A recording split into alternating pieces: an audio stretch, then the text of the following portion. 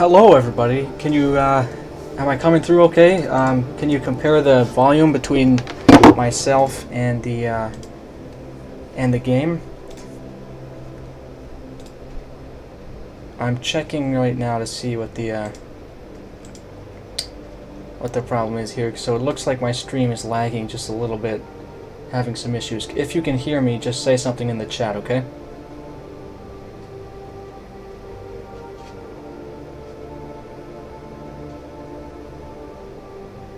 You can hear me? You can hear me all right? Okay. I'm going to assume that's a yes. And let me just quickly post this link in the Discords and just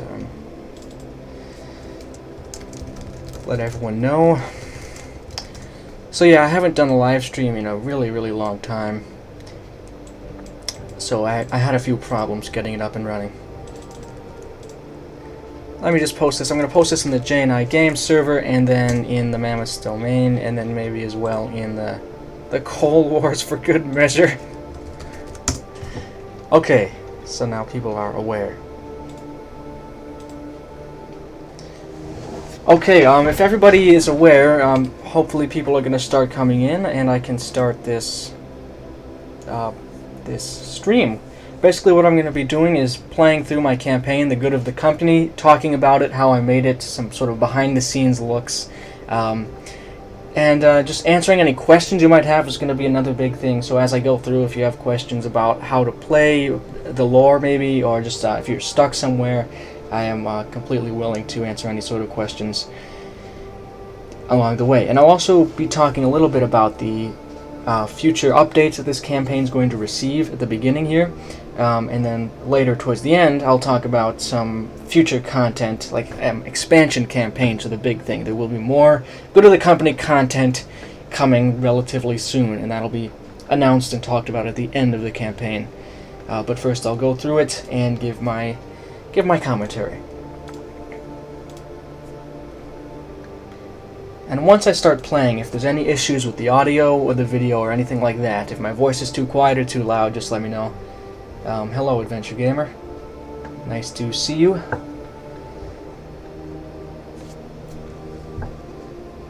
So I think this is a problem with Ancient Warfare 3 that it takes so long to load in, not with the campaign.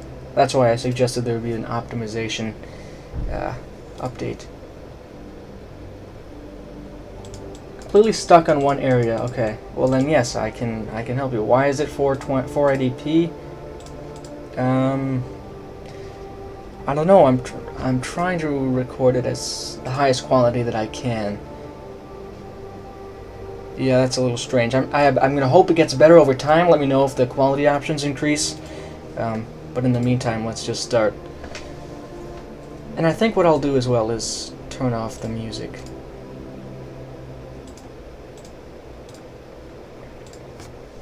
Alright. We're going to start out with the training course and begin the campaign once it loads in.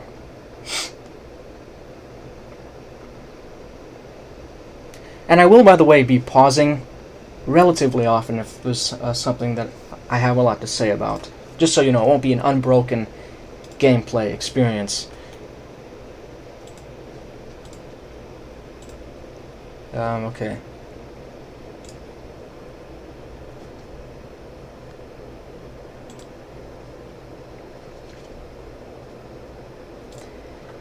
All right. Welcome to the DEFCORP Security Training Course. To skip this practice, press Z. So we're not going to skip the practice. We're just going to go right through it. And let me try and increase the graphics a little bit. The reason I have them on low is because if I have these maps open too long, it'll start to heat my computer up. Oh, it's the SSAO. That's what that is. But that also is really heating up my computer. So let's go with something like that. I would say would be good for this gameplay. Oh yeah, that's much better. So this training we will begin our course with standard agility exercises. I'm interrupted by myself there. This training course is a little bit obviously inspired by the Hazard course from Half-Life. At least this opening shot. The beginning definitely has more of a Half-Life flavor than most of the other parts. The of crowbar campaign. is an important tool, and in an emergency, makes a fine defensive weapon.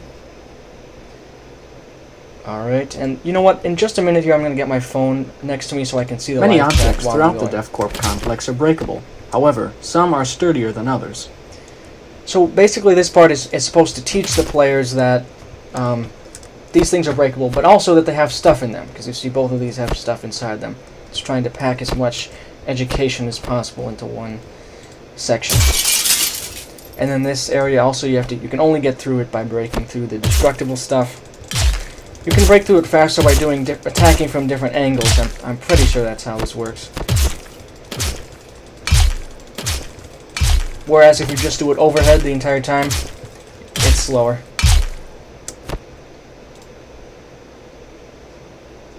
Shut down from the heat. Yeah, that's what I'm trying to avoid. Yeah, so I really don't want to lose all my progress by having my These computer objects overheat. are That's the unbreakable. idea. That was the idea when I was making the campaign. So this part is just to show the player what's obviously not breakable.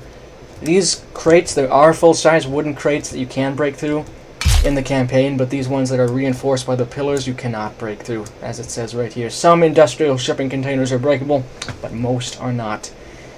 And then this non-rusted metal is unbreakable, whereas back there, the rusted metal does appear quite a lot in this campaign, so you have to be able to remember that rusted metal is breakable. Take a moment to practice with two hallmark weapons of DEFCORP's forces, the G18 and the S4. These guns feature semi-automatic and automatic fire modes. Press V to switch between them. Alright, so this is just telling the player, because in the original Good of the Company campaign, there were a lot of people who were playing with only in semi-automatic because they didn't know that there were alternate fire modes. So press V to switch between them. And then these target dummies as well. Obviously, the red on the head means it does the most damage, and so they're sort of color-coded, the parts of their body where you can damage them the most. The like really light, like white colors are the least damage, and then does medium damage against the torso and high damage against the head. So.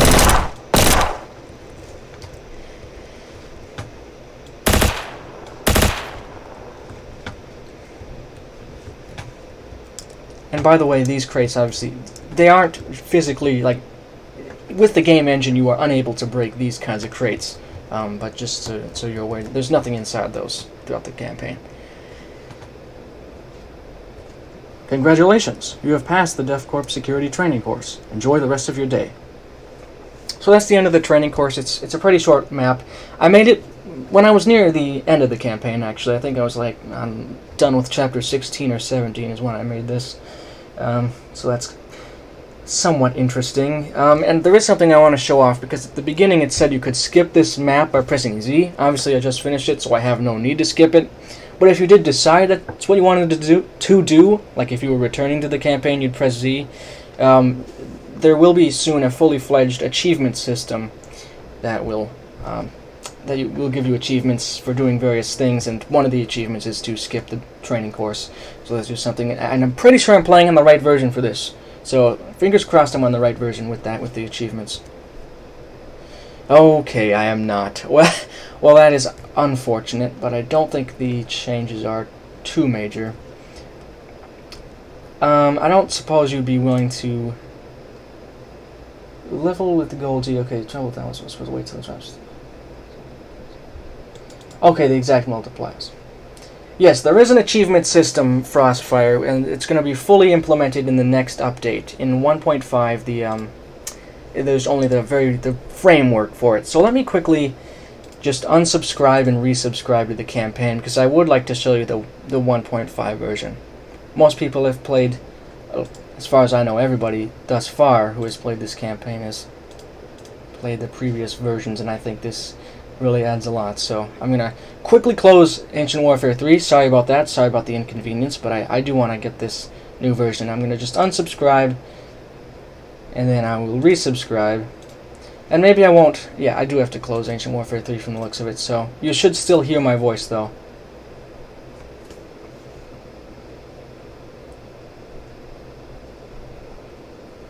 Mammoth, there could be a bug or something. I'm not sure about that. I think because you are supposed to drop down, and as you're falling, you're going to get consumed by one of the blue portals.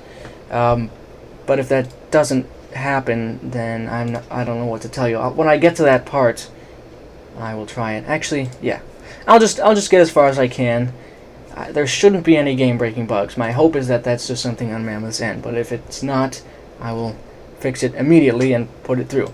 And you can, by the way, if you go to the workshop item, you can click over to change notes, and you'll see all the changes I've made and when I've made them, and future plans. But I'll talk about those. I suppose I'll talk about those right now, because I'm loading Ancient Warfare 3 back in. So like I said, version 1.5 is the most recent version that just came out this morning, about 2 or 3 hours ago, and that is the biggest update since forever. I mean, the version 1.1 had about like 10 to 12 changes, and this one I can't even count them. It's very long. Just various reported bugs, and also now that the bugs are mostly out of the way, I started to kind of improve the things that are already there. So, like balancing and stuff. So if you're interested in that kind of thing, you can look at the change notes. They do have sort of light spoilers in some parts, though, so keep that in mind.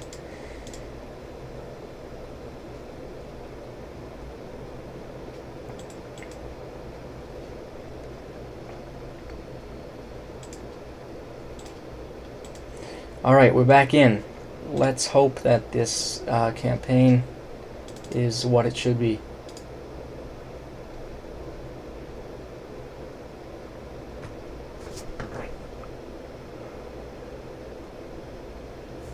If it's not, I guess that's fine. I don't want to try too much to get the right version. I thought I had it before I started streaming, but I guess I didn't. So we're just going to keep going with Commute. And actually, oh well. You're not supposed to carry over the stuff from the training course. I just did that out of habit. And I did that out of habit as well. So this is kind of your default look here. That's Carl Dyson. You're actually supposed to have the option to put hair on top of your head too, like the same color as the beard, but for some reason it doesn't count as an inventory item, which is very weird to me. So I reported that in bug reports on the J&I Games server, but it was not resolved. Alright, yes, I will take a look at that as soon as I get a chance, Mammoth, because I would not want there to be a wall like that stopping people from progressing.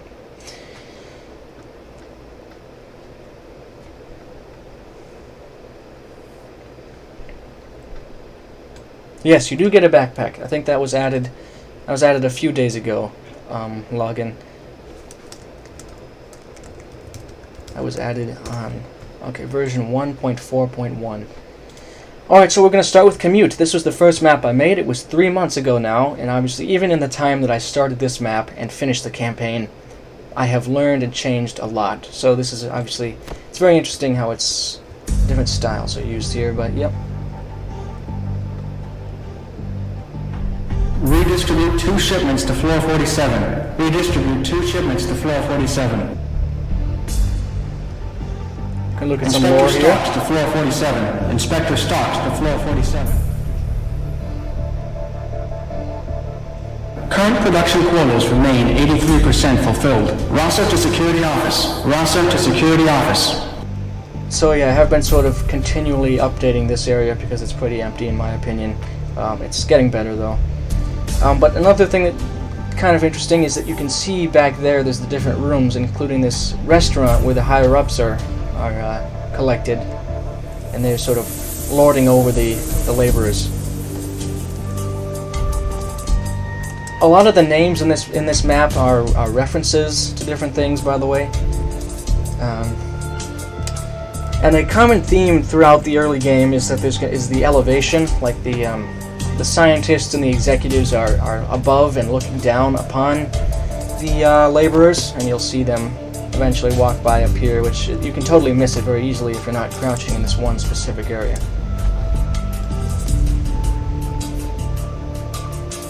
Okay, so now we'll talk to this guy. Good morning, Carl. Let's take a look at your ID badge. That's strange. Getting a little issue with the computer. Ah, there we go. Your badge checks out. Head on through. And obviously there you can see there's a slight dissonance between the subtitles and the what's it called? The sound effect, but that's the kind of thing that I'm going to be fixing. It's on my to-do list. I think that specific line actually is on the to-do list. And this part, obviously, 3 months ago, science is what was used for this. You can see the transparent units that are being shot here, and I think in the next update, it might actually even be in 1.5, the version that I'm not playing right now, but either very soon or currently in the campaign, these guys will set target, so this guy won't cross over to shoot the other one after he kills his. But yeah, just kind of an interesting, I thought that was pretty cool to have them, they're actually shooting the targets, and they don't start shooting until you walk in here either, because I thought it would be really annoying to hear the sounds of their gunshots when you're in here and taking in the ambience and stuff. Hearing those gunshots just perpetually would get annoying. There's more scientists lording it over up here.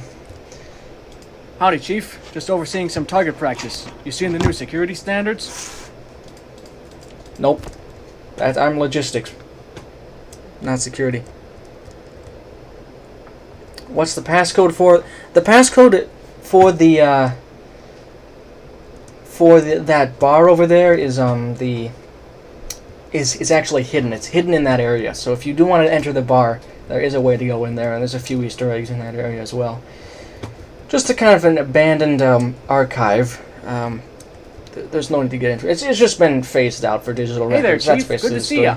Got a memo here saying you're needed in logistics ASAP. Better hurry. I'm on my way there right now. And then this is the sort of the upper levels here. There's more scientists, as you can see. Lots of inside jokes here. Landon Conrad, Clifton Edwards, Jones Thomas, Harold Kramer, Desmond Tusk. Oh, I wonder who that is. Marshall Frey, Tristan Theodoros. That's also a reference. That guy I just made up, and this guy I made up as well. Supervisors are a thing at DEFCorp. And then you can just see some people working at their workstations. Somebody's showing off a new laser gun. So the thing with DEFCorp is that it started out as just like a private military firm, but then it grew and evolved into a much more multi-role corporation. So it does the role of like private security, but it also is creating and designing weapons and vehicles for militaries around the world, and obviously moving into the industry of laser weaponry at the time of this campaign. Hello, Roberto. Morning, Chief. Good morning. Alright, so that's the end of Commute. Moving on to Arrival here, which is the first, kind of the beginning of the story, I'd say. No equipment this time. I'll be normal civilian.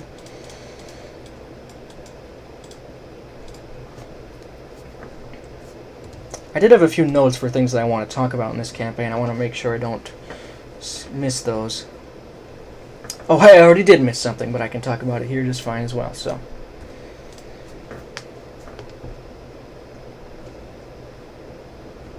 Just waiting for this to load in. I think it is a consequence of Ancient Warfare 3's engine, not a consequence of anything related to the campaign, that this takes so long to load. Because I've heard people say it like freezes their game or even crashes their game to load it in.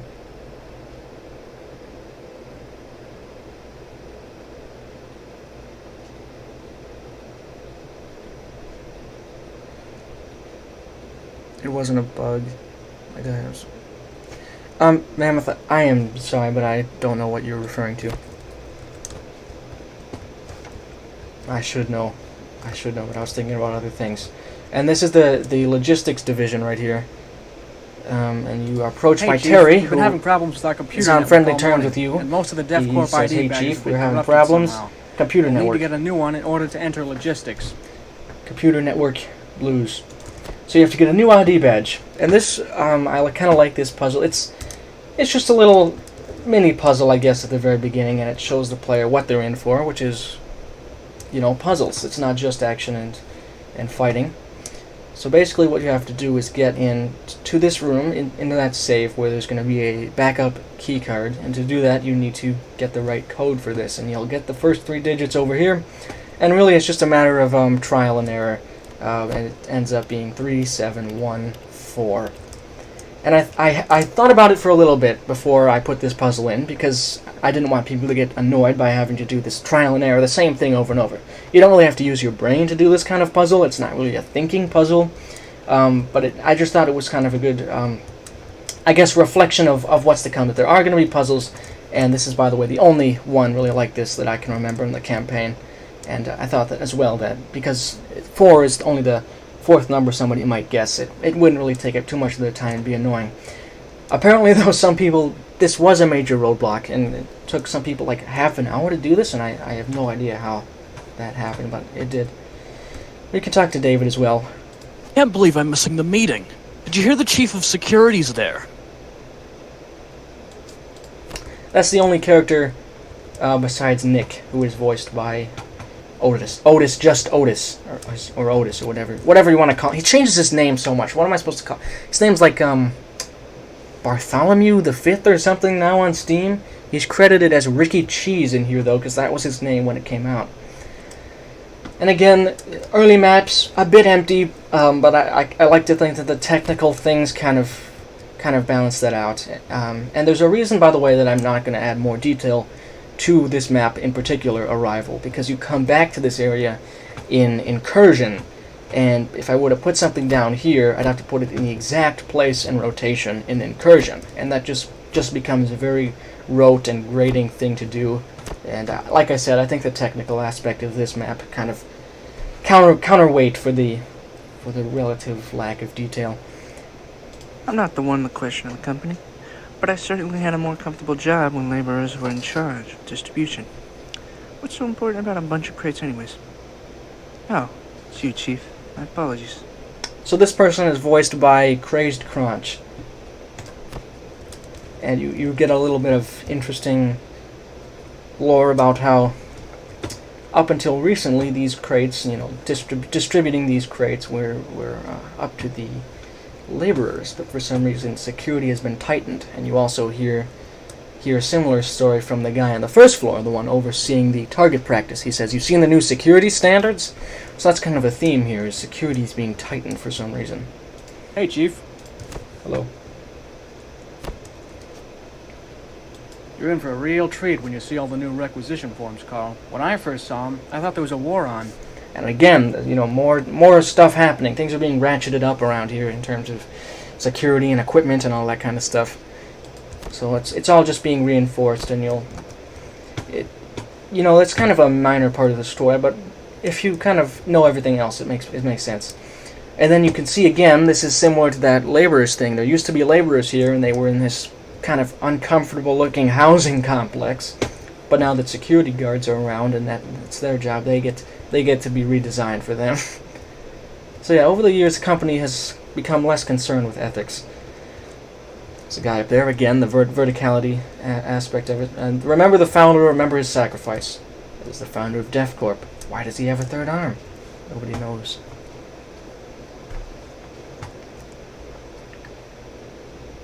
This stuff, by the way, is future buildings kind of merged into the walls. How's a technique that Mammoth told me a while ago. It's pretty cool.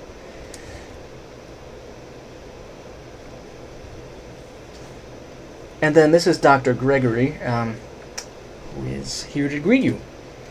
Oh, Carl, good. I was beginning to wonder if you had gotten out of bed today. And so this person was voiced by Chase, who unfortunately we had to do some technical kind of, I don't even know what you would call it, but technical struggles is what we had. Technical difficulties would be an even better phrase, because I had to record through my phone what he was saying on a Discord call on my computer. And even then, his microphone was fine, but things were lost in translation, so his voice lines, unfortunately, are not the best in terms of just pure, smoothness. But I think it's totally fine. It's not really jarring at all. The Chief of Security is about to begin his remarks. Go get your uniform on. Then hurry back here. I mean, now, Chief. And then the second time you hear about the Chief of Security. And this is your main home base, the Logistics Division, and you can talk to every single one of these guys.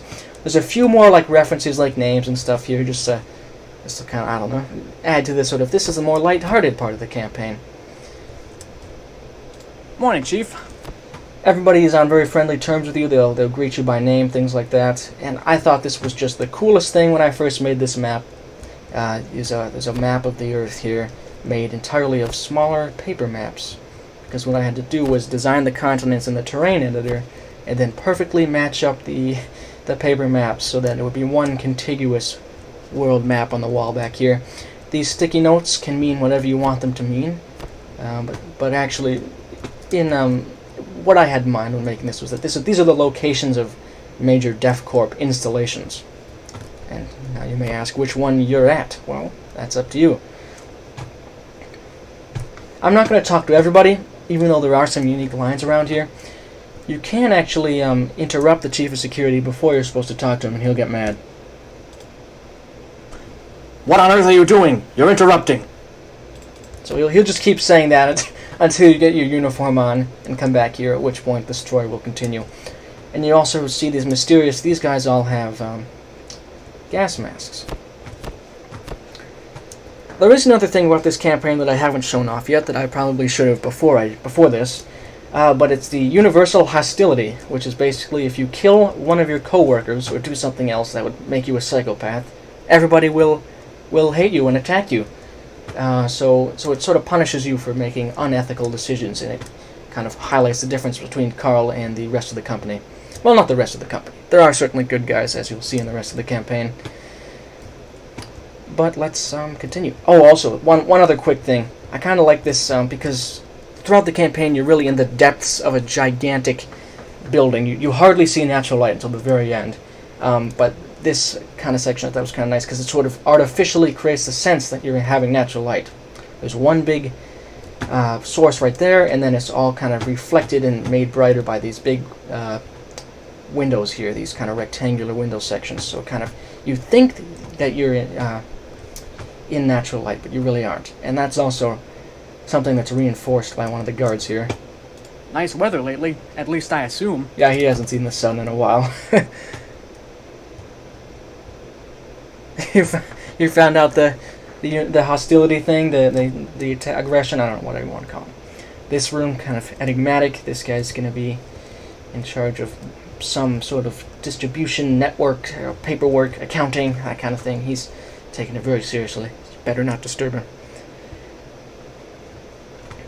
Down here, I believe was, I don't remember what it was called, but it's a canal or reservoir or something like that powers the complex. And again, another thing. See, this is more like a freight elevator, very uncomfortable. That was fine for the laborers. You know, it was fine to have that kind of uncomfortable, kind of low quality elevator for the laborers. But now that the security guards with the higher payroll are living around here, they have to renovate it, so it's better.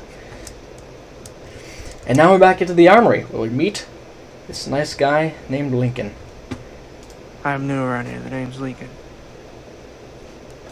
Snuck in here to get a little practice during the meeting. Don't tell anybody, okay? I'm sure somebody will fill me in on the important stuff later. So the sort of he doesn't recognize that you're the chief, humorously enough. And he's kind of encouraging himself. He's made most of his shots here. And this is the part where you would put on your armor.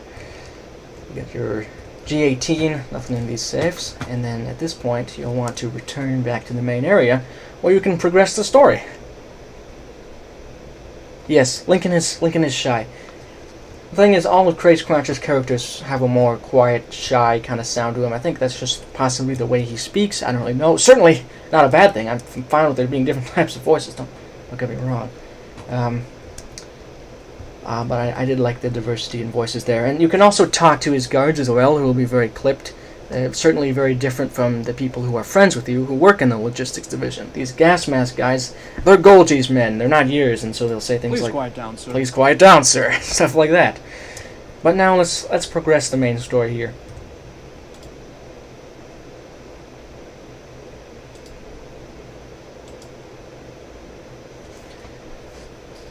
So basically, he's just saying to oversee the sales of the new small arms systems. The administrator is going to be leaving in 3 days. Certain chiefs will take over. Not specified. Who are those chiefs, Mr. Golgi? Certain chiefs. Well, I'm a chief. Do I get to run the place? Until he returns, the logistics division gets a lot more work to do, basically. We've received a new contract from the government to supply them with weapons and equipment. More responsibility for me. Sure, Goldie. Go ahead and give me more stuff. The personnel issue. You're short-handed? We'll try to get you a few more people next quarter.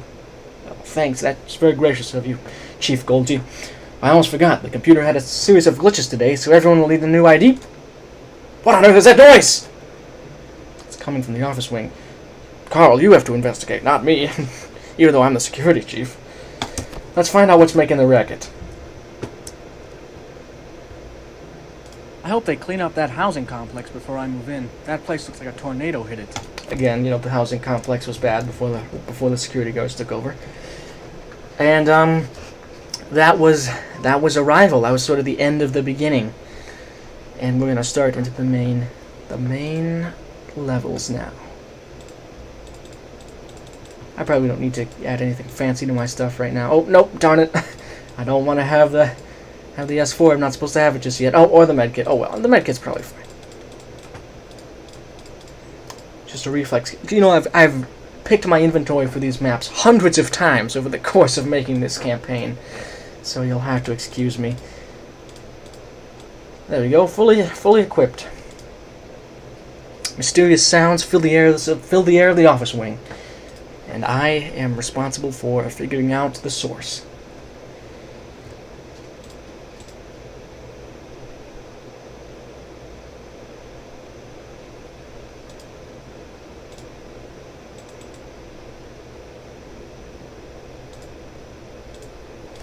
Alright, Emergence.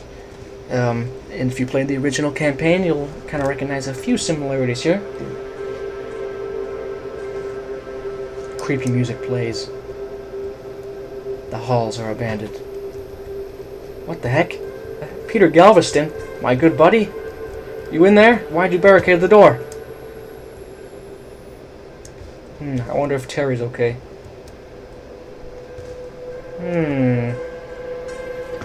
He seems to be out for a little break. There is an intrusion in the logistics division office wing. We need heavy-duty security units ASAP. If he's been having glitches all day, he hopes the message he hopes it sends. Well, it didn't send. And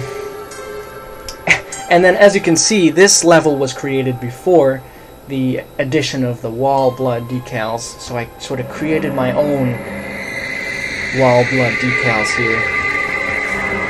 You can see how I did that.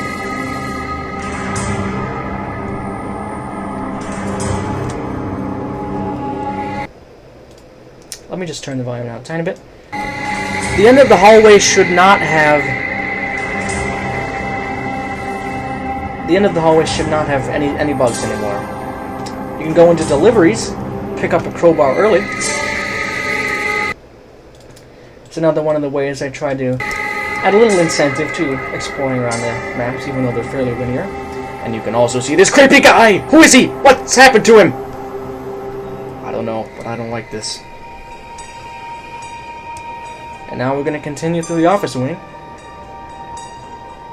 Dr. Ivan has barricaded his door, so has Dr. Stevens. Dr. Villanova has not. That's curious. Dr. Daniel Virgo seems fine. By the way, I should mention these vending machines were the joint they were Mammoth's idea, but they were, I believe, sort of developed by me, Mammoth, and Landshark all together in the Mammoth's domain. Dennis Cole, I wonder how he's doing. Oh my gosh, Dennis Cole just died! Oh no! Who killed him? Another mysterious person like the guy in the closet. Uh-oh. And now to my office. My office has some nice kind of World War II era figurines there. This was something that I was going to put in a different map, but I just had the units around, and I thought, you know what, I think that they kind of fit his character. He's kind of a student of military history, being the logistics chief of a gigantic military company, so let's give him some of this kind of thing, because he's a little more fun-loving than the rest of the people around here, so let's give him some toys. And then in this email, you can see that Andre Golgi and Carl Dyson are clearly, they're rivals. They've butted heads in the past. Carl is kind of stuck up for the treatment of the workers and people around his division, which Andre seems to think is actually going to end up being bad for them, so he should just quit while he's ahead. And then I wonder if there's any guns in this safe. I owe you 3 shotguns. Oh, guess not. Okay, so clearly haven't found a source of the mystery yet. Let's keep going. Oh no! The walls exploded! I was very fond of that cutscene as well. Nothing in here, and okay, these guys are crazy zombies. I do not have the ammo to fight them. Wait, I do. I have a second G18. I can take all of you. And now it's time to retreat. Basically, because of the sheer number of enemies, you're supposed to kind of fall back and be on the run and be panicked. Which, oh my gosh, it's Dr. Walter! That's sort of a jump scare there. And then nothing comes out of these rest of these doors. You just want to flee back to the logistics division and report to Chief Andre Golgi.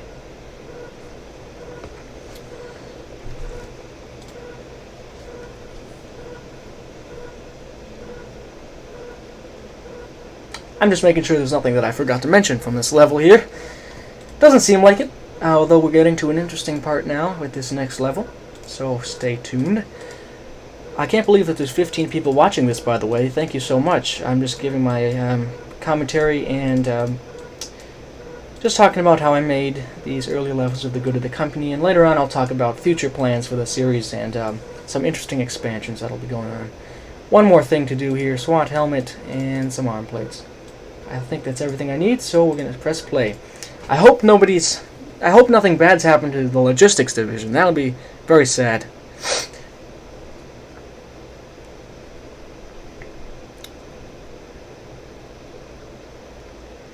Oh my goodness. I shouldn't have jinxed it. This guy falls down dead. That's pretty brutal. You see something is not right. The main door is shut with a security door.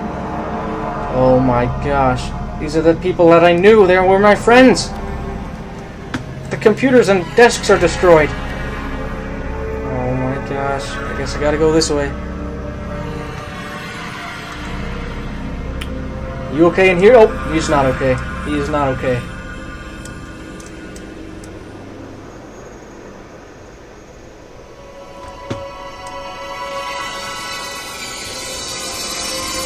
Okay, there's another zombie. No, it's Lincoln, that nice fellow who was practicing his target practice. And another guy with a shotgun who kind of made a last stand. Also, he has no leg. Take note. And I'll take his shotgun and his key.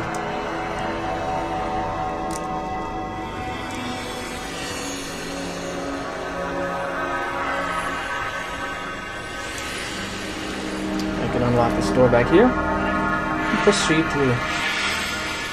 There's a bit of lore here that a lot of people might miss. Feel free to read it. It's basically just his report about the production, the productivity of the logistics division. Where did his lost leg go? You don't want to know. Regardless of the weak support it stands upon, the DevCorp logistics network remains largely operational. The only regions we are having distinct difficulty in supplying are our positions in Australia. Okay.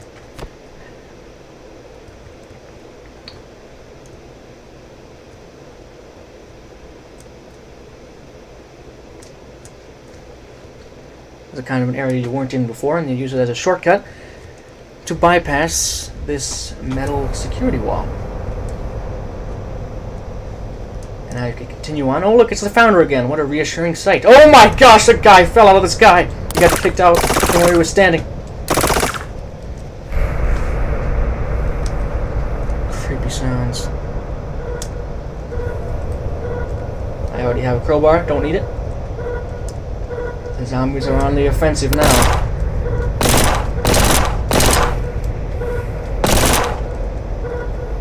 Okay, time for the shotgun.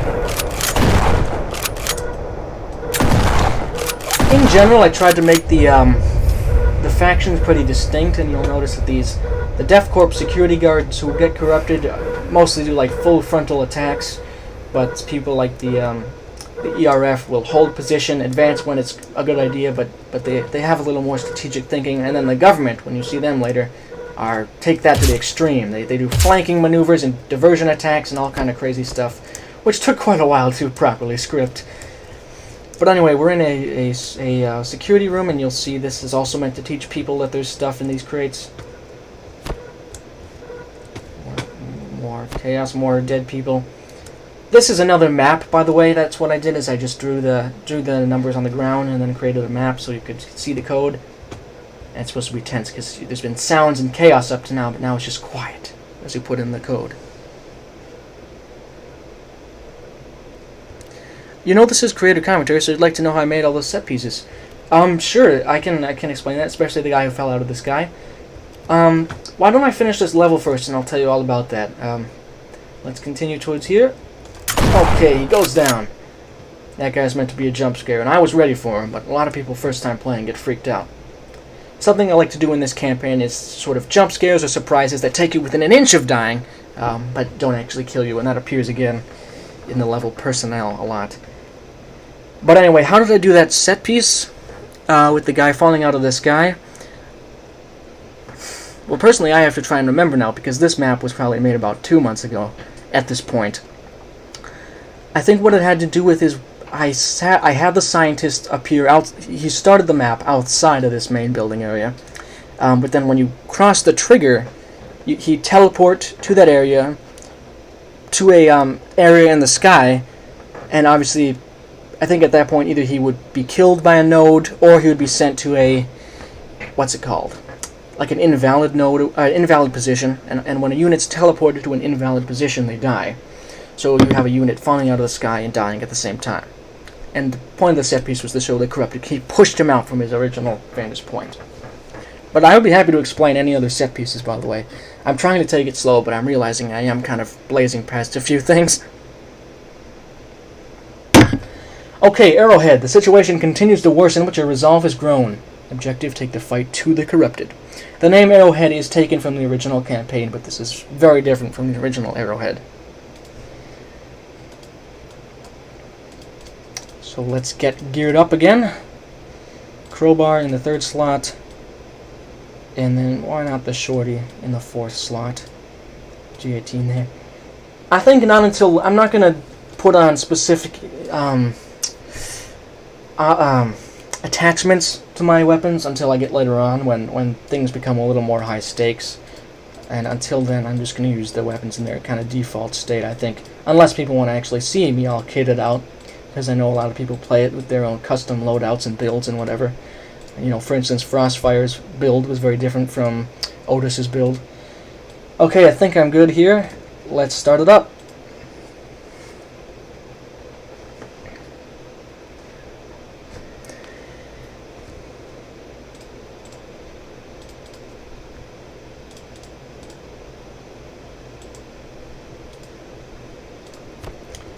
Alright. So now is the first appearance of these mysterious alien tendrils. This guy is friendly, by the way. He's a squad mate. So you can save his life here, and he will join you on your mission. So this will be the first appearance of these tendrils. They appear much more throughout the campaign. Just stick with me, friend. Ceiling explodes. These guys open fire. And now this... Stay back, stay back, stay back. Severed head over here.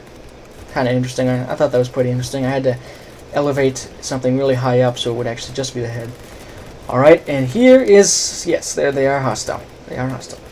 I left a grenade here for anybody, sort of a mini puzzle if you want to just throw it out. And it blows up that sandbag position, which significantly reduces the threat from these corrupted in this area. Oh, there's another guy, though. Okay, there we go. This is another map, which all I just basically did was drew on the floor of the map itself. I drew what I wanted it to say. And there's a hole blasted in the middle from gunfire and a few more dead guys all around here.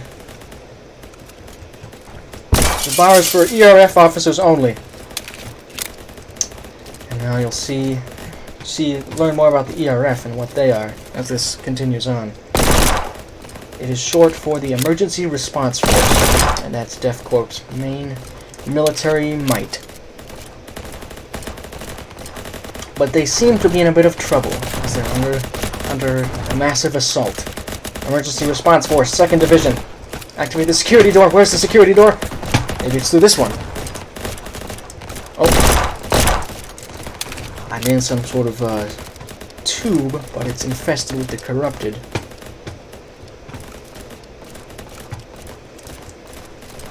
So basically a constant battle being fought between the ERF and the corrupted. I specifically kind of balanced it out as much as I could so it won't end. It'll just keep going, and no side will win until you close the security door. Some corrupted scientists make an appearance. And I will say one thing about... Actually, I'll finish the level before I start talking again. Security barrier 908A activated. You can also see over here, corrupted are just running way through the hallways, just constantly. Some cubicles as well. Nothing too exciting here. I can break this for some more ammo, and then we'll head out. So by activating the security door, I basically stopped the corrupted attack. I stemmed the tide of the corrupted over there. What was I going to talk about right there? Oh yes, I was going to talk about how, after the scientist part, how at some parts of this campaign, the units are somewhat similar. Like, there's not many variations. And originally I wasn't able to do that because I thought that...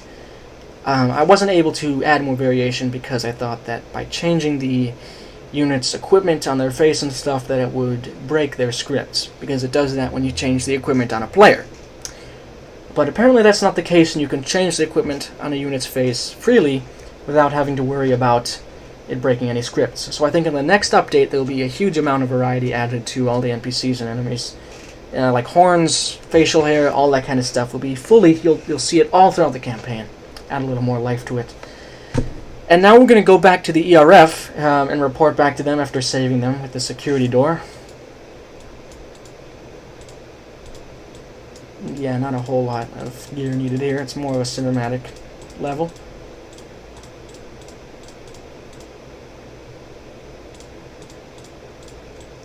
Alright, geared up. Let's move.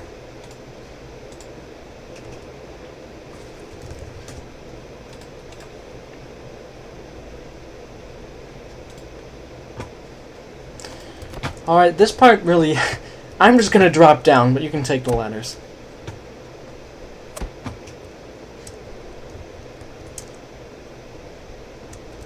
Thank you so much. I'll unlock the door for you. Hold on. See, as you can see, I've activated that security wall, so the corrupted are no longer attacking. And I'll talk more about this cinematic in this area after the cinematic actually happens. So I'll go talk to the captain now. Thanks for the assist, Mr. Dyson, is it? You're the logistics chief, aren't you? Well, I'll be. Originally, the Tanner lines were done by me because they hadn't been recorded in time, so I just kind of quickly popped them in like version 1.2 or whatever. So they just kind of emergency added these voice lines, but as you can see, they've been changed to the Madman's lines, which, in my opinion, he sometimes does a little bit better job than I do. Say, would you happen to have seen a guy with black hair, white coat? He ran past us and ignored our calls for help. We'd like to have a little word with him. Barely even looked at us. Just ran into that door across the hall and slammed it shut behind him. You haven't seen him? Oh well, thought I'd ask. I think we'll stay here and hold down the fort until we get reinforced by the other ERF team. Thanks again for the help. By the way, the person he's describing, if you didn't pick up on it, was Andre Golgi, who just kind of abandoned these guys to basically to die. So you get a new sort of unofficial objective, which is to hunt down Golgi and kind of figure out what's up with him. So now let's let this play out. So alright guys, go ahead, yep, you'll hold down the fort. Have a good time in there. Uh-oh. I thought it started. It did not. So yeah, just have a good time in there. Uh-oh. The floor is falling apart. Uh-oh. They're trying to run away, but they can't. They can't run away. That is very sad. The floor and the entire tower was basically wiped out by these tendrils, and you can see the tendrils are becoming more powerful as you go on. So very interesting. This cinematic, obviously, it happens no matter what. These guys will end up dying. You can't save them. However, something you could do is shoot them, and they'll all become hostile towards you, similar to your co-workers at the beginning. So theoretically, you'd be able to fight the entire ERF team if you wanted. In the original version of the campaign, as soon as you entered the door, the countdown would start before things fell apart. But I later updated it so that once you finish talking to Captain Tanner, that's when the countdown would start. Otherwise, it could start before you even talk to him or at weird times. That's what I observed. But I think it's kind of in a pretty good state now. Mammoth also said that there should be some sort of ambience, so I added a few scream sound effects. We're going to follow Tanner's reports that Goldsy went up the ladders, so we're going to head back here to the ladders room and see where that takes us. I once had a shotgunner get stuck in there. What if I push them? If you push the guys around, you could save them from dying. That is the case. You can also kill them for their supplies if you're really that mean. But I think throughout the whole campaign, it kind of reinforces the idea that Carl is much more moral than the rest of the people in the company. So I'm not sure why you do that unless you were doing like a villain run or whatever.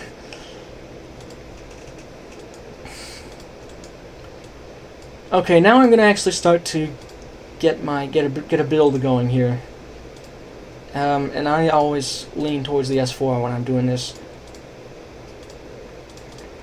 So I've been kind of taught by watching other people play this campaign to always change the bullet type and add a bayonet just to get everything you could possibly get. Sort of like a pizza with all the toppings.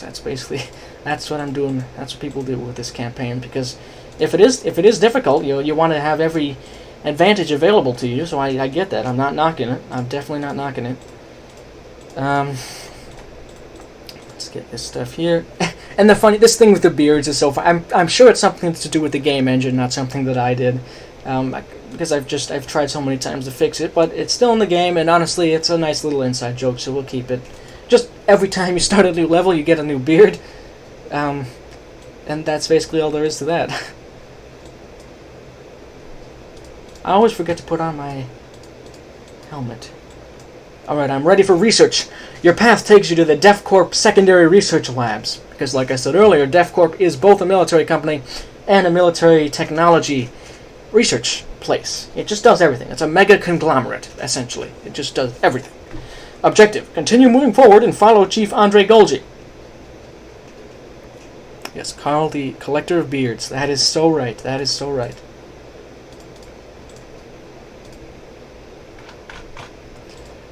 Okay. So this map. Oh, I'll play a little bit first and then talk about it. So you come through here. Ominous sound effects. This guy falls through dead. Did I do armor piercing? I meant to do hollow point. Oh well.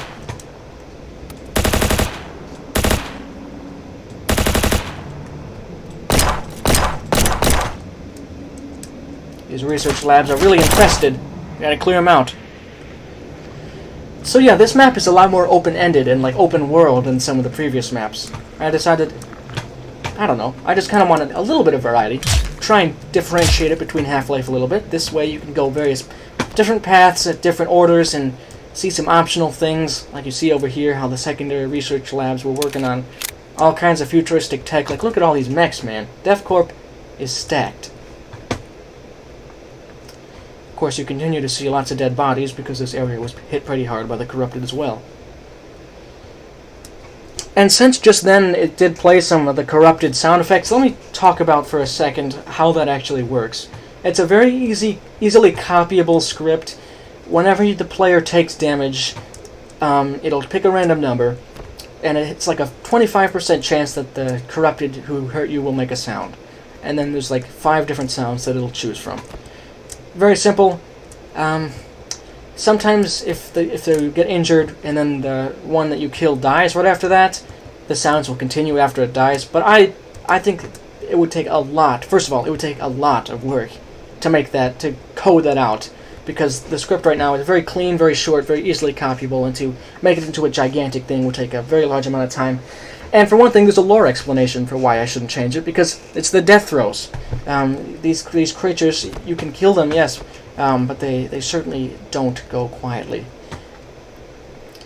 And then there's a bit of lore again here. The DevCorp facility is in a phantom red alert.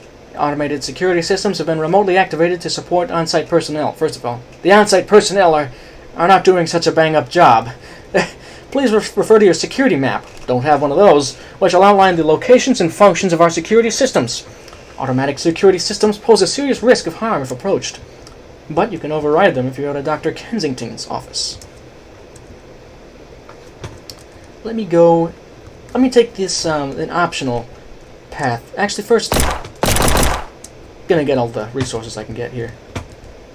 Remember, you should be religiously breaking open these crates. The only reason I do it a little less than others might is because I know where all this stuff is, and also I'm a little more experienced with what's going to happen, so possibly I take less damage and have less need for resources.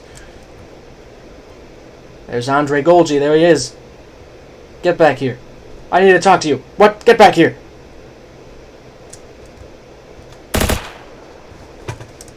So that's a little encounter. Lets you know you're on the right track. You are not far from Andre Golgi. He'll probably appear fairly soon in one of the next levels. Let me see what's showing up in the chat. Yeah, I'm play testing this map. Yep, log and play tested this map. And by the way, I just picked it up absent-mindedly, but there is a red key card right here, which is going to become important later in the level.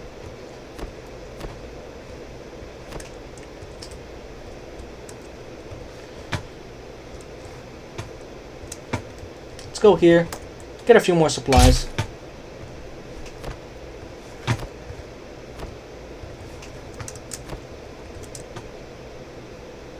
Office wing.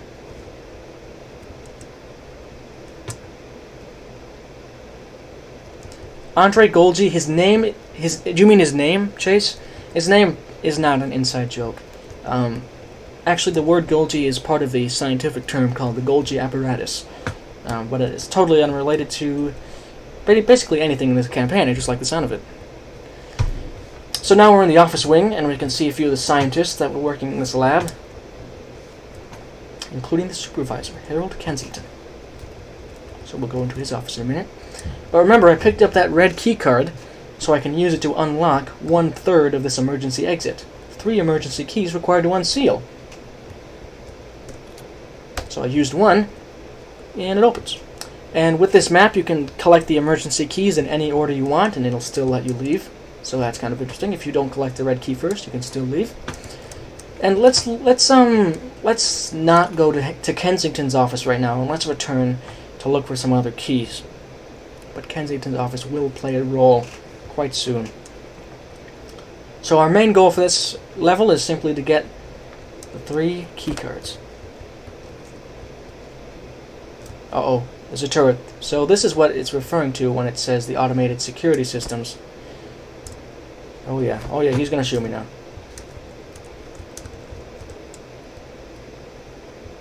If you get too close, it'll turn and shoot you.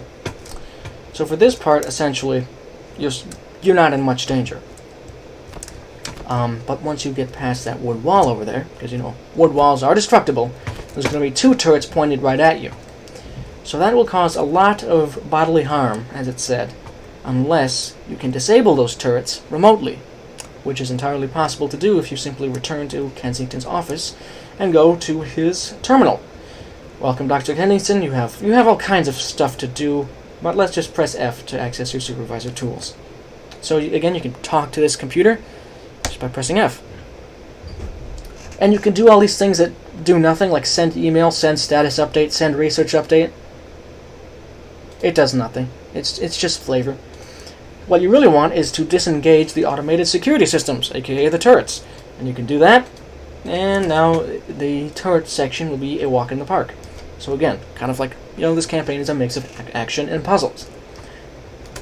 This just doesn't happen all the time. It's not the case for every difficult part of the campaign, but sometimes if something's really hard for you, you can just try and take a side route or some sort of solve a puzzle, and it will become a lot easier. That's the case in Half-Life as well. So now we just gotta break through here, and the turrets are all good. They're all friendly. Oh my gosh, J&I is in this server. Hello, thanks for watching. Second emergency key here, a green one. Plenty of ammo as well. You might ask why you're gonna need ammo. Well, you're about to find out here. Because these guys ambush you!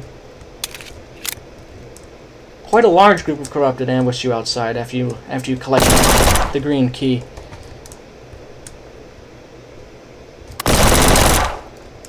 Oh gosh! Again, there's the sound effects I was talking about earlier. There's another guy over here, camped out. Okay, there we go. Oh, the shotgun!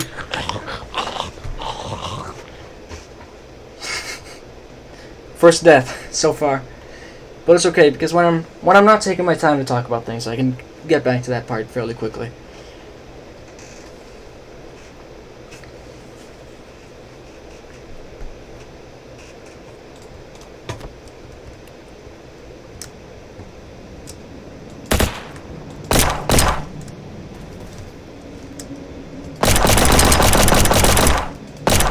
You can lure the corrupted over to the turret area. Actually, you heard it shooting briefly there. You can, if you want to not waste ammo, try some fancy pro level moves and lure them into the turrets. But actually, just using your crowbar like I did just there works just fine against the melee guys. Don't need to go say hi to Goldie. He's just gonna run past. Let's get this emergency key. Let's disable those turrets first of all. Yeah, that ambush is actually pretty hard.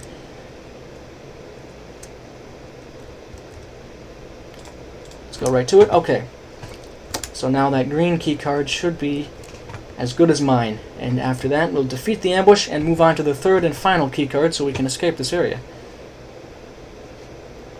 I'm just going to unlock the first seal here. Alright, let's go.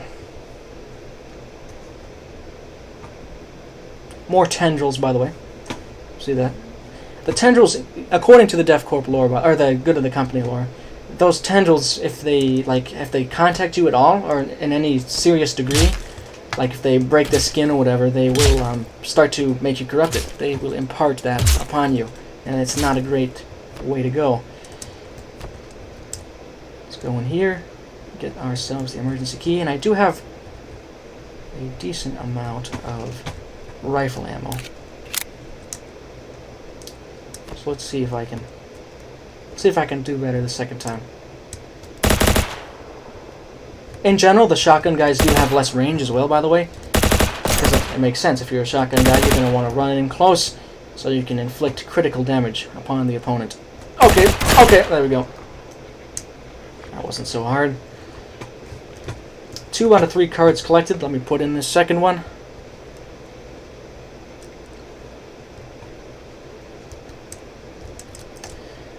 And then the third one is guarded by a certain scary individual. I'll go over here to more like the workstation area. 2 corrupted guys, nothing really to worry about. But there is quite a bit of lore in this area, so let's take a look. This is Dr. Kensington, by the way. That's him. Famous of Dr. Kensington's office fame. Specimen 13, Lucy, contained in this door, but seems to have escaped. I certainly don't see anybody named Lucy in there. I see a bunch of air. This particular individual was discovered roaming the lower levels of the complex last Tuesday. She scared the laborers, the security responded, contained Lucy in the holding zone, and there's going to be some studying, and then they're going to kill the specimen. So that's basically what you should take away from it. Looks like they tried to kill Lucy with some gas. You see the gas coming out of the side vent? But I think Lucy escaped before they could do it, so that's meant to impart a sense of kind of, oh, that's ominous, that's foreboding. I wonder if we're going to see Lucy. Oh my gosh, we probably are. Just a bit of lore there talking about how the people in these labs are going to respond in the event of an emergency there. And now we get a personal letter from Dr. Kensington, and he is complaining about us, about Dyson, because Dyson is complaining about the ethics of presumably researching these specimens. Because after all, the corrupted were members of the DevCorp family at one point in the past. However, Carl Dyson has a very limited understanding of the corrupted and stuff. There was some pre-knowledge about what they are, what they do, among certain circles, but Dyson was intentionally kept in the dark because Golgi hated him. And now we are over to Lucy's containment cell.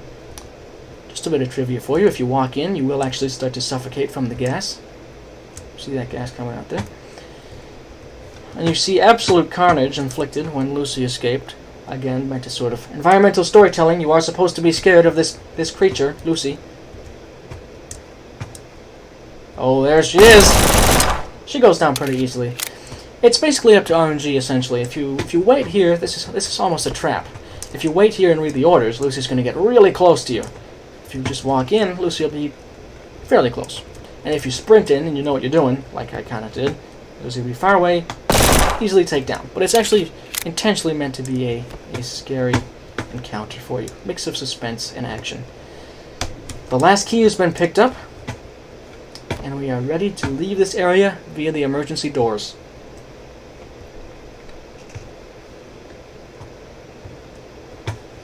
I'm just going to get a quick drink of water. I should be able to still move though.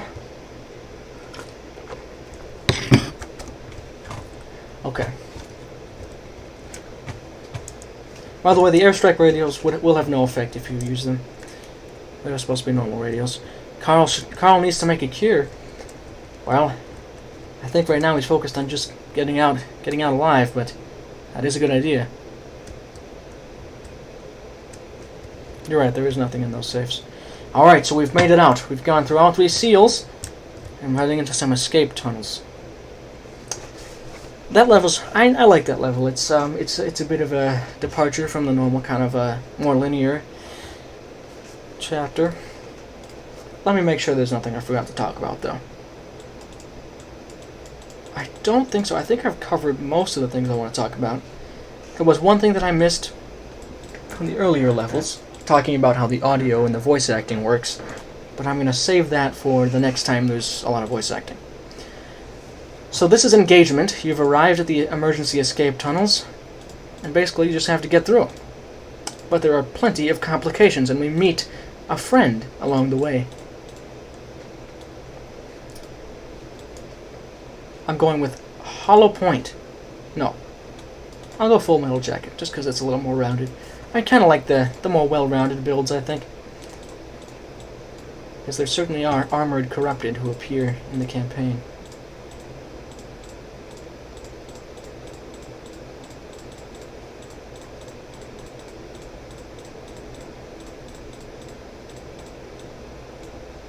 I think we're all good to start.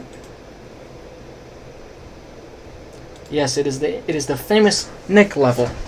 Meet Nick. And there is quite a bit to talk about in this level, so fasten your seatbelts.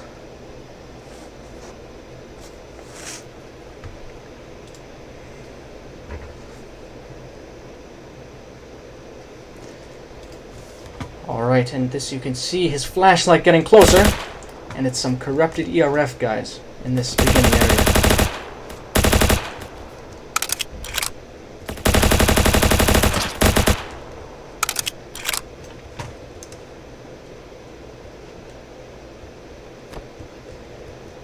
What if you kill Nick? Well, I can just tell you or just show you. It's the same as if he were to die from an enemy. You can kill him with no consequences. This campaign tries to give you a bit of freedom, though in general it does punish you for bad behavior.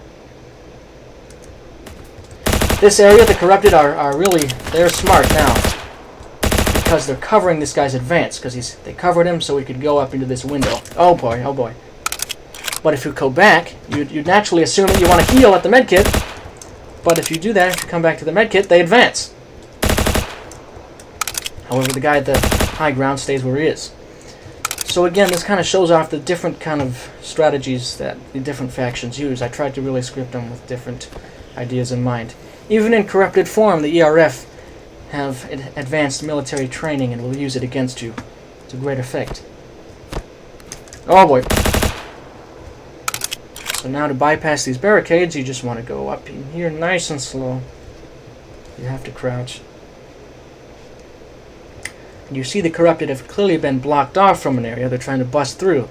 They've also taken some casualties. And some normal ERF are dead around here too, so there must have been a skirmish.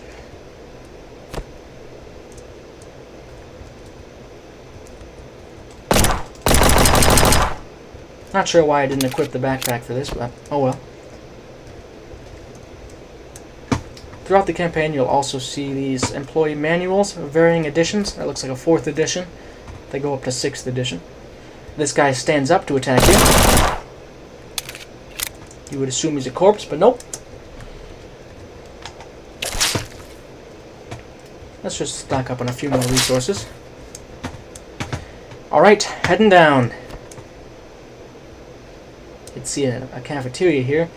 And so this area I kind of like, because there are 2 things that catch your attention, and it all comes down to the type of player, which one you want to go to. Because there, you can definitely see there is a corrupted just kind of waiting for you right there. So you can either start the attack, or you can go over here. And this is a barricaded bathroom. You can kill him before he gets up, Login. That is correct. And I made that entirely possible. You can also wound him, and his wounds will carry over to the version to the one that attacks you, because it's a passive and a normal unit. When there's units like that are actually multiple units representing one character, I tried to make sure that their health would always carry over between them universally. But anyway, let's go and talk to Nick. Hey, back! Wait, are you corrupted? You're not? What on earth are you doing here, then? Never mind. Name's Nick. I was helping to build these emergency escape tunnels when those things just showed up out of nowhere. They smashed through the walls and started killing everyone. We aren't combat trained like you and your friends. We stood no chance. So we called for help from an emergency response force. It was incredible. The ERF led away as many of the beasts as they could and then closed the security door behind them. Say, some of the guys were talking about escaping through an old rail system. It's real deep in the facility, though. We'll have to make our way to a freight elevator. You will let me tag along, right? Great! I'll help as much as I can. Just keep those scumbags off me, will you? So then Nick joins your squad. He is not the best fighter because he's a Def Corp laborer, the lowest class of employee. But he can give you some good cover fire, especially against melee units.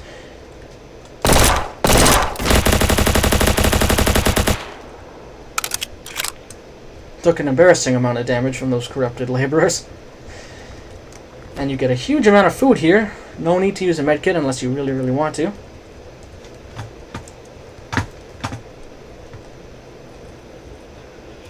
And by the way, in this initial encounter, if you choose to have Nick in your squad, he will not shoot some of the corrupted, because obviously he was working alongside them and he would have hesitations clearly about shooting someone he knew previously in his life. It's hard for me to shoot these guys. I was working alongside them just hours ago. We have to keep moving. The freight elevator isn't too far. I should mention that you can play the entire level without bugs, without getting Nick, without talking to him. You can also play the entire level without bugs if you choose to kill Nick.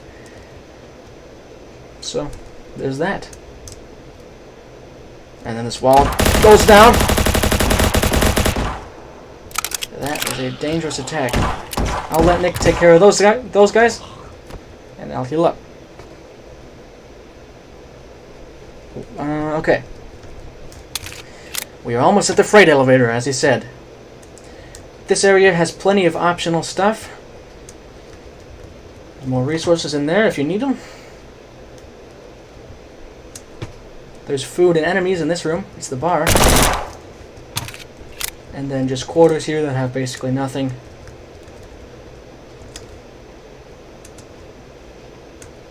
couple of vending machines. Reasonably threadbare environment, bathroom there, considering that these are laborers who they have to outfit. It's actually fairly nice for the laborers. They have multiple rooms rather than one giant housing This is complex. The freight elevator. Should take you right down to the rail system. Wait a minute. Looks like the main power generator and the shaft electronics are disabled. We need to have a talk. Corrupted back there behind him. Listen, there's something I haven't told you. One of those tendrils, the ones that rip out of the ground, it touched me. I can feel myself changing already. I'm pretty sure I'm being corrupted, but I've got a plan. You go and activate the generator. Massive amounts of food. Yes, Carl Dyson is like an infinite stomach. His stomach get is... out of here. He has 5 people's I'll stay worth here of and hold stomachs. off any corrupted that come by. So, in case you missed this emotional moment, Nick decided to sacrifice himself for us. And now this wall will explode, and he has to fend off an endless wave. We'll help him there. Let's go over here and activate the... I think this is the shaft electronics.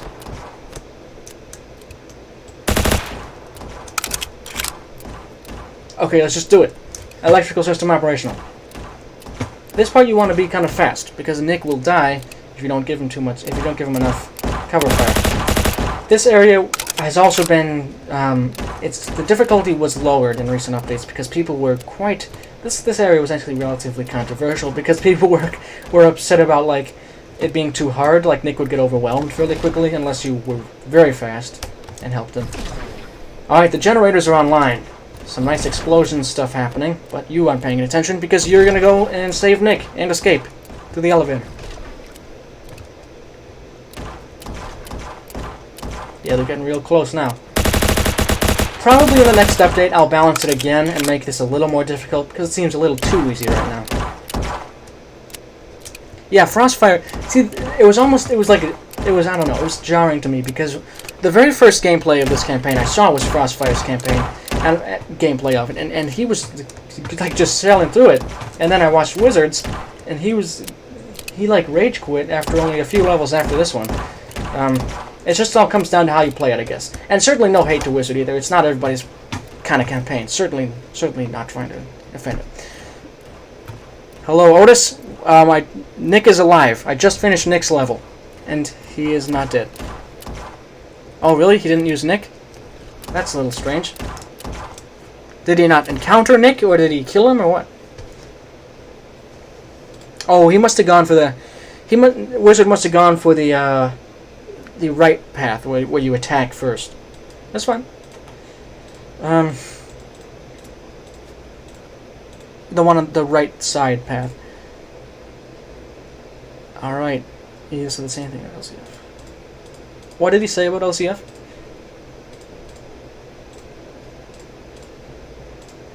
That's a good map, by the way, LCF 13 or 11. I kind of like just the customization that you can give yourself. I mean, sometimes you can just choose not to have a beard. Sometimes you can have a helmet. Sometimes you can not. It all just comes down to your own preference. I do wish that you could disable, like, choose not to wear items. Like, once you've picked this armor, you can deselect it.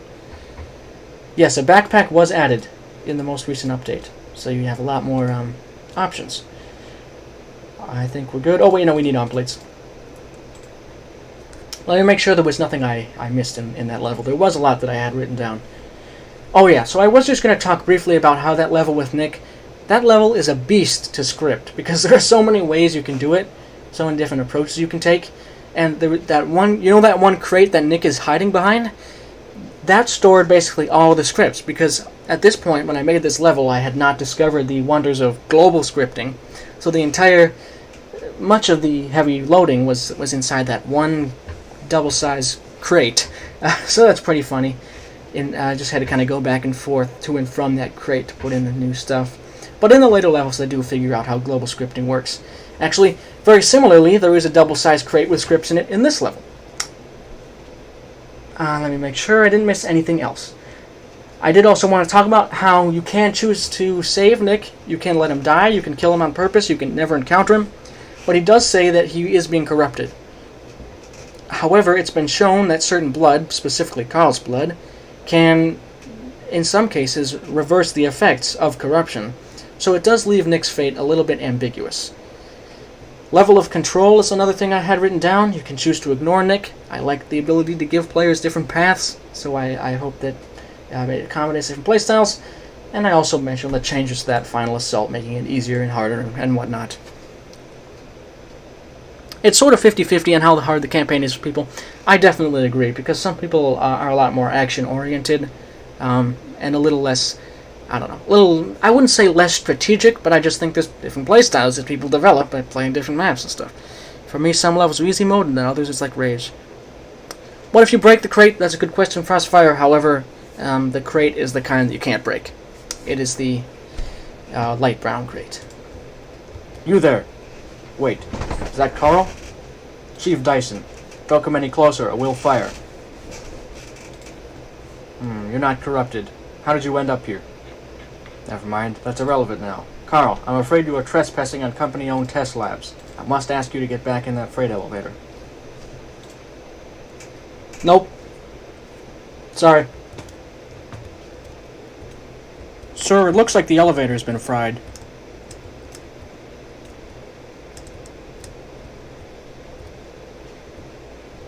Very well. Carl, these men will have to ask you a few questions before letting you pass. Please stay here for a moment. Don't resist. Those guys were gonna shoot me! If you don't do anything, those guys do shoot you. It's a betrayal. And this is your first real indication that Golgi really is the main baddie. Because you finally caught up with him after playing those levels, seeing what's happened, and he just shoots you on sight, basically. So you do have that unofficial goal. You do want to survive, but you also want answers about what Golgi's doing. And unfortunately, guys, I do need to use the bathroom. So let's take a break in just a second here. But I do want to say this is the double-sized crate that has scripts in it. It has like a giant script. Maybe after this I'll show you what some of these look like. So just give me a couple minutes and I'll be right back. Talk amongst yourselves. Don't go anywhere.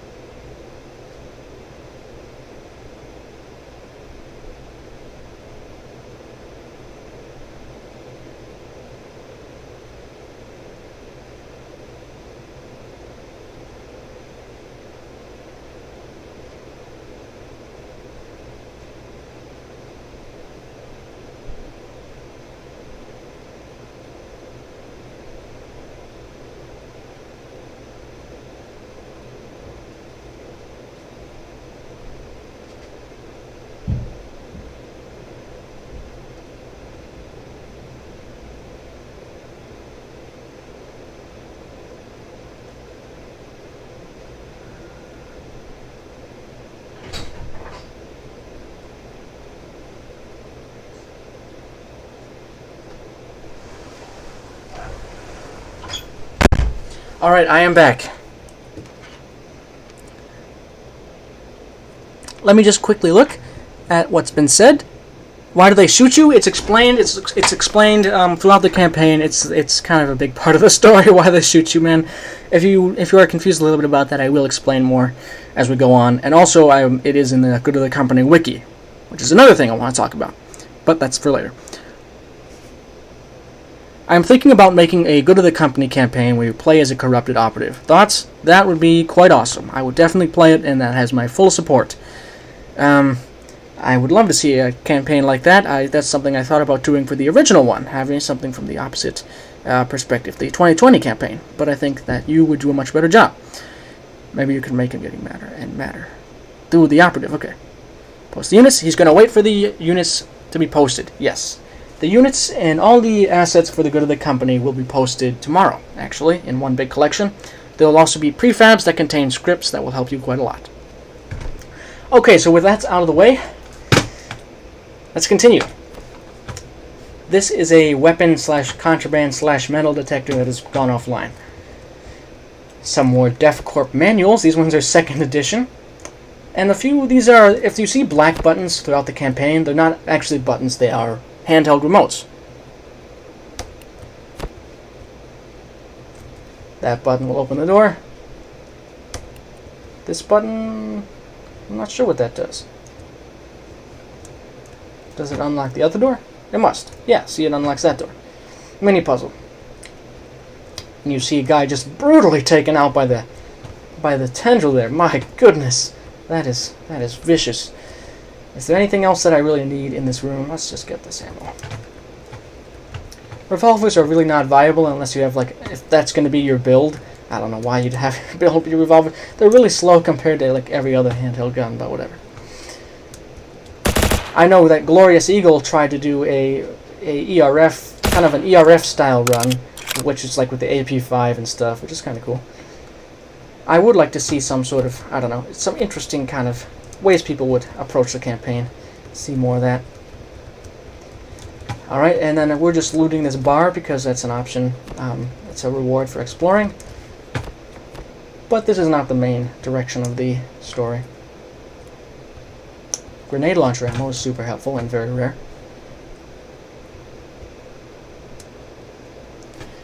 Fear did something like that. It's the zombie killer code. You should definitely play Fear if you haven't already. I have not played that, but I will look into it for sure. Revolver challenge. Hobo Glock run has only been theorized. You like the one shot of the revolver? Well, I'm not saying you can use whatever gun you want. I'm not here to tell you how to play my campaign. The whole point is you can play it however you want. But I personally wouldn't use them unless it was for a specific kind of build.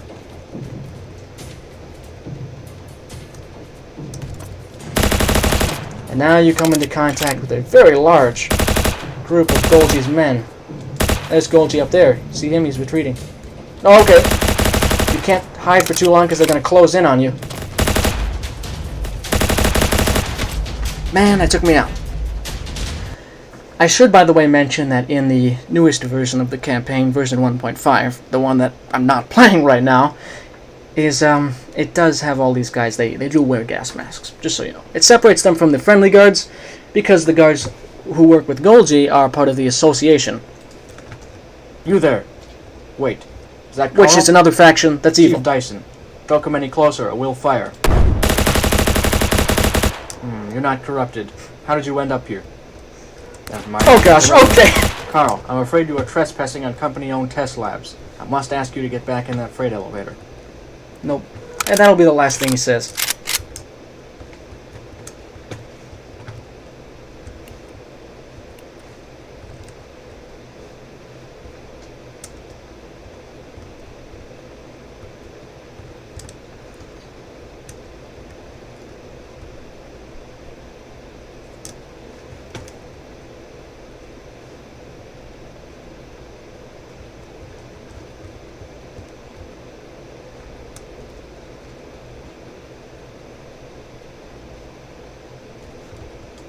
What? Okay. Whatever. Whatever, guys. Do your thing.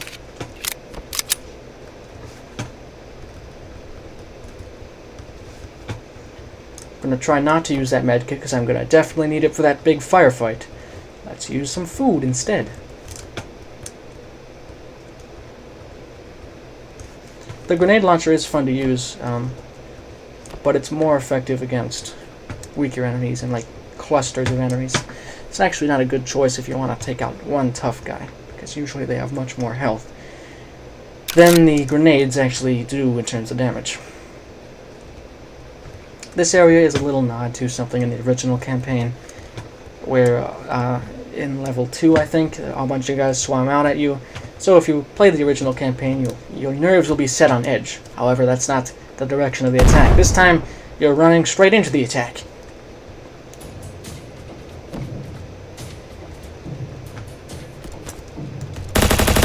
That's an A12, by the way. The A12 guys are rough. Seagull G retreating again.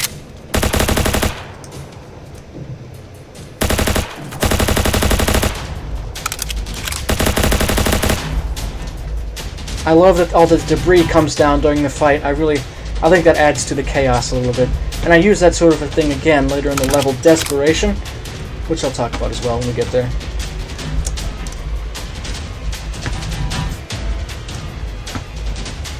Okay, now I'm going to read the chat. You should stop talking when you start to engage them. I agree. I agree.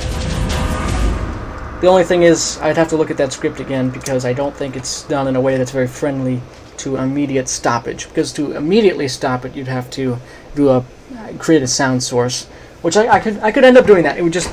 It'll be in the next update if that's going to happen. But I do agree. Get back in though, he's shooting. Finding key is literally right next to doors. What are you referring to? Yeah, Carl Dyson can eat and drink anything with no side effects. He's superhuman. No, that's a joke. Don't take that seriously. By the way, for anybody who wants to play the campaign, I might as well show you. That room where those guys come out, the guys with the high ground over here, it does have some stuff. Basically, 1 out of like 50 people will go in here, but if you want a little med kit and some ammo.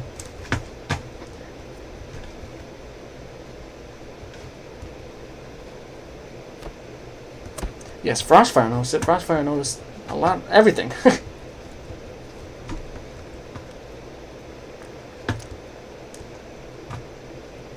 When you encounter the government, I'm trying to think here. The key right next to the door. Oh yeah, I don't know. I guess I wouldn't want it to be too far away, and plus I want to make sure that it's known that the key is for that door. But anyway. You'll see this I kind of think this is kind of cool. Is when you go in here, it becomes dark, and it's very dark and foreboding. Break everything for supplies. I don't really need supplies though. Then the wall explodes. Like, oh my gosh, these guys rush you. You can take them out. There is always stuff in this. There's an issue with not always the barrels are not always destructible. So I have to go through each one. But in general, the barrels will be destructible. Second attack, and they're done. Well, yes, this is meant to be and it is, I think, pretty suspenseful for the first people who play. Just from all the streams that I've seen.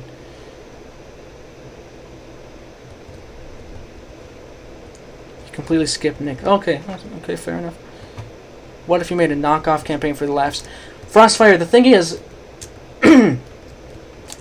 Hold that thought. Don't make a knockoff campaign. Just wait until the stream's done, and I'll give you an idea, okay? There is an idea that I have for you to pursue if you want.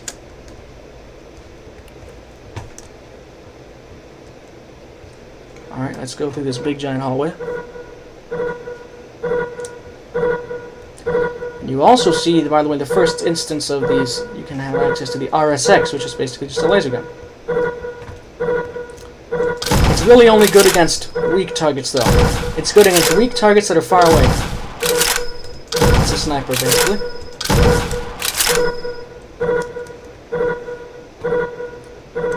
So, okay, I need some water here. So, you need to get through this door. So, let's click this. Access denied. Hostile individuals detected within security grid. Please detain hostiles or request an override with the complex administrator. And that 7 is the number of hostiles still in the grid. So there's 7 enemies you gotta kill before it'll let you through that door. There's another puzzle I like, because if you were to clear this area before coming in here, like if you were to clear everything, there would be no puzzle at all. It would let you in automatically, and you'd have no idea that was even a thing. Kind of a nice speech-giving area.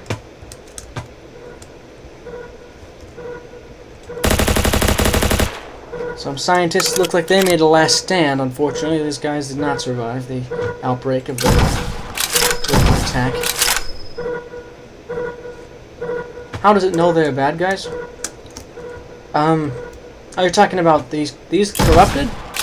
Well, basically what they are is just reskinned red units. And okay, so you remember when I was talking about surprises that'll take you within an inch of your life? That's what this door is. They get one shot off you, but then you can usually pretty easily kill you.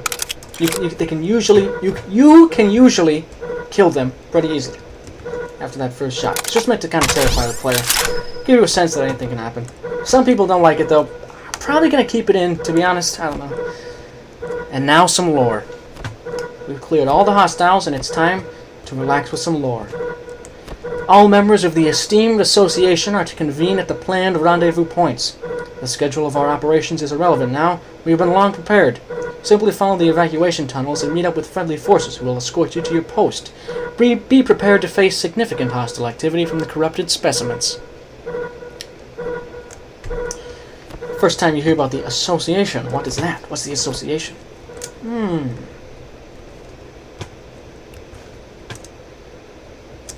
You also get a chance to see that your clearance has been terminated by Andre Golgi, that villainous fellow. In the first instance, you go through a portal. Do you use the ignore node to make the gun do not shoot the zombie corrupted? Yes, I do.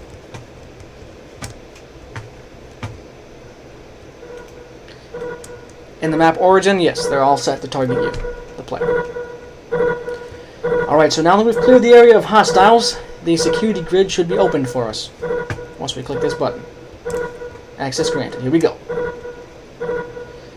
So that was personnel. You first face off with Andre Golgi in that level, as well as a bunch of corrupted.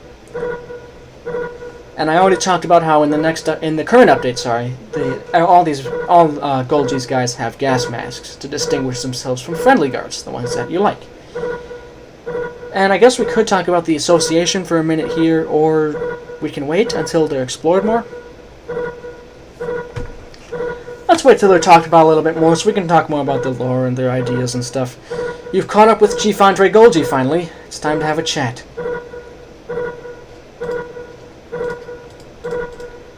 This one's very cinematic, so we don't need much.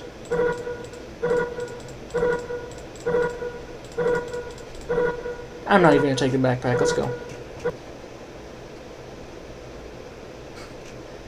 So, some people talked about there being a... Anyway, you know what, Otis? I will address that shortly.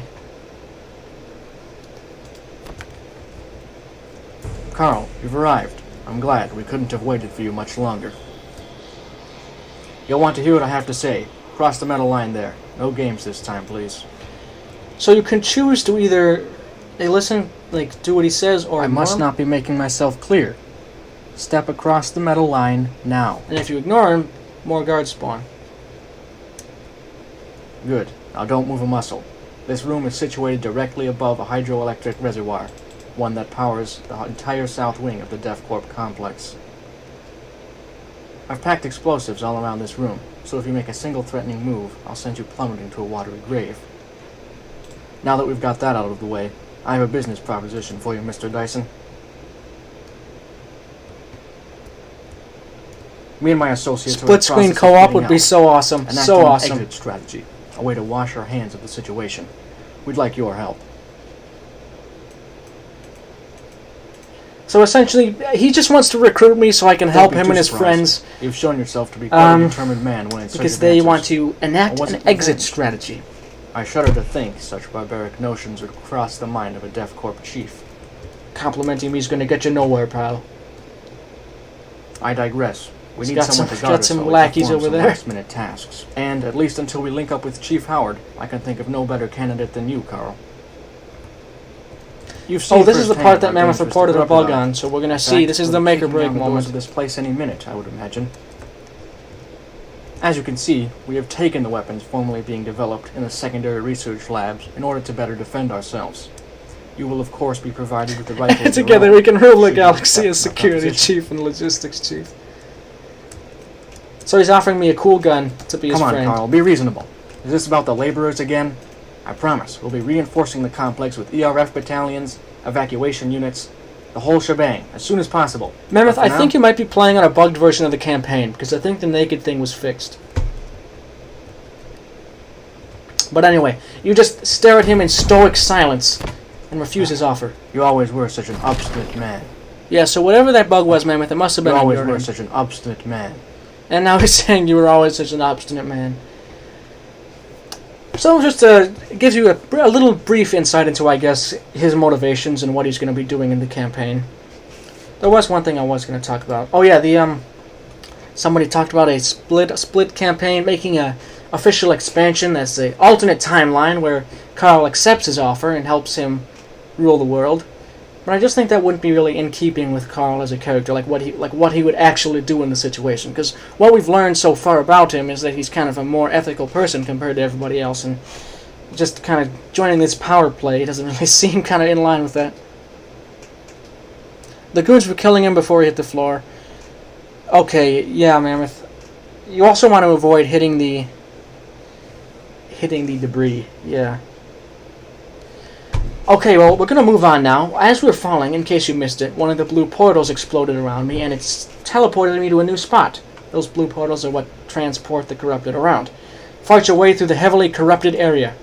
We've got a pretty big arsenal at this point now as well. Let's get fully equipped.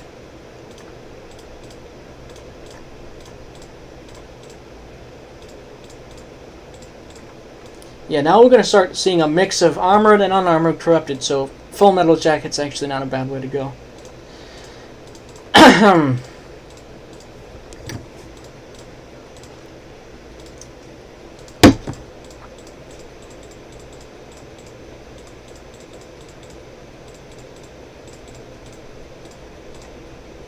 I'll take the RSX.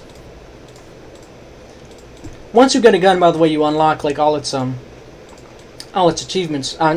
attachments when you're in the inventory screen. So, like I said, it's all about you can make your own builds, basically. Lots of freedom is what I was trying to do. Lots of freedom. We're also coming up on a part that's kind of a meme between me and just Landshark, actually. He's gonna scream at me later for the guys killing him. Mammoth, I think if you go back to the main menu and return to the campaigns tab, you can re-pick your inventory so you have armor, so they don't kill you when you die. So they don't kill you when you drop. Liam, what is the color for the green of the corrupted? Can I just post it in Discord or something? Actually, wait, I don't have access to Discord. I'll post it in the live chat.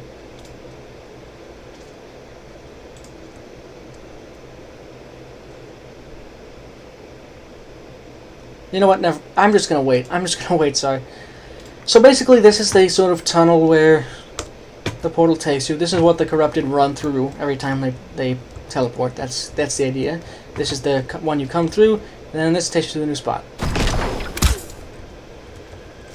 I don't have an S4.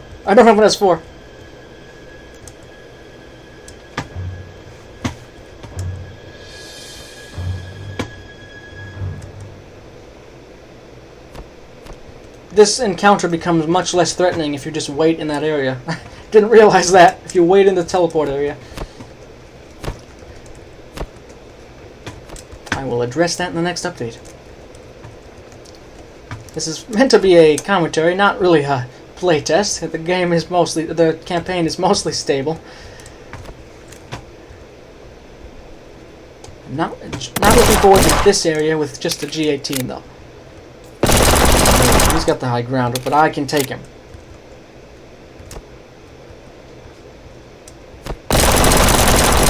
Oh no, I can't take these guys. I cannot take these guys. Yeah, he got me. That's good though, because I gotta reformulate my strategy there a little bit. So they don't kill you when you die. Yeah. I misspoke.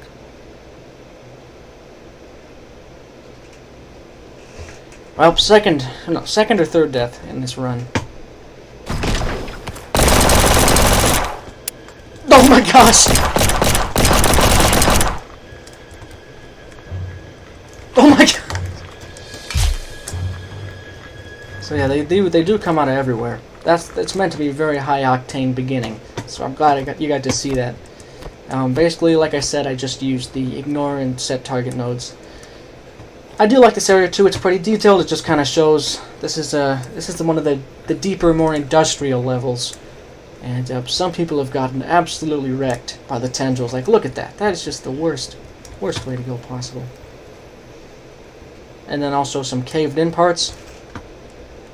But to get through, you just have to climb up here, climb onto the tendril itself, and then you're up. You see some ERF guards did attempt to fire down into this part, try and barrage some corrupted, but it went very poorly as all of them have died.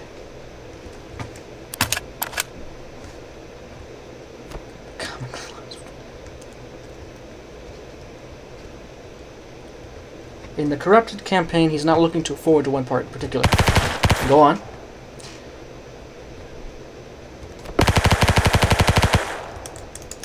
I should mention that this area is a complete kind of reimagining of the level Arrowhead. This particular section is a section from Arrowhead, just redone. In the original Arrowhead, you actually come back up through there, and it's all part of the level, but that's not how it works this time. It's also much more overrun with corruption and stuff, as you can see. Oh my gosh, I forgot those guys were going to be there!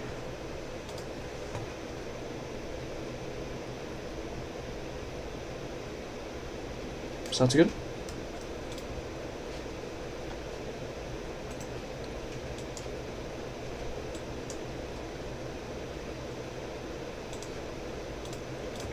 Alright, here we go.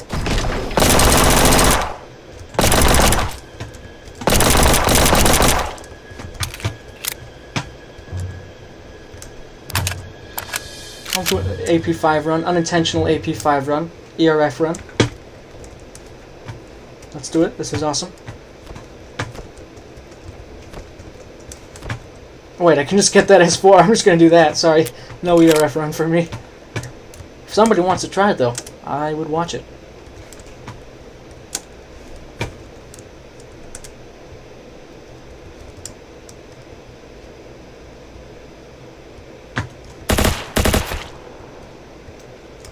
That's fine, Otis. I mean, you can do it however way you want as long as you get through the puzzle. I mean, I did run up the center tendril as well to see if it worked, and it's much more difficult, but you can do that, yeah. Yeah, the S4 is used much less than the A12 was in the original. My gosh, I'm getting destroyed by this part. Where did the tendrils come from? They are tendrils of a greater organism that uses portals to send the tendrils through to our world.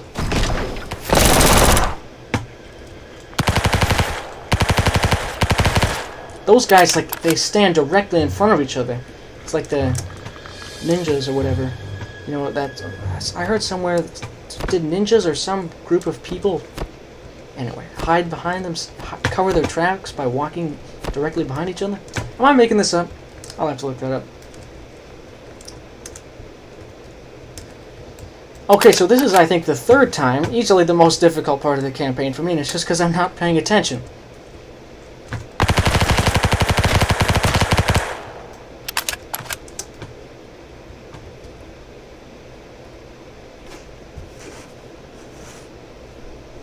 You're not looking forward to implementing the music.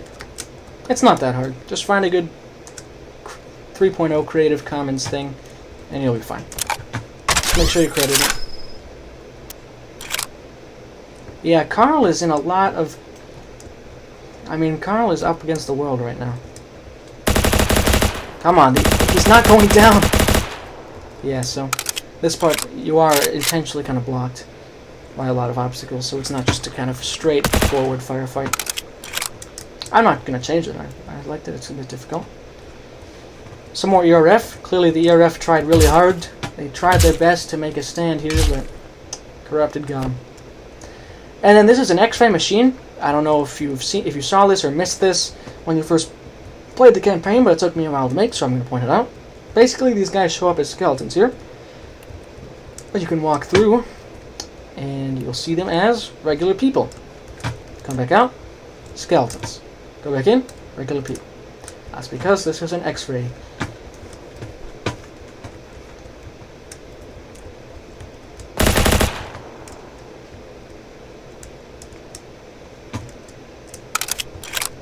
And this part is also a somewhat of a faithful reimagining, or whatever you want to call it, of the original campaign. There's this part where you go down the tower, and it's the first appearance of the corrupted beasts. Oh, here comes one.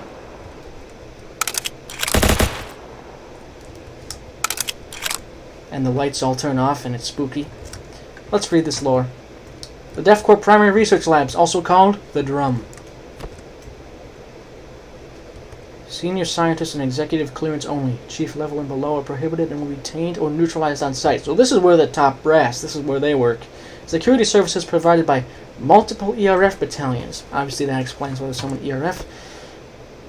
And it looks like even more battalions were moved in recently because of that sticky note. And that's, of course, in line with at the beginning how they talk about more security for everything. And we're going to move down. Oh, there comes one. And another one. Has a fairly low chance of killing you, but it is creepy. And these guys blast out the door, and this guy comes too.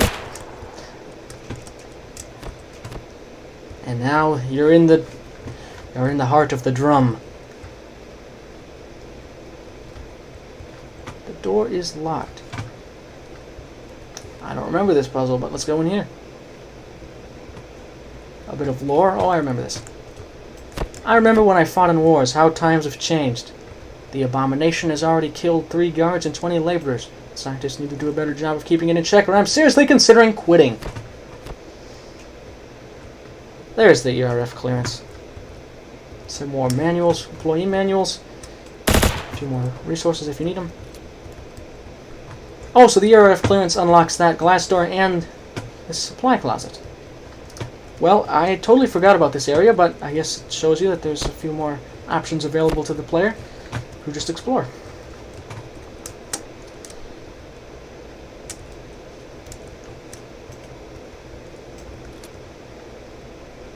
Back in, this is the drum. And these guys, yeah. So they're still like kind of at their stations. They will attack, but only if you attack them. This part's almost meant to be more cinematic, as it kind of explains a lot about the origins of this corrupted disaster. Yeah, see tons and tons of... But if you look in here, this crazy, wacky alien specimen is being held in confinement. And clearly was being intensely studied. Let's look at all this lore, why not? The lore can be easily missed, so let's just look through it if you missed it. Listen very carefully. This may be a Def Corp facility, but it's Golgi's project. The administrator had better not hear of your safety concerns, or I'll know, and I'll be quite upset. We are perfectly capable of containing Noble Hart. Furthermore, I would advise you to cease your investigation of Chief Golgi's associates. No such cabal exists.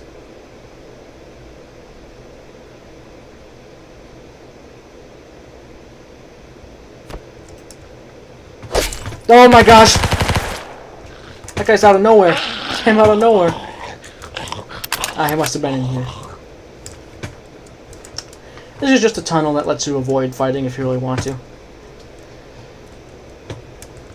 What's with the sticky notes? Clearly they're taking a lot of notes on this alien thing.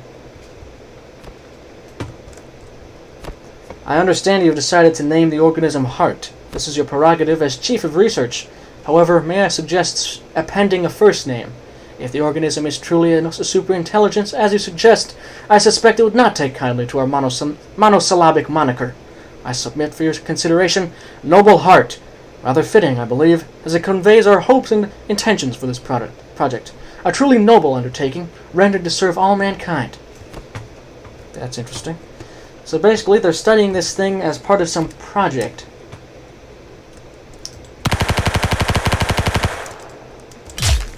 Let me heal up quickly before I move on. Basically what I did for that, by the way, is it's just floor.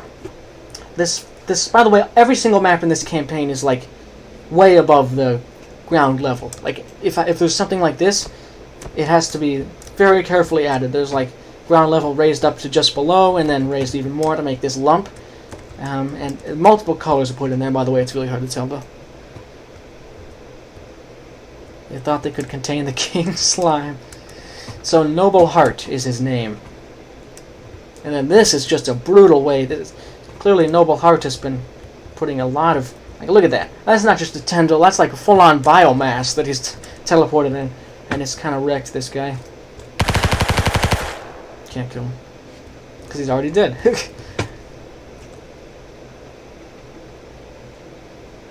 And a giant swarm of the beasts.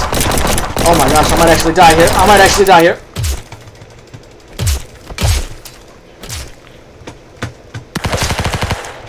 No, I don't want to have to do that again, so I'm just going to run. See you guys. There we go. Yes, they are attempting to weaponize... Well, oh, maybe I shouldn't have said that. But anyway. So that was Origin. Let me make sure I didn't miss something to talk about. So I already did look at all the lore, and it's quite clear, by the way. You know how that page said, there's maybe a DevCorp facility, but it's Golgi's project with a J, which kind of indicates that there is actually a cabal that was running some things around here.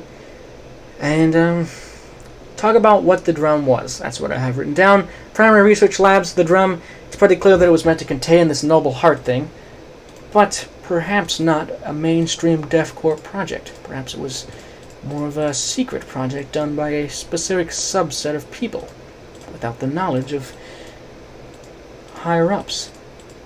And it's definitely clear that Golgi was involved in this project, and that perhaps it was not the most ethical, because many people died. Oh, I don't have my medkit anymore.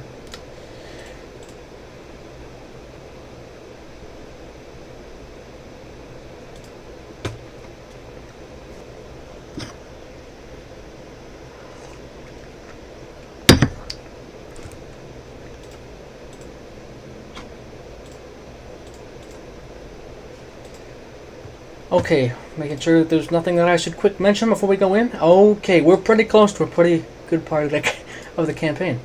So this whole map is a puzzle, and it's basically, well, you'll figure it out, I guess, as you go along if you haven't seen it already. So let's start. There's also plenty of achievements to be found in this map. Looks like there's been some skirmishes with Corrupted around here. And you know what? Should I really just scratch the surface like that, or I mean, because there is. Okay, let me just slow down here. When I make little set pieces like this, or bigger set pieces, I always kind of think about the story and whether it makes sense. So, for instance, what are these guys doing? Why are they chasing this one guy? Well, they're chasing him because this was the very first Corrupted to actually appear in the facility, the first humanoid one, and I'll tell you what he did later. We get some standing orders for Private Henderson, who's a DevCorp worker. His orders were to oversee the south checkpoint and evacuate people. So clearly once the Corrupted started showing up in this area, was lucky enough to get an evacuation. Most people did not get an evacuation.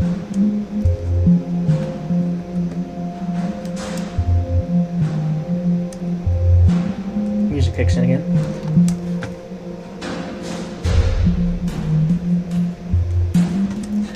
Shoot the sign? What sign? Let me go back. Where? Ha! I didn't know you could do that. That's funny. So we see here some smoking engines, or generators. Large equipment. When you come up here, you learn what happened to them.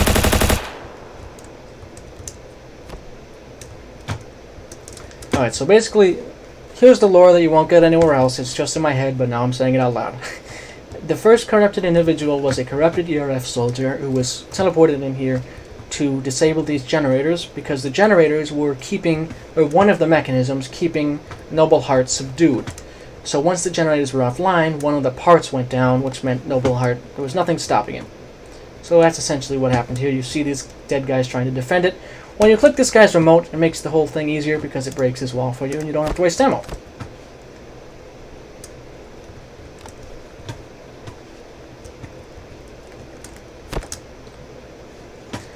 And now we get to see more of what happened during this evacuation.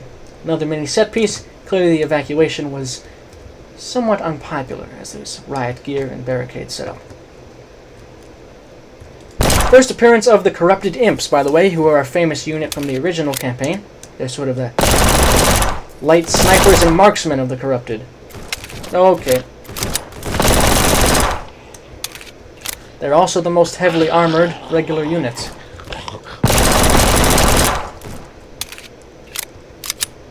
But they are small, and their own weapons are quite good against them. That's a security door, so you know you have to go this way. And I know you can shoot this one, because I've tried it before.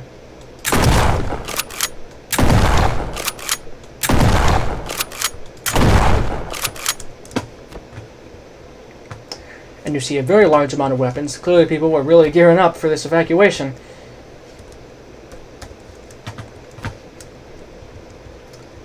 So I don't know how much lore you guys really want me to get into, because there is lore behind the units that I'd be happy to talk about. Like why they look the way they do, why they do what they do, things like that. And just talking about the history and stuff of certain factions and units. So just let me know. Well, also, wait, so let me just look back quickly. Yes, he instantly recognized those guys, yes. Those imps are probably one of the most famous units from the original campaign. Liam, what are your thoughts on a level in the Corrupted campaign, being about getting dropped into the facility undercover? Go back to the imp room. The lore of each and every... I'll go back to the imp room, and then I'll tell you some more. What did you want me to do in the imp room? Otis, what?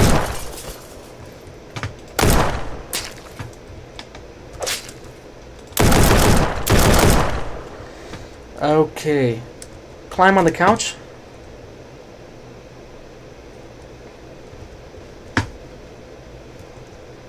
I climbed on it. You want me to jump up here?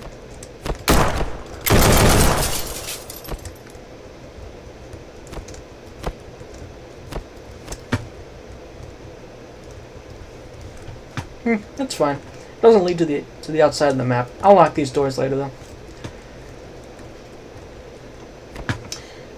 Alright, so the Lord of the Imps basically is that these are the people who get corrupted that are really far along. And once you get to a certain stage of corruption, you get teleported back to Noble Hart, you know, that big entity. You get teleported back to his home. And after that, he messes with you even more, and you start to kind of become no longer, you're no longer human, really. You become a different species. And you start developing this sort of exoskeleton, kind of like this carapace, which is that natural armor that they have. So they become some of the more professionalized and skilled soldiers of Noble Hart. That's why they always stay at the back and snipe. What's this guy? We shot him. So we've entered the clinic. This is again something that I spent a lot of time on, just story behind each mini set piece. But let's gear up from the clinic first of all. We'll return to these areas soon, I think, but first let's continue with the main story. You do have to circle back after a bit. There's the electrical substation in here. And an ERF barracks in there. Okay. Out of ammo.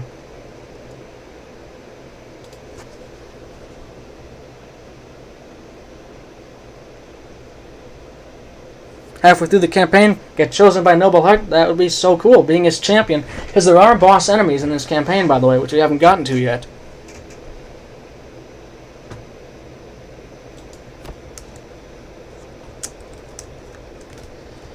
Well, it's time for the speed run. I've shown what I want to show up here, so let's just go fast. There used to be a weird bug where it would just play the music hundreds and hundreds of times over each other, and it would just break your eardrums. Hello, Fleck. We are on to level Entombment. I'm not sure if you've played The Good of the Company. Consider this your spoiler warning.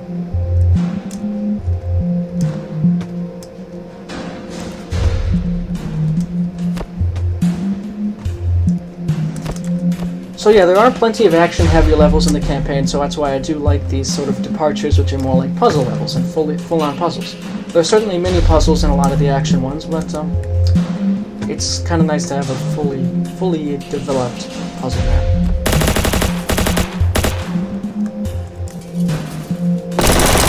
I'm not sure I'm gonna have enough ammo here. See, these guys are really tough when you don't shoot them in the head because of their armor. See that? And they go down in seconds if you have high DPS. But not if you're doing this kind of thing. Nope, don't mind me at all. Oh, the DMR-28s. The golden DMRs are like notorious. In the original campaign, they are just the worst gun you could possibly use. In this one, they're good. I don't know of a single person who genuinely incorporated the golden DMR into their strategy in the original one. That is a build that I would like to see. A gimmick run. Only golden DMRs. Obviously, golden DMRs don't show up in every level, so you'd have to use the materials that I'm posting and just work your magic. Okay, gotta move back. Well, okay. Time to get a medkit, and then we can continue. I'm back to where I was when I died at this point.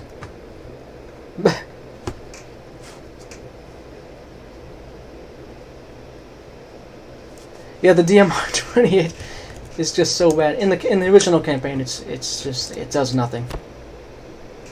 Gimmick run, only bad weapons. Would love to see it. That was lucky.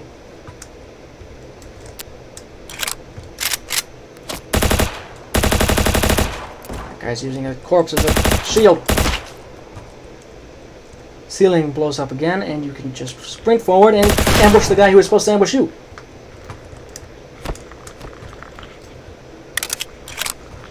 So that should be the end of the enemies in this level. So now, let's continue toward the story.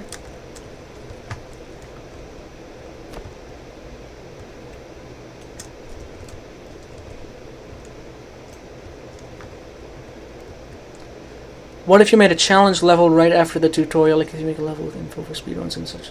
Oh, that would be pretty cool. That would be pretty cool. I'll think about that. Maybe it'll be the room right outside the training course. Gonna hop off the stream. Thank you for tuning in, Fleck. Okay, so here's the main hub of the puzzle. Basically, this is the entity. This is the specimen of Noble Hart, and you will need to destroy it. Well, to do that, you need these 4 lights to be activated. You've already activated the docility gas generators, which are those 3 levers down at the beginning, but 3 other things have to happen. Activate the distribution system, prime the charges, and authorize it with Dr. Vernon's keycard. Does anybody care which one I do first, or can I just do it in the order I usually do?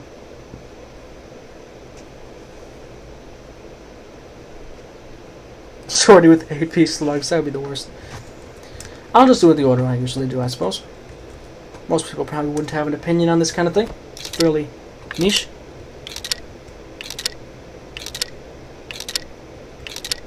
I did try pressing it, but it said it was...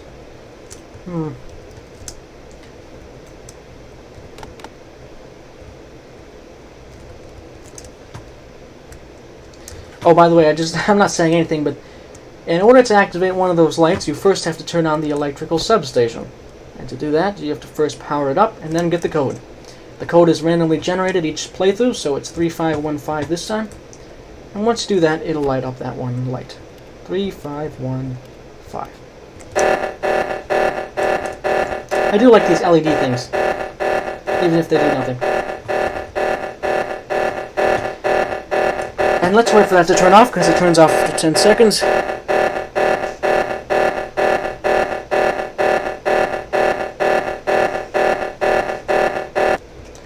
Alright, and now it is time for one of the best moments in the entire campaign.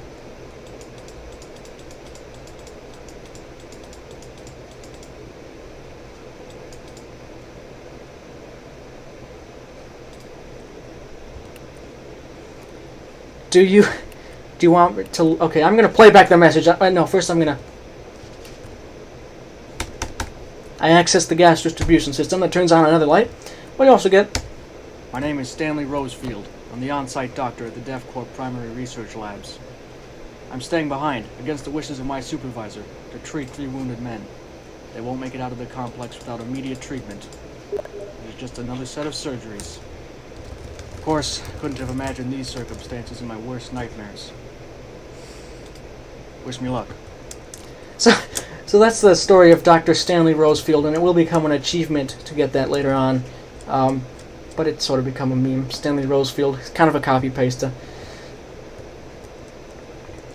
So I think I did all I need to do except for getting Vernon's key code. Yes. Authorized by Dr. Vernon. Oh! Okay. Well, that's a bug, but I'll fix it. Don't worry. Let me get Dr. Vernon's key card. Interesting. Dr. Vernon seems to quite enjoy plants. There's also a decent amount of lore as well. Containment systems have been functioning at 60% efficacy, down from 80% last week. I am reasonably confident that they can hold until the designated date, but I have concerns about the estimated collateral damage. Will greatly exceed our projections. This is all a big show, is it not? So that's very interesting. That really puts some ideas in your head, like, wait a minute. Collateral damage? They're going to intentionally do something with this specimen with Noble Hart? What the heck? The association is moving fast. Get to your position or you'll be left behind. ERF forces can handle the evacuation without you. G. You want to know who G is? That's Golgi. Ever since he found that thing in Australia, I've had my doubts. I understand the reasoning behind his plan. DevCorp has developed into a conglomerate so large it functions similarly to a nation-state. To demote so many high-ranking chiefs would risk everything. Civil war, wrecking the largest military force on the planet, is not my idea of fun. But the lengths to which he's gone to stage this event, and the risks he's taken, all it would take is a single slip. And that even shows you even more. Things are being staged. This whole event was staged. But then if you remember, they were staging something, but it went very badly wrong. So it seems like they were going to try to stage something in order to use it as a cover to assassinate a bunch of chiefs. I wonder if I was one of those chiefs.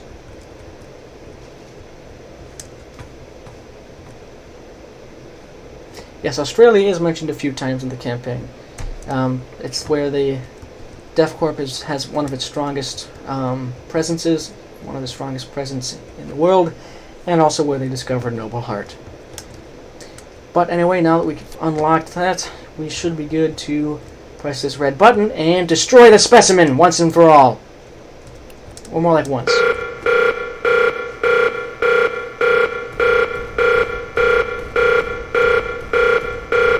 And explosions are hitting it over and over.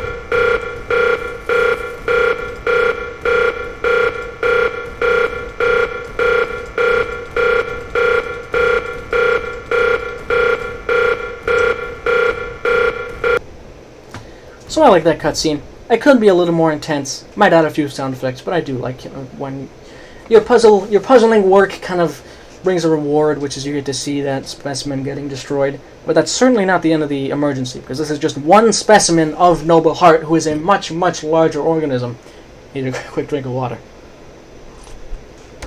I'm going to check my notes, because there are probably things that I should talk about from that. I just want to talk about achievements, I guess, in case you're wondering what's gonna show up in the next updates. Achievements are going to be a very major part of it. There's going to be achievements for saving every possible companion, and that's going to be called Champion. So Champion 1 will be for saving that friendly guy in Arrowhead. Champion 2 will be for saving Nick. Champion 3 will be for saving this guy in this next level, and then there's another friendly guard as well that you can save. So there'll be 4 possible achievements like that, and plenty of others as well, which I don't really want to spoil too much. And that'll be coming within the week. I'll probably want to get those out before releasing all the materials. So just everything is... The campaign has all the possible content that it can have before making it open source, because I think that would be a good idea. So I'm not doing bug fixes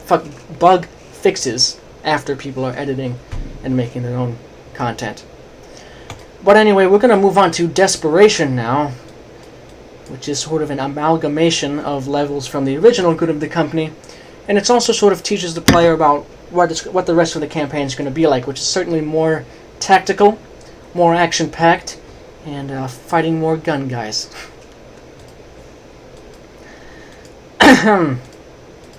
I want to get fully kitted for this one, full-on kit, as they say. Yeah, just about every possible gun. Yeah, I'm just going to get different ammo types as well. As for compensator, flashlight, grenade launcher might as well. Grenade might as well. Full metal jacket's probably going to help. What did I put in my side thing? I didn't put anything in my side thing. G18, yeah. That'll do it. That'll do it. Full metal jacket again here.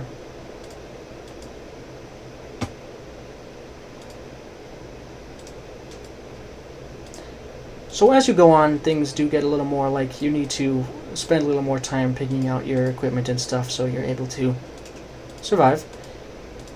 That's fine, the campaign, you're supposed to adapt your strategy. It's a fairly long campaign, and if you're stuck with the same playstyle the whole time, well, you're not having the maximum amount of fun.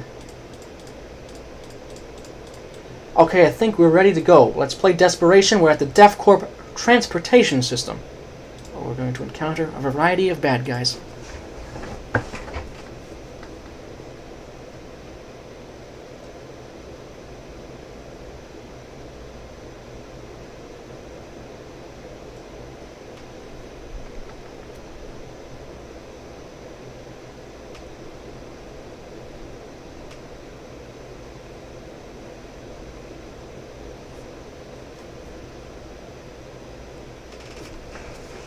And by the way, for everybody here, try to stick around for the end of the campaign, because at the end I'm going to be talking about plans for the official expansions, and also a competition, a contest, that anybody can be a part of. It has been going for 2 hours. When you go slow, and it just takes a little longer.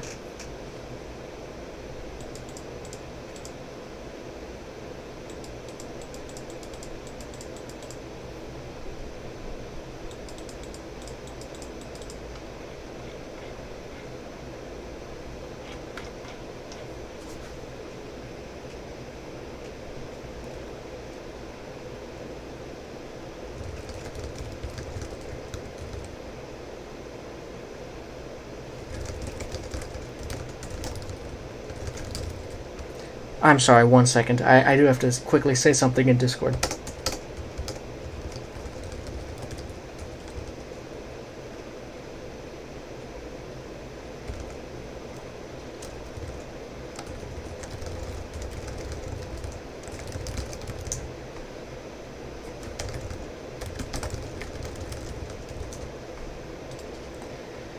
Okay, sorry about that delay. Would Noble Hart have the ability to transfer minds into different bodies? I'd have to think about that, honestly. Yeah, let me think on that. Let me think on the kind of science behind that. So this level, like I said, it's kind of a action-packed level, so you can have a friend who helps you. This corrupted ERF soldier, it's pretty easy to miss, but if you do come across him, you just need to give him a medikit to increase his max health, and then give him some blood transfusion, and he becomes your best friend. You will get an achievement for saving him, by the way. So these guys are going to come down in one big siege. But if you stay at the bottom, take them out with high DPS, not an issue.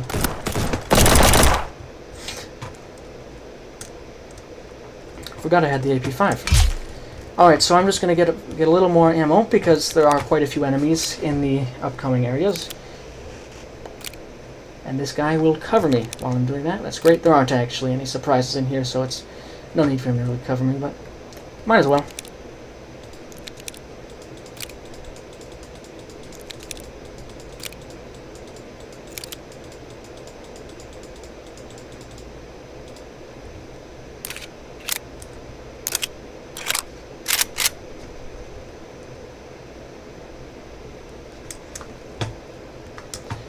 Alright, I'm going to move forward here.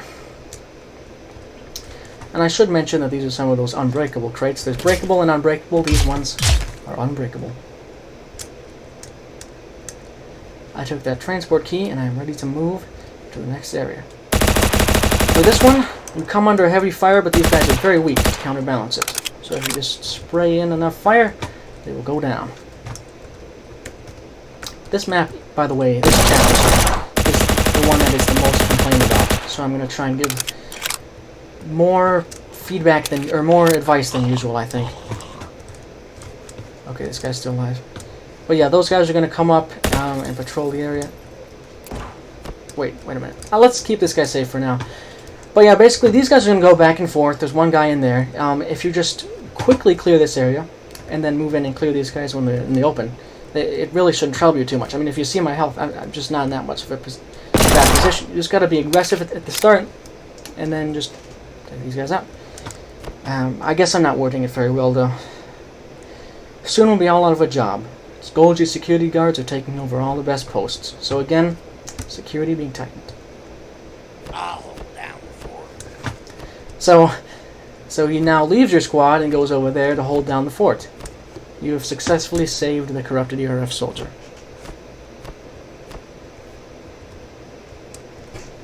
I mean, to be honest, Otis, about the transferring minds thing, you could just add that as part of the lore yourself.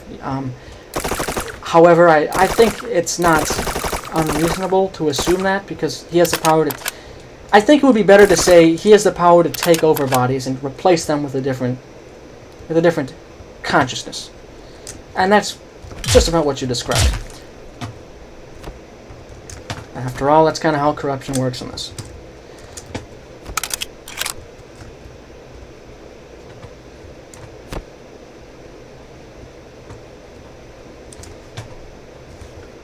Alright, we're going to move up here.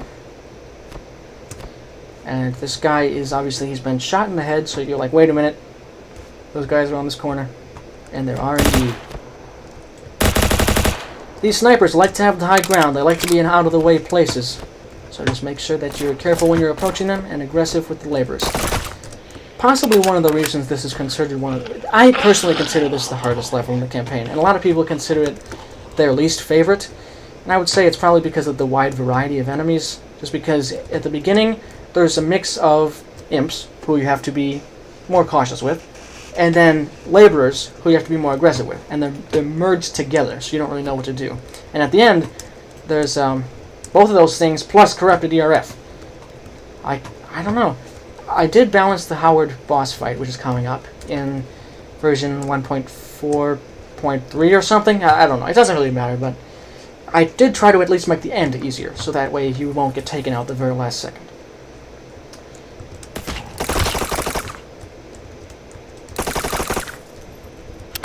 I don't know if you missed it, but there is back there an optional medikit and bomb suit, which you can keep with you for the rest of the campaign.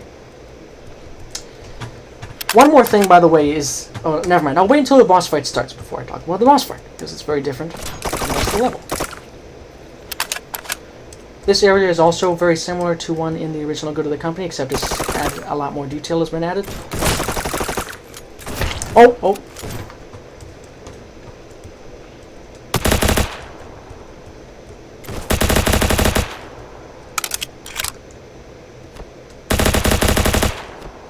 Alright, so once this guy up here dies, it's going to start the countdown to Howard appearing, and you'll know he's close when the music cues start. I might not hear him though, so...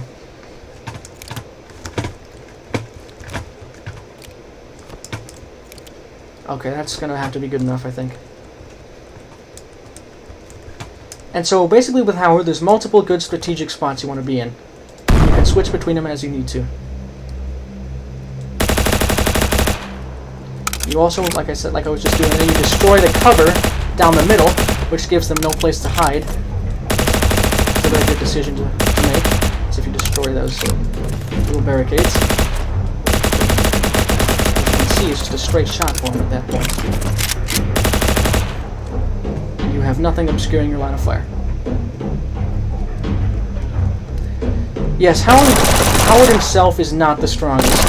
It's more like a swarm of enemies is what makes him more dangerous. The only one that's, I think, really strong by himself is the one, without saying the name, in case there's people here who somehow haven't finished it, but if the one in security. You know who I'm talking about.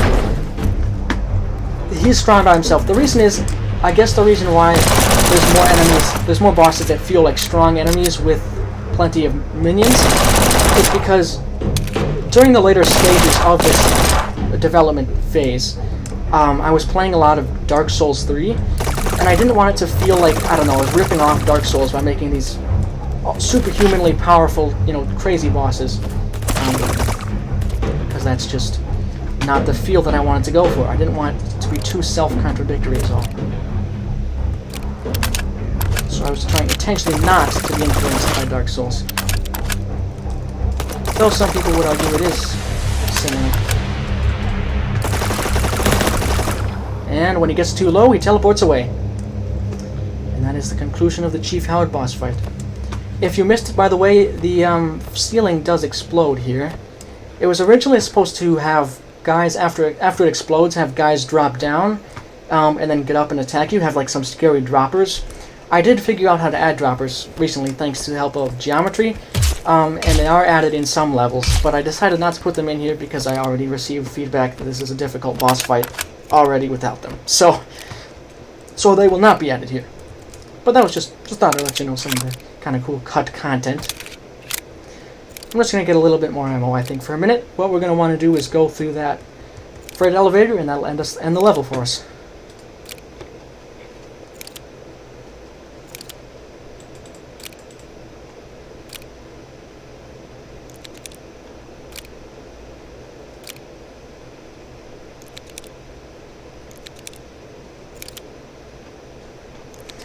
There will, by the way, be a good of the company. Yes, so I saw that comment there. There was a lot here to read, but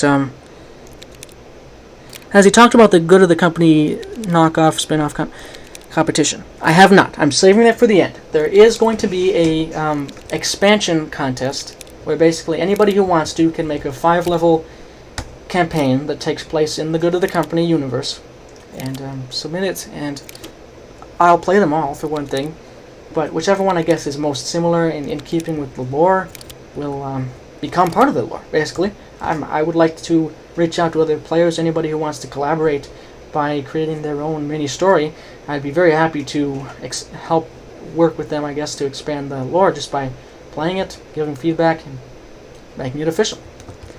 Anyway, that'll be talked about a lot more at the end of the campaign, which we're getting closer and closer to.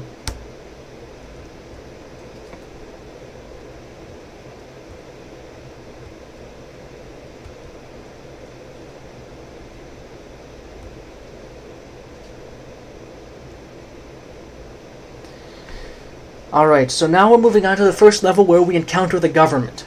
And I guess I should talk about a little bit about them as a faction. Some people call them the military or the army, which those are perfectly fine to refer to because they're obviously army soldiers. You don't actually see government officials. But the reason that they're referred to as the government in the campaign and the lore and stuff is this is more like the... There is... DevCorp has taken over a lot of the duties of the army/military in plenty of countries. But in this world, the government decided that they can't quite trust DevCorp enough to do those jobs by themselves, so they created more like these shock troopers, like enforcers almost. So rather than being an official army, they're more like the enforcers of the government who exist as a counterweight to DevCorp. And that is, by the way, a totally like nitpick/semantic thing that you can totally ignore if you want to. But I just thought I'd explain myself when people ask, why is it called the government, not the army? This one's also fairly difficult, but I think if you kind of know how to be tactical, it's less of an issue. I certainly received less criticism and complaint about this one.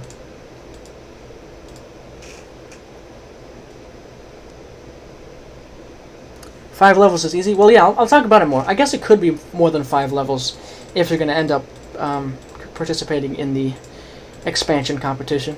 You just do whatever you want, I guess. I just would rather it didn't go on too long, like have the competition last 2 months or whatever.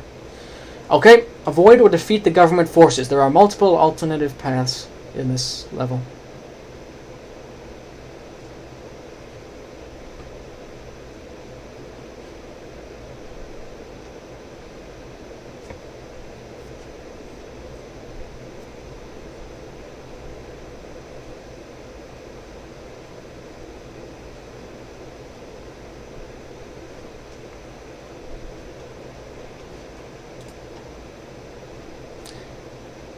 Yeah, that sounds good, Logan. I'll talk more about it later, like I said.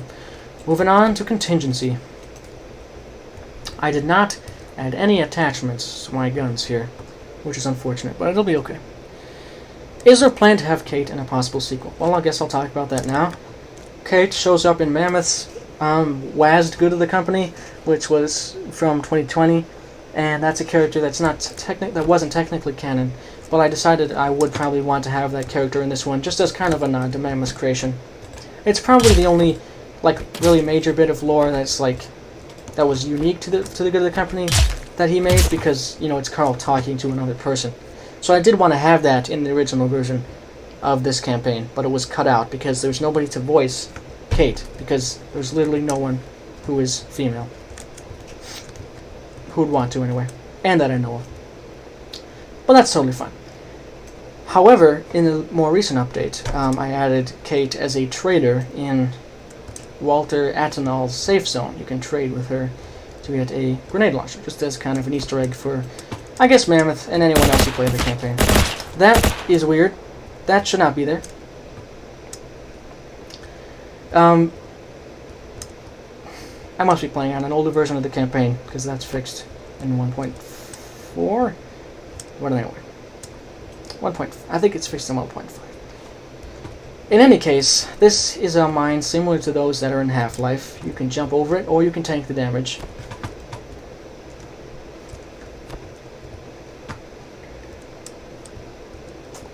But it will explode and disappear if you walk into it. What are people talking about? Please don't implement the Cold Wars into this. It's completely different intellectual property.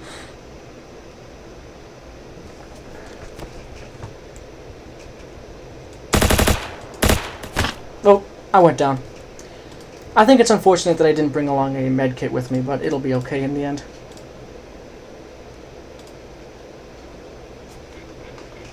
It'll be okay someday.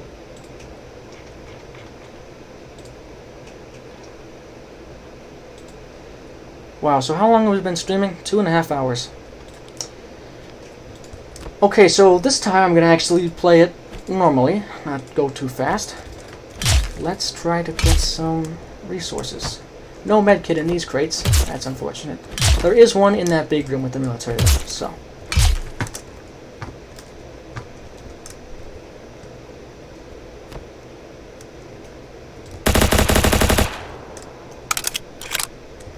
Let's take this guy's gun because it has cool attachments that mine doesn't have. And there we go. There we go. There we go. Okay.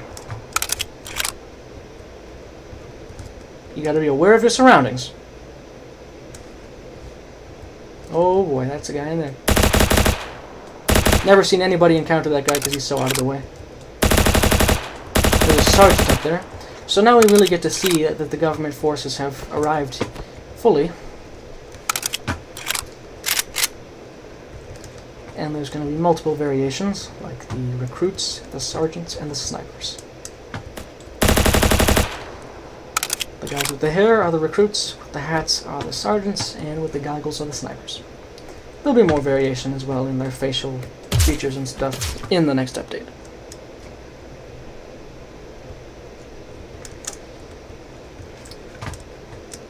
The government uses a modified version of the sound system that I use for the corrupted, which basically means that whenever you're damaged by a government soldier, there's like a 30% chance that they're gonna say something, and then there's like 6 or 7 things they can say, and the government guys are voiced by me, Madden.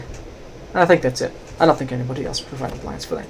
But they'll say things like, "Move up, I need a medic, cover me, 1 hostile," you know. And this sort of environmental storytelling shows you that there's a sniper over there. He's not too good at his job, though. He took quite a few shots. Alright. Let's do this. So once you take out this sniper, the government guys are going to start moving to flank you.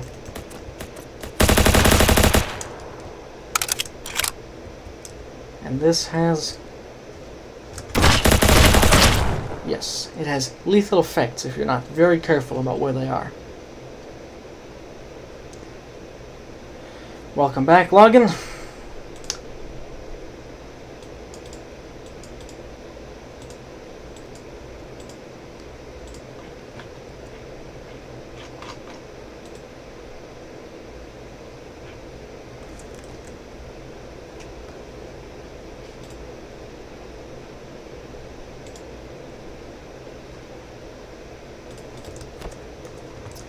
Okay, now it's time to get serious. We're going to take these guys out. Just want to jump over that.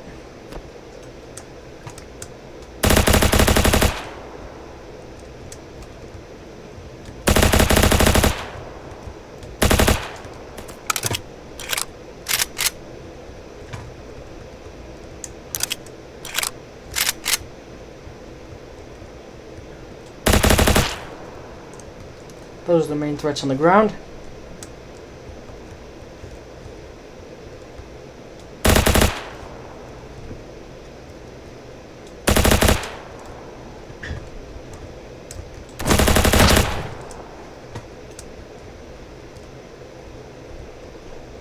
This area has a ton of resources if you just break everything open. And I'm going to use this medkit and take the second one. Yeah, so far I'm doing alright against these guys. Now that's because it's time to get serious. That's what I said. There's plenty of like optional areas and stuff around here. It doesn't have any lore though. Just if you want to maybe get a few new resources or just kind of see the sights. For the Death Corp good of the company, whatever you want to call it. 100% run, you go into all these side rooms, but really you just want to go right through here. And there are two routes to this map. You can go this route where there's those guys who are going to flank you, or you can go down here, which is a side route that not many people have taken. You can drop down into this side path, which will avoid multiple military encounters at the cost of having to fight some more dangerous corrupted. So let's drop down here and show that off. It's very dark, of course. As soon as you shoot one of them, the rest are going to go after you. And these guys have shields on. They clearly seem to be part of Golgi's crew who have been corrupted because of their gas masks. The reason they have these shields on is because Golgi's guys, like he said in that map proposition, they took all the stuff being developed in the labs, and that's basically the staple of their faction, is they have more futuristic stuff. But these guys became corrupted, so you're fighting corrupted with laser shields, force fields. Not super fun.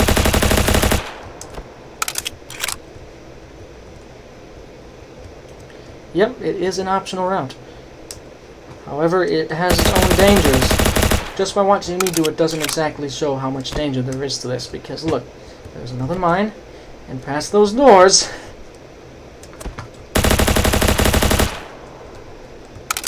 which will get you if you're not waiting for it, but I was waiting for it. That guy has a lot more health. I just lasered him.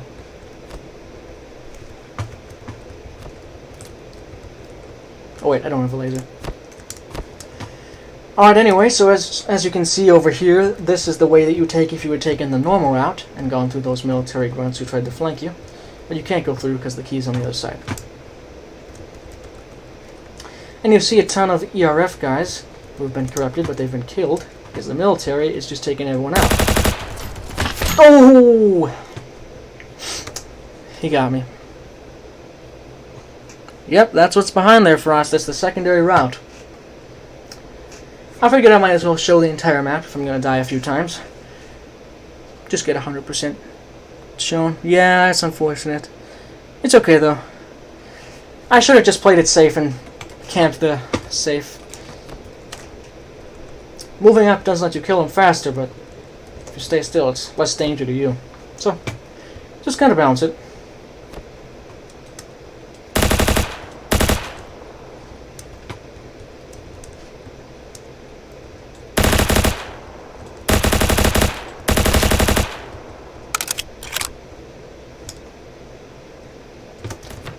That guy up on top, he moves into random positions. Oh my gosh, he shoots his shotgun from far away.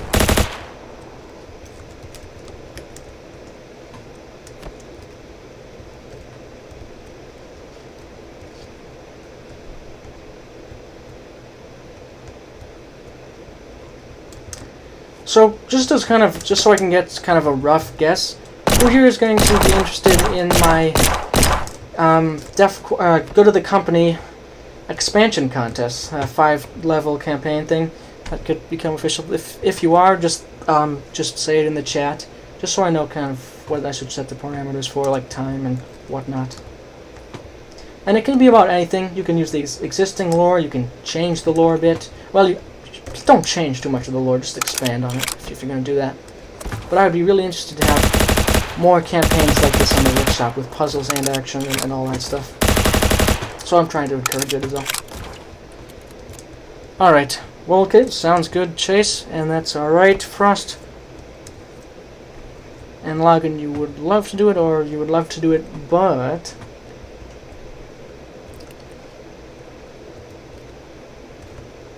Okay. What is William Bartholomew V? Yes. Okay, so a few people. Plus Mammoth is going to do it, I think. Even though Mammoth is not thrilled with some parts of the original campaign. But I think it's fine. If he can control the world, it'll be more fun for him. Alright, let's go through here. Oh, you would love to do it. Okay, well then great, Logan. I will, like I said, these details about future plans for the franchise will come in at the end of the stream. I'm not entirely sure why I'm calling it a franchise. I should just say series. It's not really video games. Then if you say series, it makes people think it means campaign, so I don't know. Okay, now we're going to get this HMG guy.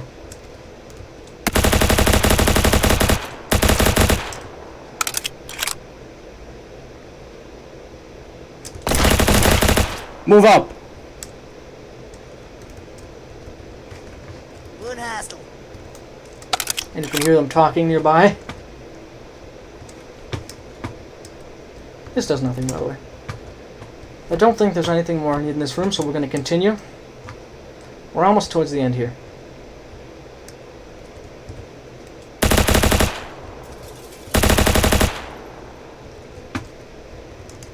Nope, nope. Messed it up. Trying to go for the HSG. The HMG takes guys out. It takes them out. I think I might have said HMG. I meant the HSG. So this is a security checkpoint, and if you look up here, we're almost at the surface. We're nearing the end of the campaign now, in the final stages, so we're almost at the surface. So you see a window up there. And now, towards the last stage of this map.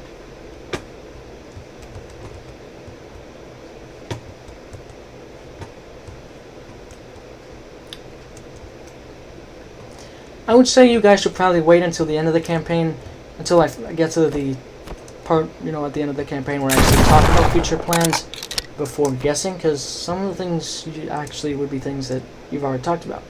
Possibly not, though. I'm not really reading the chat, but I did see people talking about different things that they might want to see. Okay, so this is the... I just want to point one thing out as a sort of behind-the-scenes mention. I don't want this to turn into like just a Let's Play. I do want to actually talk about how I made the campaign. So basically, this is a birthday party that was given to somebody that happened right before the DEFCORP catastrophe happened. I'm going to eat all this just because I have a big stomach. But because I wanted to have this sort of birthday area, just because it's kind of, I don't know, very different from what's normally seen in the campaign. So I wanted to have this area, and I needed a name. The name Jackie is the name of a very minor character who gets killed in the original Good of the Company. Who you see his body. now you get flanked by a large force of government guys. You can take them if you just fall back to some cover here. And they're all done for. Not this guy.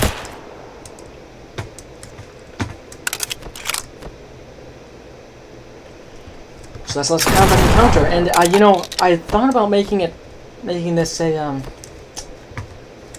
controllable tank. I don't know why I didn't. I think that would be really funny to have a tank that you can only drive like 3 feet, but you can use the gun against these ambushers. That might be pretty fun. Have a controllable tank in the complex. Is there any lore for Gregory after you speak to him? To be honest, he's more of a minor character. He doesn't show up again in the campaign, but I would like to add some more references to him, to be honest. You go through the doors in third person and just kill him through the doors. Very easy experience with that. Oh, thanks for pointing that, Braden. I guess I'll try and patch that if it's not too much work. Just move them back, I guess. The thing is, deleting them and moving them is going to break some scripts, but it shouldn't take too long, really.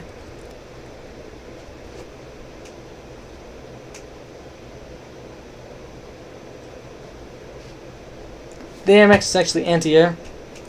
Well, wouldn't it be kind of crazy to be destroying infantry with an anti-air gun? And now we're almost at the surface. If you stand still, you can see a helicopter that flies by. That took some doing.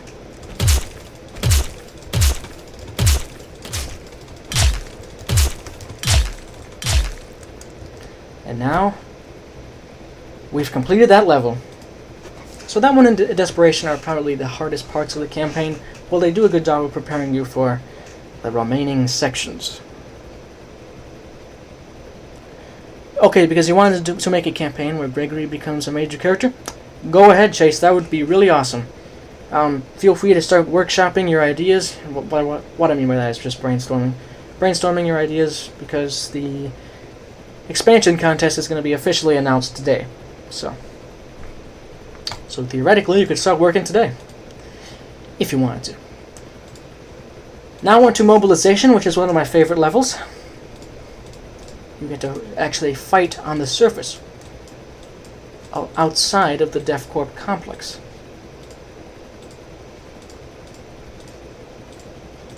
In this level, just a bit of advice, do not equip the shorty under any circumstances. Government soldiers eat shorty rounds for breakfast. And this was learned after watching, I think, I don't remember who I was watching who had that happen to them, but they got stuck with the shorty, and they had to use only shorties against the first encounter, and that was really rough to watch.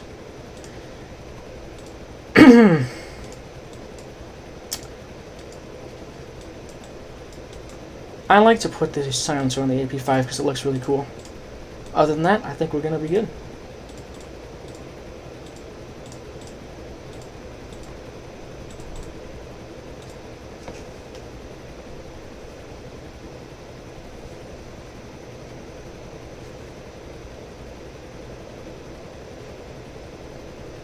Go ahead, log in any story you want. I totally support. Because I think, you know, if it fleshes out the world more, that's great. It kind of makes it more like a real series, world. I'm not sure what term you'd use. This one is Mobilization.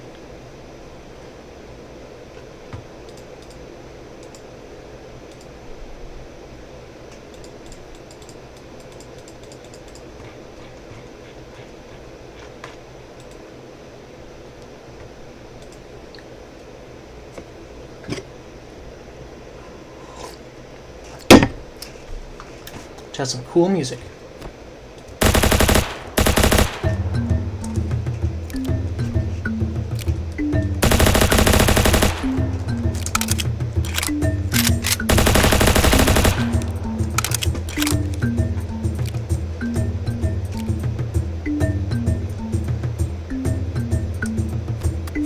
Oh!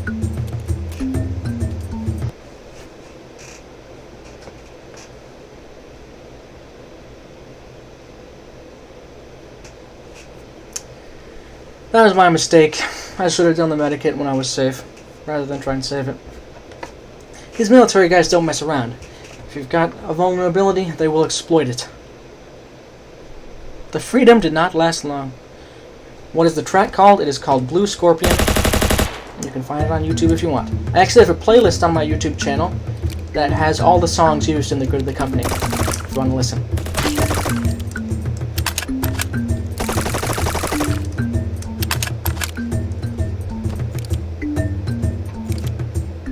They do throw grenades, yeah.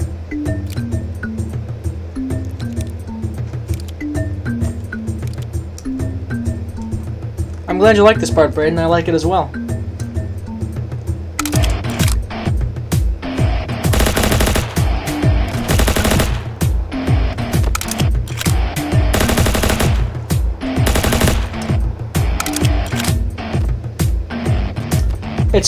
This song is 3.0 under Creative Commons, so you have to credit it, and it's credited in the secret room.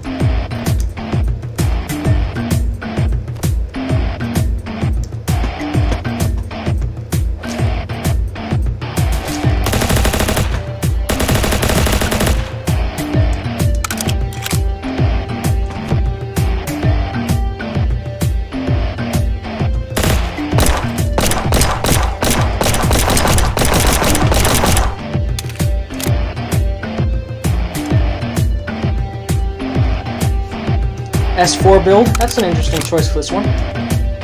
Not a bad idea though, pretty high DPS I think.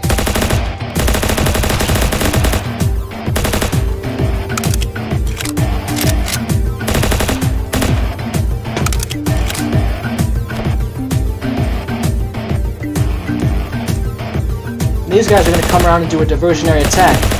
And I was worried that was going to be too frustrating for some people if they got taken out from behind, but I think most people were aware enough of their surroundings by this point to catch that before it happened. But yeah, these guys come around. The people here cover the advance of these guys as they come up here behind you.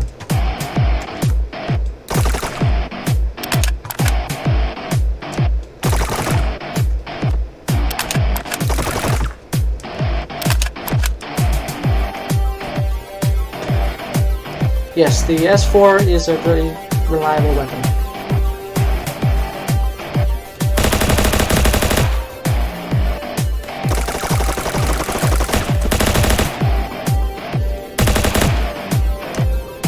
Now you're outside, this giant set piece.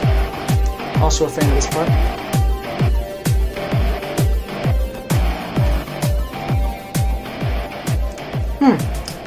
This should be a fence, we're gonna ignore that. I'll fix it soon.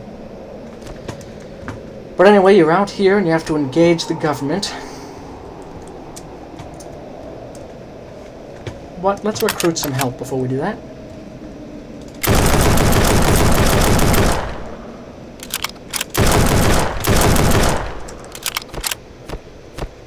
Yeah, I'm glad you like this level. I like it too.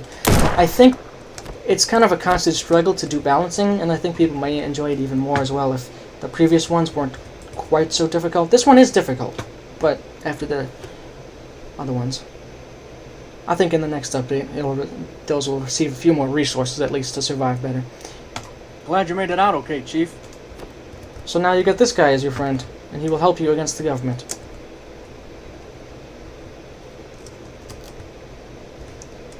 So there's two ways to approach the guys on this side. You can go through the middle or go up on the side and flank.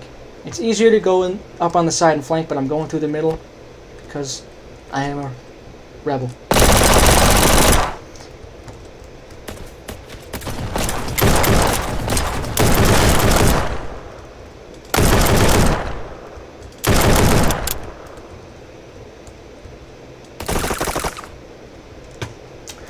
I did specifically script the way the government interacts in most of their battles as well, including this one.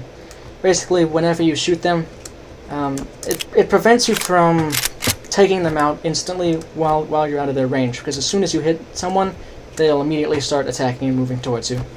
So,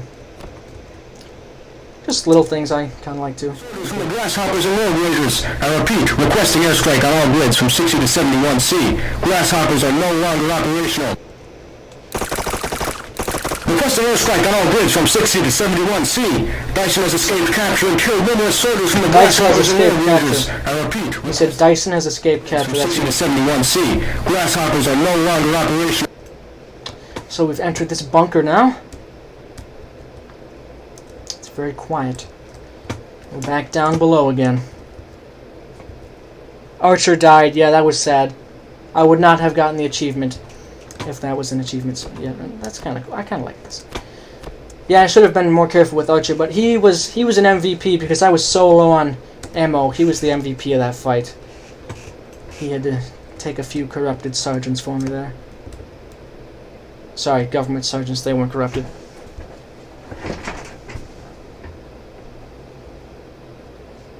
The outdoors areas are good because you can see the soldiers or who is coming from a far distance.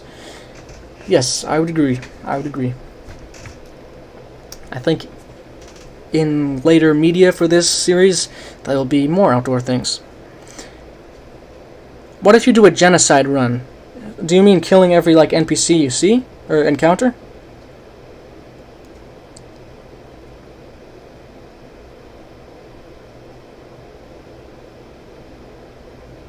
Yeah, that was very sad with Archer. I should have done better. He deserved better from me.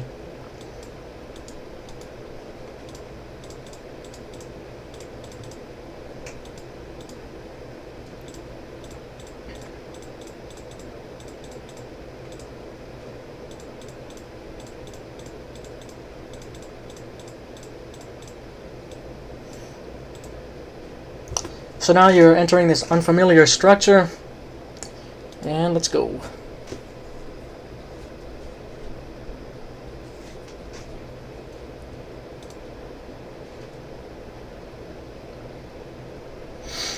Actually, while we're in Determination, because Determination is a fairly safe point, there are a few things I wanted to talk about the previous level. For one thing, it was quite difficult to build, because at the beginning there were those fences, and I had to do that first, up 50 or 20 units, 20 modular walls up, and then after I had created the frame of the fences, I had to put in the ground separately.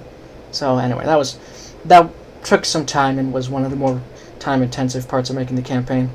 But also you might notice in Mobilization and in the upcoming level Security, there are full-length songs, which sound okay because they're not compressed, and at least not compressed too much. And you might be wondering how they're in there because of the 512 kilobyte, I think it's kilobyte, limit for the sound nodes. And the reason the way I was able to put them in was I split the songs into 1 minute long chunks and then had them play one after the other seamlessly. So you can do that if you want a full-length song playing in your maps.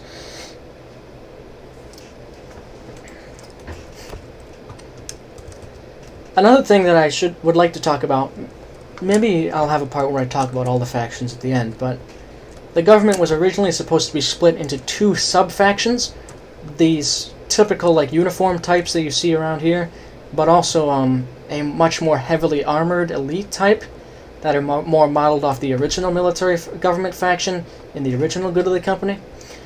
But I decided... Carl, is that you? How did you...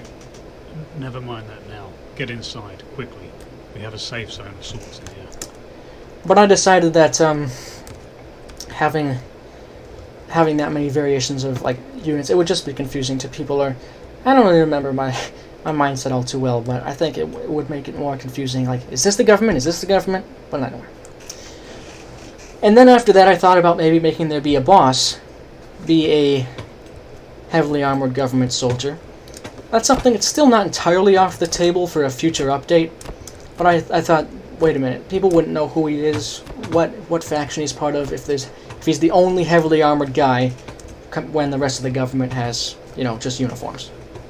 So there's some interesting kind of cut things. There was also supposed to be a sort of quote-unquote boss fight with a helicopter in that open area in Mobilization. You're supposed to come out of, there's a silo nearby, you're supposed to fly up out of there, but I don't think you can make a helicopter fly upwards, so that was scrapped, unfortunately. And yeah, so this is Mammoth, and he's going to tell us more about the about Noble Hart and the circumstances of this disaster. Okay, Franklin, lock the place down. Carl, do you have any idea of the great position we're in, both in the metaphorical and literal sense? As far as I've seen, we're dealing with an incursion from beyond our plane of existence. It seems that one powerful entity is spreading some kind of corruption throughout the building and its inhabitants. My theory is that this entity is trying to reshape our dimension into the likeness of its own. As for why, or indeed how, your guess is as good as mine. This safe zone won't hold forever, so we've got to be proactive. I've devised a plan to strike back at the entity, but you'll have to meet it on its own turf. Dr. Franklin has the details. Speak to him as soon as you're ready. Good luck. So now it throws you into a more open, kind of open world area, basically, where you can talk to everybody, do whatever you want. I did end up removing that HSG-12 because I didn't want somebody to take it by accident and then get shot by everyone and then feel bad. So you can still make them all aggressive by killing any of them, just so you know. But yeah, you can just interact with every person here. Boy, am I glad to see you. Some unique lines, like Henry's line. And over here you can see that Atanal's guys have taken prisoner some of Golgi's guys. Clearly there's been some fighting over this region.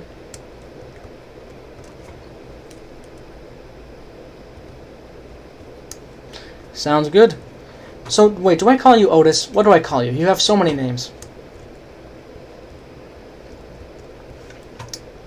No, I think you took the HSG-12 on purpose, but I think some players might have taken it by accident or taken it without expecting it would make them all aggressive. Why hasn't there been an evacuation? Sounds good. I'll just use Otis. Hey, Chief. So this place is just kind of a quiet, safe area where you can restock, resupply, talk to people. And I did mention that I was going to talk about how the audio and voice lines actually work. And I will do that after I talk to everybody. This is, like I said, this is Kate, was added in one of the latest updates. And can give you a future grenade launcher.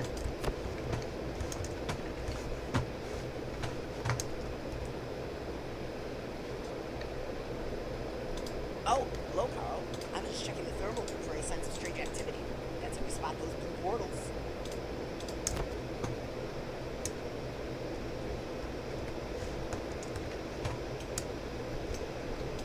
I'm going to stay.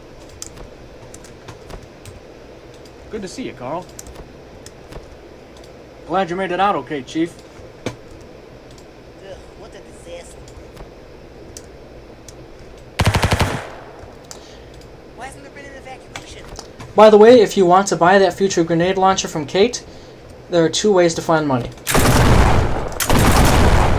There's one pile right here, in this room with a river, and another pile over there. It'll just be behind these out of order vending machines.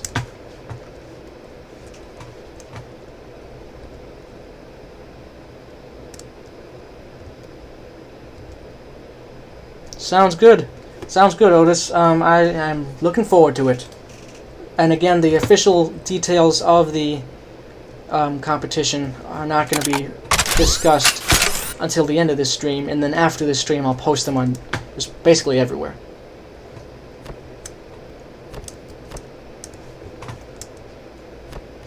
So I think we've talked to everybody, so now I'm going to mention how exactly the talking to people and the voice lines work in a technical sense. So basically there's an on-answer node, and that's why you have to click the F option before speaking to them, because once you click that, it'll start playing the dialogue for their first line, start playing the sound effect for their first line, and then it'll be all synced up.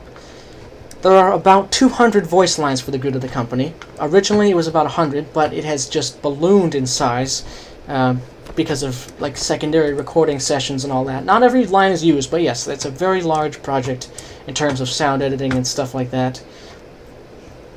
And I definitely really appreciate the people who did voice acting, because this would have been such a weird campaign if I was the only person with lines. Originally, you weren't even going to have to go into dialogue with the person to hear what they were going to say. there was a fairly complex script where if you were looking at the unit, like there was a raycast involved, if you were looking at a unit and you were close enough to them and you pressed F, they would just say the line, and then there would be info on the screen to subtitle it. But that ended up being just... I tried it on the level Commute, and it just broke everything, so I decided it would be much easier to do it this way, and it was.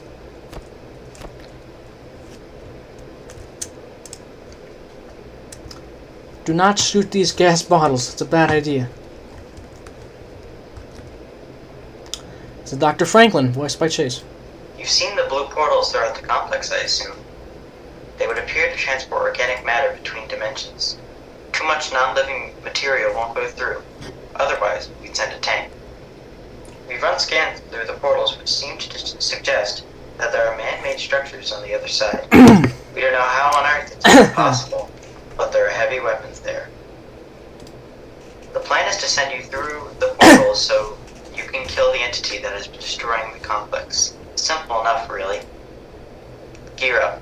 There's only one portal stable enough to get you to your destination, and it's a healthy walk from here. Godspeed. And now he's going to go over there and stand by the doors, and when I get close, he'll open them, and when I get too far away, he'll close them. And he gives me plenty of time to pick up my weapons, and this is, like, if you're making, like, custom builds, this is a great room for you, because you can completely rearrange your inventory. It's got an A12, an S4, pistols, G8, and a sniper. But you don't want to miss this part either, because when you click this button, your max health goes up to 375. Basically, that's just like an injection.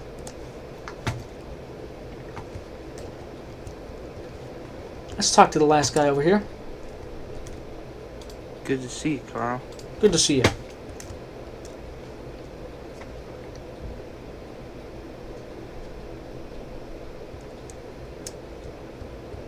Alright, I guess I'm on my way to now go and kill Noble Hart in the other dimension.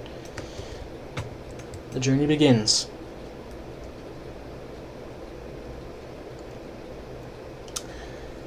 And I think it might have updated by now to include the new details and enemies in this level, so I'll just kind of get a bit geared up.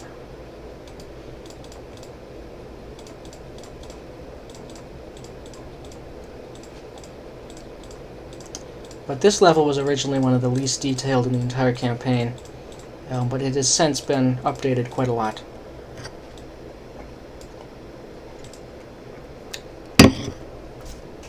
It also kind of builds up to the next level, which is a major boss fight. But it has some surprises of its own, and the ideas that I added lately to this level are going to be replicated more widely throughout the campaign, in place of some of the cheesier surprises.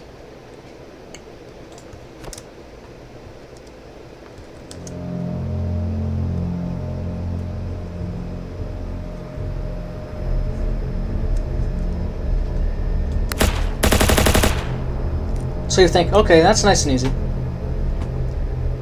Bow to Hart, we cannot compare. So clearly somebody's kind of gone mad as he's being corrupted. Again, more of Golgi's guys who have been corrupted. Oh, they drop down, and then they get up.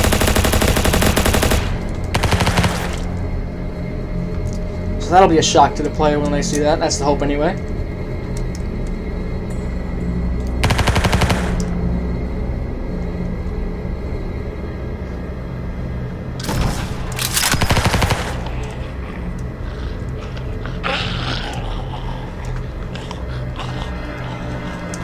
Out this door. Basically, this part's just to build up the atmosphere. It's not really a difficult maze, especially because the original maze in the original campaign was criticized for being too mazy. So this one is very simple, very directional, like linear, but it builds up the ambience.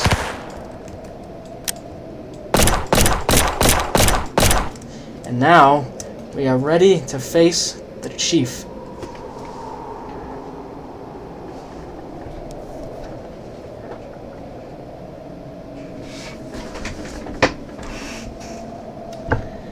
Confront Chief Andre Golgi. Defeat the chief and his association. Because if you remember, the association was the name of his conspiracy group.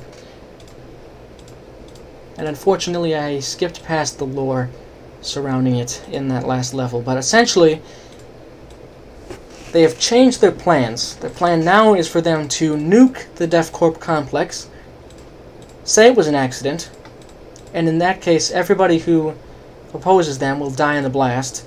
So all they need to do is, all they have to do is, it's just a matter of taking control of the company from the DevCorp board, basically. And then I do that. By the way, just a quick thing, the boss fight called the Avatars of Hart will be significantly updated in the next update to make it more epic for being a final boss. Okay, I think we're all set up here. What do I have? Yeah, I need that ammo kit. I definitely need an ammo kit. And let's go. Ready to see? This is how I fight. This is how I beat Golgi. After this, I'm going to go into great detail about how I actually created this boss fight, because it was a huge effort.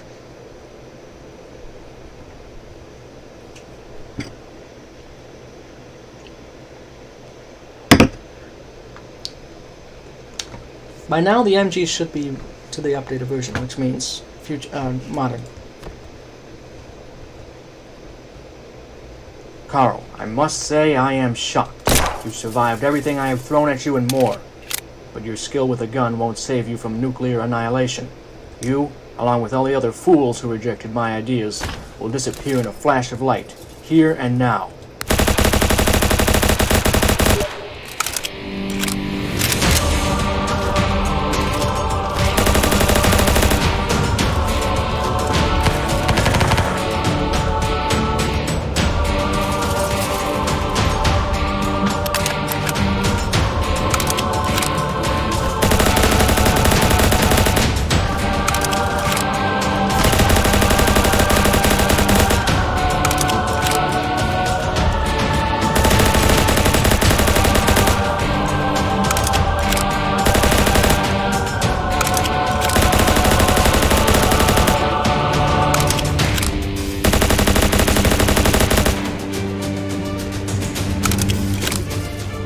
If you could keep him on this phase, he's a lot easier to run around and dodge.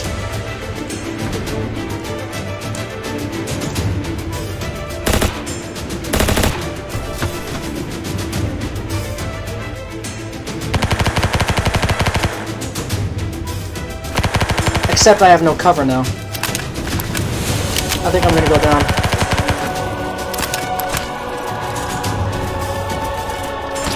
Yeah, I got close that time.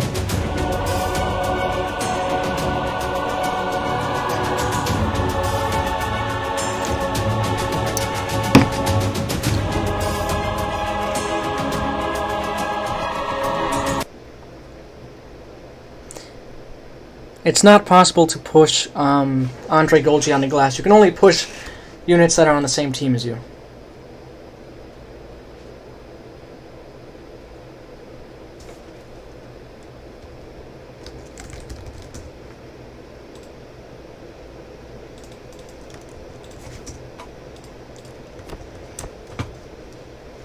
Alright, no more messing around. I must say I am shocked.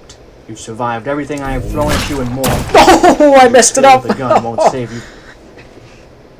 What's your theory? He does have melee, it's just the default melee.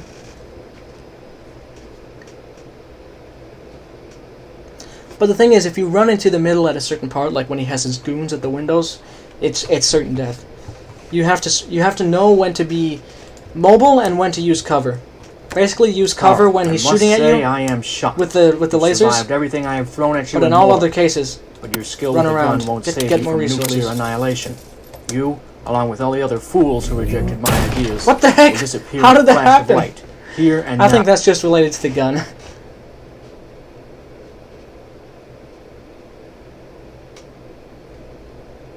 Skill with the gun would save you.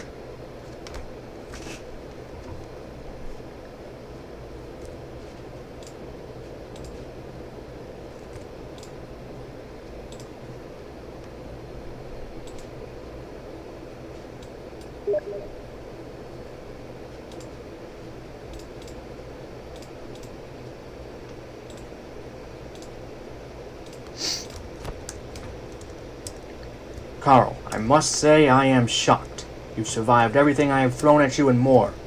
But your skill with a gun won't save you from nuclear annihilation. You, along with all the other fools who rejected my ideas, will disappear in a flash of light, here and now. I guess my advice for this fight boils down to one thing, is that when he's shooting at you with lasers, take cover.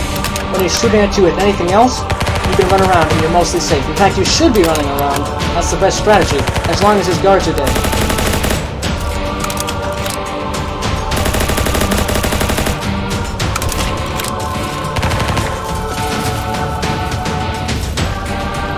Oh, he's shooting at me with them. Okay, go down.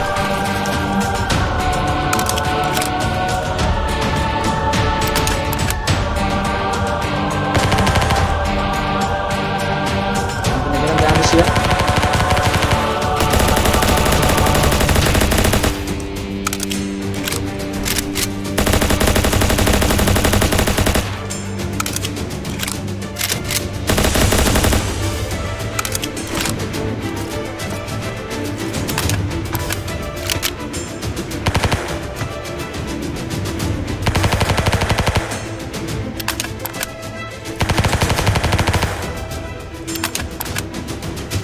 Doho!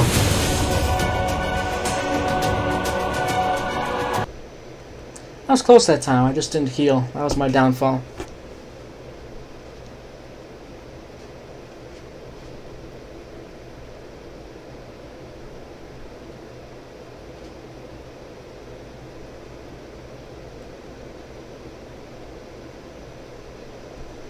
Well, the song isn't lined up with any particular event. You can complete the boss quickly, but if you complete it too quickly, it'll bug out. You can complete the boss slowly, but be careful because he has a nuke that can go off. I must say I am shocked. You survived everything I have thrown at you and more. That is powerful. But your skill with a gun won't save you from nuclear annihilation. It just goes right through. Along with all the other fools who rejected my ideas, will disappear in a flash of light. Okay, so the explosive stuff is not so great against him.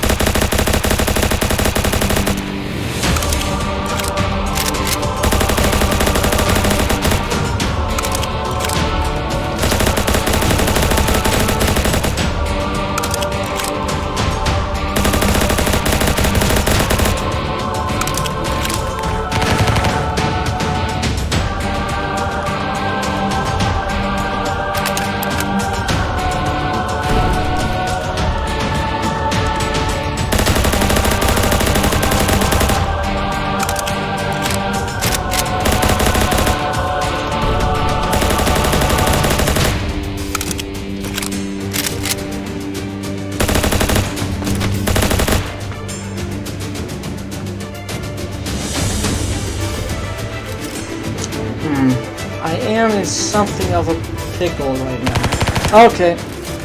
Yeah, I don't have any more healing items. So I messed that up, because there are healing items, and you can easily get to them. But what I did is I ran around too much while he was shooting the explosives. And he shot them and they despawned.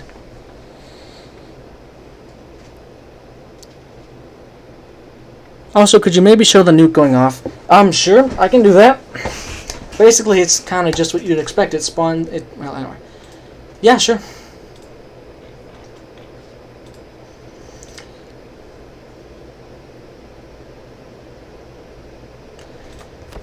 The nuke can still go off after you beat him, so be careful about that. I must say I am shocked.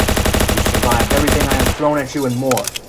But your skill with a gun won't save you from nuclear annihilation. You, along with all the other fools who rejected my ideas, will disappear in a flash of light, here and now. This is about as fast as you can complete the boss without it bugging out. You have to make sure if you get him too low, like shoot him one more time so it registers like the change of phase.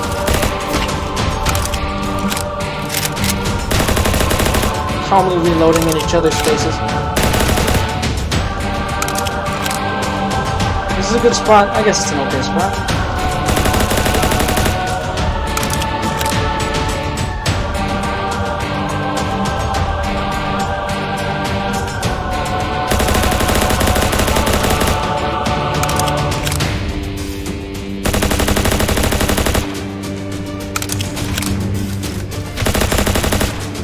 No, I ran out of cover. I am just not doing it well.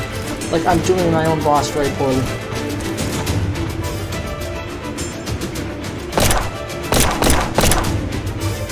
Thing is, I am able to beat it. I think it's possible that I'm distracting myself a little bit, but it's okay.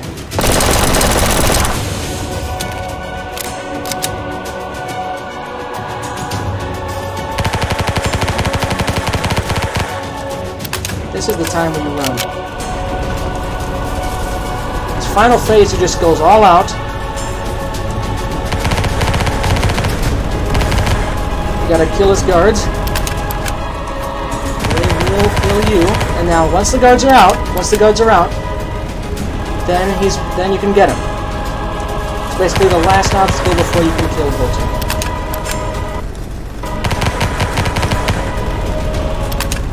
You can make it even easier for yourself by running up over him, like running to him, and then he'll explode himself.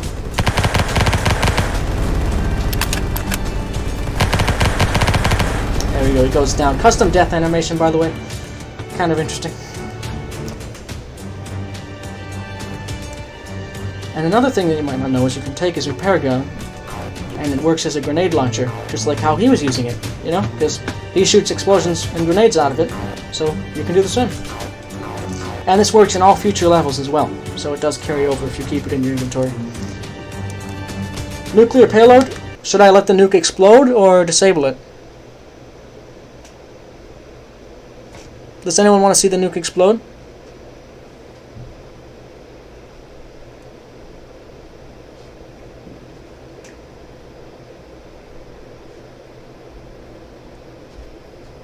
I'm not sure I'm going to be able to do the boss again after a few tries. It does kill you, yes it does. I think what I could do is just load up the individual map and show you what happens when the nuke goes off. But for now, complete this. Does that sound good? I think I'm going to do that. It is disabled.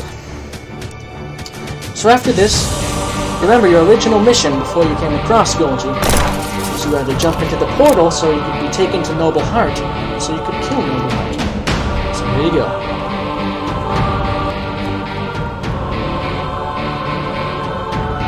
So that is the Andre Golgi boss fight, and I'm sure people with different builds can do it better, can do it quicker, or do it longer and do it worse. I mean, it all just depends.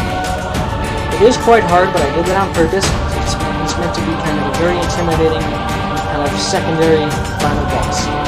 Though he is more... In the current state of the game, he is more dangerous than the final boss. But like I said, the final boss is going to be updated fairly significantly. I'm taking the repair gun because it has infinite shots. And, you know, mini explosions are helpful.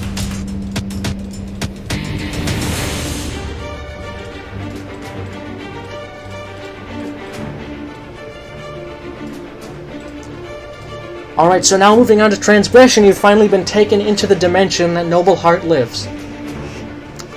And I decided, by the way, that I did say that I was going to talk a lot about how the Golgi boss fight was made, but I have something even better. At the end, I'll just open up a few individual levels and just show you the behind the scenes.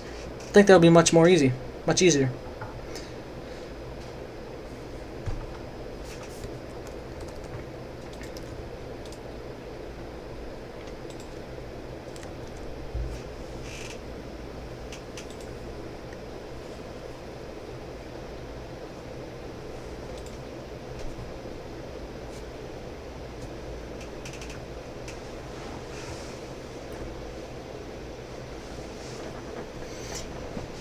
So I do kind of like this level because, again, it's more of a departure and more of an open-ended kind of thing.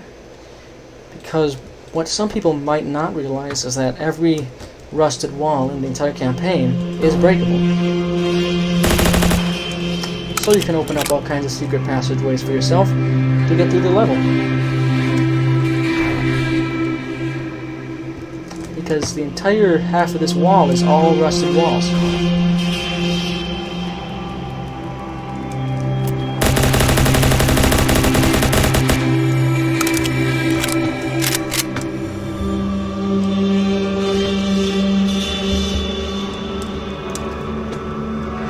So So I do like this way as well because I like seeing different people play it because they take different paths through. But basically you're going to want to find a key to some double doors which will allow you to proceed to the final section of this map and basically to the end of the campaign. And if you don't get the lore of this place, basically it's called the Derelict Research Site because it is a research site that was located in Australia that was pulled into this dimension by Noble Hart. And they decided, and DEFCorp decided to send, more specifically Golgi decided to send people here to investigate Noble Hart for him. Because if you remember, they were planning this attack the whole time. They were planning some kind of attack the whole time. And again, trying to explain it just all at once in this rush of words out loud probably isn't the best way to experience the lore and story. It is all explained to you in environmental storytelling in the campaign, like in lore, dialogue, papers, it's stuff like that. It is all there. So I'm going to assume that you mostly know the story, but I'm just kind of adding to the story with my kind of unique position of insight.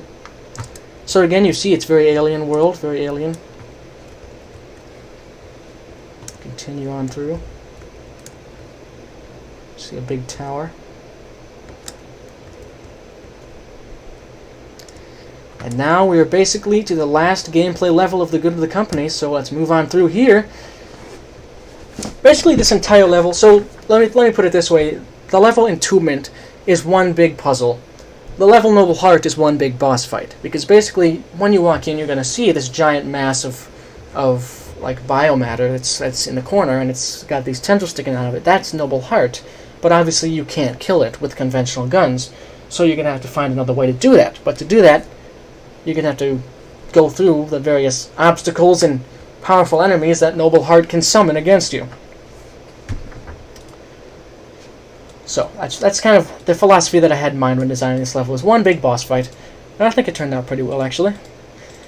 But I haven't heard much detailed feedback about this level. I know people like it, and I know people like some parts of it better than others, but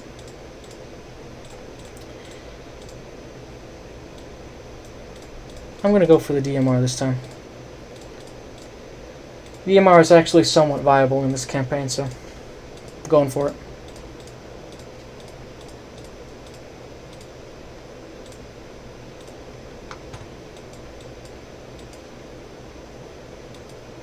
Future grenade launcher. Oh no, I need something with more ammo. Let's go with the repair gun. Repair gun has infinite ammo, so it's the best choice.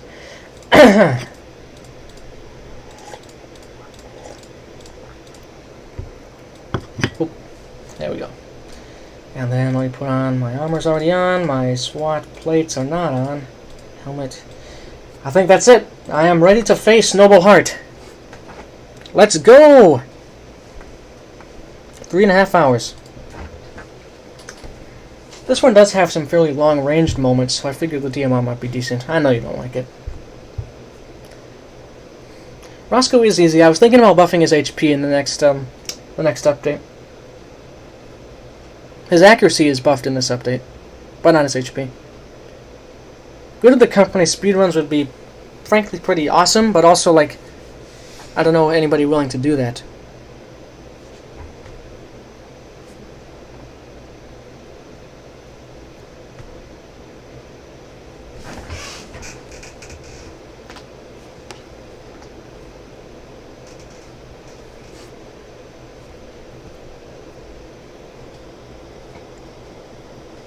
Frostfire, you're going to do a speedrun?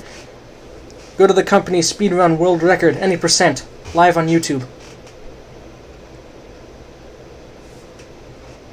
You know, there are ways, like you could skip the training course, take that side route in Contingency. There are ways you could speedrun it.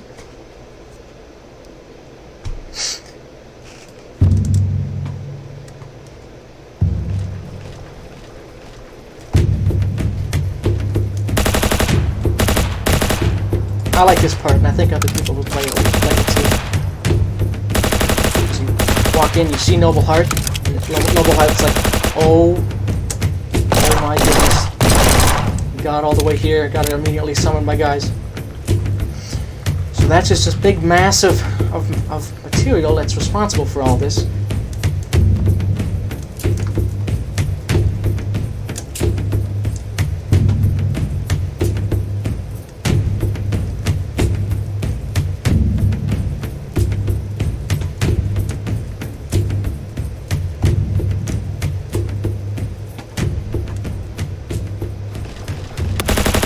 The only one that's really a threat in that room is that guy with the gun, so...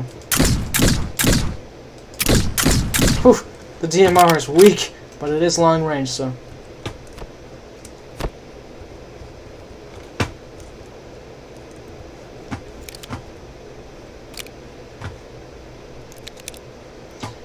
I think I might as well use this medkit because there's a medical crate across the bridge and I want full health to fight Roscoe.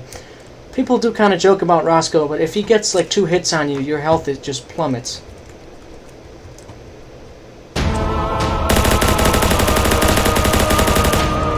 So I'd like to give a lore explanation for this bug because I'm not sure if I'm going to be able to fix it. This bug where he doesn't take damage until you hit him for a few times. If you solidly pump rounds into him, he'll start taking damage. I'm just going to say it's because of this heavy armor he wears. It honestly kind of makes sense. He's the only corrupted who wears this armor. So, there's that.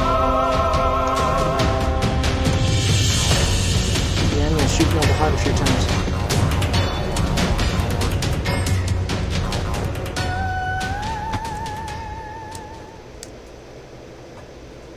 And now this part's also sort of drawn from the original Good of the Company campaign as well.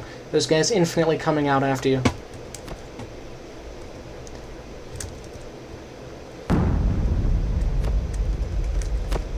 You can it's a speedrun strategy. You can jump on the debris to skip the tunnel down there and you can just go right through. Yeah, these guys you just want to run right past. They spawn infinitely. Trying to fight them is a very poor idea. Big Ross, yeah, Roscoe is like the comic relief. He's supposed to be scary, but...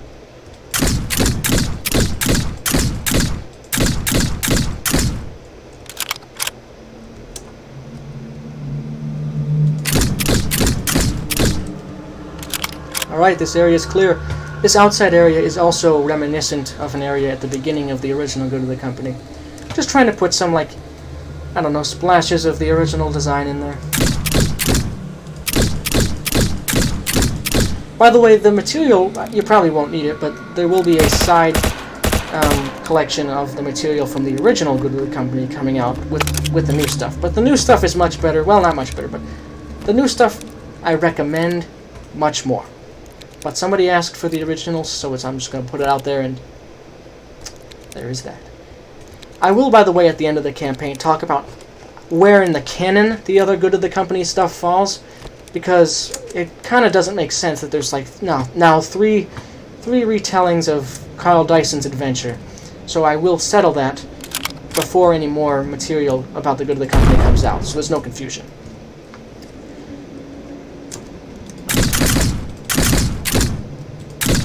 Hello, Eagle. I'm near the final boss now. Sorry you kind of missed a lot of the stream, but I'm sure you'll be able to go back and see it. Coming up on the Avatars of Hart, which is the last-ditch effort of Noble Hart to defeat you. And I think in the next update they are going to be... this encounter will be buffed, so they are more dangerous. But also the sort of mindset behind it was that Noble Hart's just scrambling for corrupted soldiers to send after you. Like, this guy is dead, and he also sends, like, fairly weak corrupted after you as well near the end of the fight. So, it's meant to feel like you're genuinely getting the upper hand against Noble Hart, but I can understand that you'd want more of a challenge for the final boss, so I will add one more phase that is definitely more difficult. Anyway, here we go. Last room. Let's fight this guy.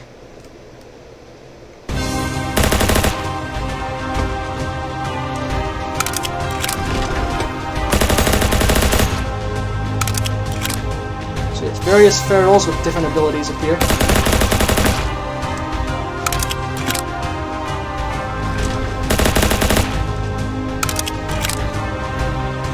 And then...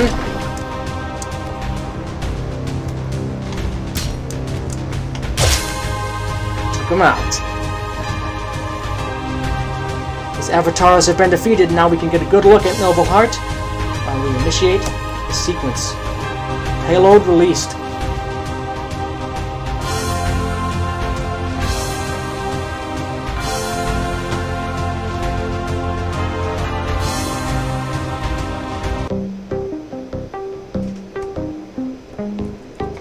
I really like this credit sequence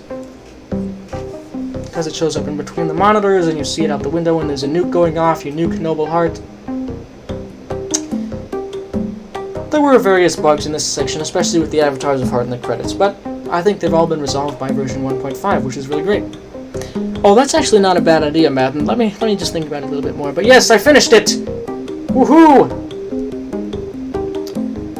We can see everybody who contributed, but the full credits will be available in the secret room, which will be the next level. But this is the last gameplay level. And yes, thank you for playing myself, but also thank you everybody for playing it yourselves and also watching this campaign. I just want to take a moment to say that because I put a huge amount of effort into this campaign and you're playing it and supporting it. I really appreciate it. You don't really need anything for the secret room, so we're gonna go just the standard kind of civilian gear. That's what I think we'll do. Thanks for playing. This is the secret room with developer information and some other cool things. Leave your feedback in the comment section and consider following my Steam workshop for updates on future projects. Also, in this room, I'll talk about everything that I forgot to talk about during the campaign and other subjects that I saved for last. So the screen is probably actually not too close to being done. There's still a decent amount of subjects I want to cover. It is sad that it's over. I agree. It is sad, but yeah, smile that it happened.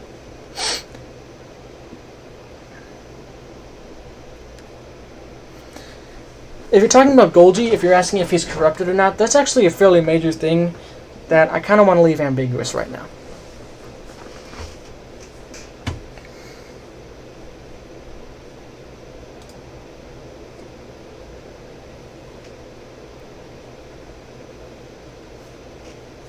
But anyway, now you can see my cool secret room, which has, like, jokes and stuff, because after 21 levels of very serious, well, not very serious, there is some lighthearted stuff, but after some, I don't know, more, like, full-blown, you know, so serious, I mean, it's a campaign, and after this, I just felt you can kind of kick back and enjoy the secret room. So this part is also drawn from the original campaign. You can see the corrupted here fighting against government troops. The government stays back, though, until midway through the fight. Yeah, there we go, they advance. But then the corrupted with guns come out. You also see the cut. These are those elite government troops I was telling you about earlier that were going to appear, but they were cut. So that's interesting. And you can also see a close-up look of corrupted that are trying to kill you. There's some imps, corrupted government, corrupted ERF, all kinds of things. And the fight is scripted so that the corrupted do end up winning. Roscoe campaign win. Maybe one of the 5-level campaigns can be talk about it. I agree. With regards to the Goldie thing, I agree. We need someone to make their good of the company spin-off. Yes, they are fire support officers. Thank you, Eagle. He is a true fan. The fire support officers are the really armored guys with the fast-firing stuff in the original campaign. And like I said earlier, they were trying to bring them in, but decided that they would be out of place. You can see the sky through here, and there are 3 main sections. Currently, the behind-the-scenes museum is unavailable because I'm waiting until basically the campaign is fully stable. And if you want to be played through it, you know that it's almost entirely stable, but there are just a few more bugs that I need to work out. And after that, it'll be completely done for distributing the assets so that people can make their spin-offs and expansions and stuff. And at that point, there will also be the behind-the-scenes museum. So first I'll go through the developers and contributors and talk more about what everybody did. Me, you kind of know what I did. Basically, I would say, at this point, probably like, from April to now, I've been working on this campaign, building the levels and scripts and collecting voice and stuff. So I would say out of everybody here, I did the most. But the thing is, that doesn't matter when everybody else, if I didn't have them, this campaign would be non-functional. It would fall apart. So we'll look at the different people and what they did. Adventure Gamer voiced Chief Golgi, but the thing is, when the campaign originally came out, not all his lines were recorded, so I had to do them myself, and they're still in there. They're going to be replaced in the next update with his lines, which have been recorded.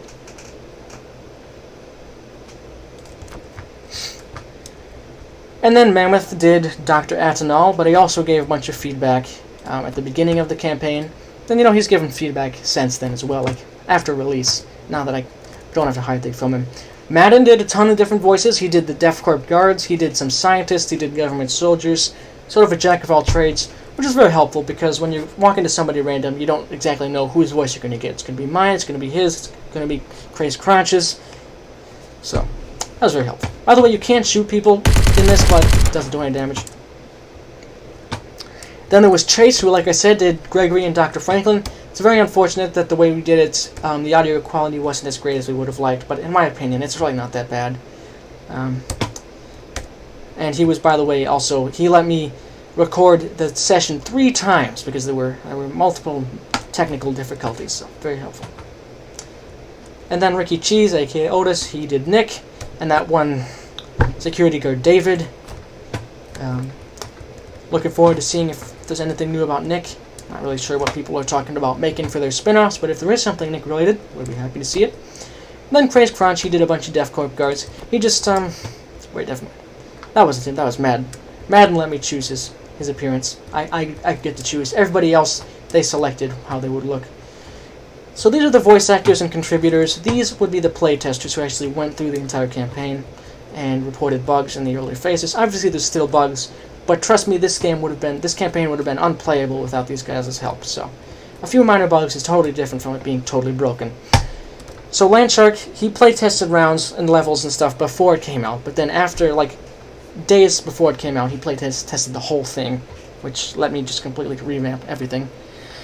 And yeah, you were talking about earlier, yes, Mammoth is making a Good of the Company spin-off campaign, which is going to be awesome. I'm really looking forward to it. I think it involves a security officer. And then Longan, he playtested the second most levels after Landshark, because obviously Landshark was the only person that playtested the whole thing, because everybody else, I didn't want to keep it sort of compartmentalized. But Logan did a bunch of bug finding and playtesting for various levels. Very helpful. And then Flecky just did it for 1 level, I believe. Oh, 2 levels. However, after that I got kind of scared because he was joking with me and I couldn't tell whether his feedback was serious or a joke. So I got too scared of him and stopped asking him to playtest. By the way, what I just said was partly serious and partly a joke. It's totally fine. I know that he would help if I asked him. I just didn't need feedback in some cases. And then there is some special thanks. There's only 2 people here, but they definitely gave the most help to me during this process. Noida Wizard just helped me with a lot of roadblocks I had with the scripting. A lot of the scripts, especially towards from the beginning to like the middle end, were pretty much all me. But then when I went back and added to the scripts and stuff, and I wanted them to do more things, for instance, that was definitely, I had his help. I think he also helped with he definitely did provide help with the Golgi boss fight, which is the biggest script in the game. And then Jay and I, not only did he make Ancient Warfare 3, I should have mentioned this in the secret room, but not only did he make the engine for this campaign, but also there were cases when everybody who normally helps with scripting was offline, so I actually went to him for help with scripts, and he did help me with various problems I had regarding the scripts. So he was actually, has sort of a hand in this, which is very nice. You know what, Otis, go ahead with the Corrupted campaign, because the Nick one could become an official thing by me. So go ahead with the Corrupted one. Anyway, these are all the people that helped in various ways. Geometry, he helped me with scripting. Isaac Buddy, I wanted to just give a shout out to, because I used his what's it called? The train track prefabs I used several times in the campaign. And then J2 just helped with, I needed help picking some music for the Howard boss fight. Helped with that. Smalander I wanted to give a shout out to because I played his Half-Life map and there were some ideas in it that inspired me. For instance, the soldier getting up to attack, as well as the actual animation I used from that map as well. Meko, he helped me mostly just in deciding like what I should do with promotional stuff. Like I sometimes was unsure whether a announcement was going to sound like pretentious or something, so I sent it to him when I needed some feedback, and he gave it to me. Then Dancing NG, I just wanted to give another shout out to because he made the Hazard Total Corp campaign, which was, I think he said it was inspired by the original Good of the Company, which in turn then inspired me for a few things for this campaign. So I just wanted to kind of circle back and say thanks to him. And then for Sranch, I should remember why I credited him. I think it has to do with some of the things with passives, but I'm not sure. Don't quote me on that. He definitely did do something that later inspired me. Full music credits are right here, mostly by Kevin MacLeod, but there is one song by Eric Matyas.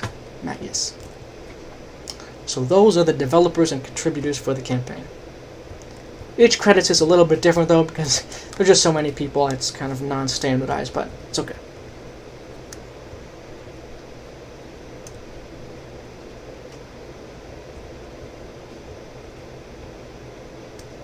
A campaign from the perspective of a Golgi conspirator would be cool, said Madden. I don't know, don't quote me on this, but if you look at the video Mammoth posted in the JNI Games Discord of his Good of the Company campaign, you're going up to talk to Golgi, and it seems like you're kind of working for him, so I'm not sure, but it could be something like that. Maybe you stay with him, maybe you betray him, I don't know. But anyway, those were the developers, and now this is the expansions, mod support, and I use mod sort of in quotes, and then possible sequel. It won't be called, don't put Blue Shift on there, come on guys, you're better than that. Okay, so I'll go to mods first. Basically what that is, if you want to make any sort of unique, like, campaign separately, this is basically what I'm talking about when I'm talking about those spin-off campaigns. I'm going to post all the material needed, like maps, units, scripts, everything you're going to need to create your spin-off expansion of the Good of the Company will be posted on my Steam page. Tomorrow, actually. So be sure to look for that. I'll also post it in the Discord. And like this says, I'm 100% supporter of any custom maps and campaigns in the Good of the Company universe. I think it would be really awesome to have more people contribute to this shared world. It's been a sort of lore that's existed since 2019, so I think, I don't know, it has sort of a history to it that I would enjoy fleshing out and making it more of a community project. And it just talks about some of the people that inspired me to make the content available, which will happen tomorrow. Ravmar314, who created Good of the Company spinoff, based on a Mammoth map, and then Mammoth himself, who made WASD, and then Dancing NG, who created Hazard Total Corp. I enjoy playing them all, so it made me want to support anything like that in the future. Then this is going to talk about the official expansions, which will be coming somewhat soon. I'm going to talk about that later.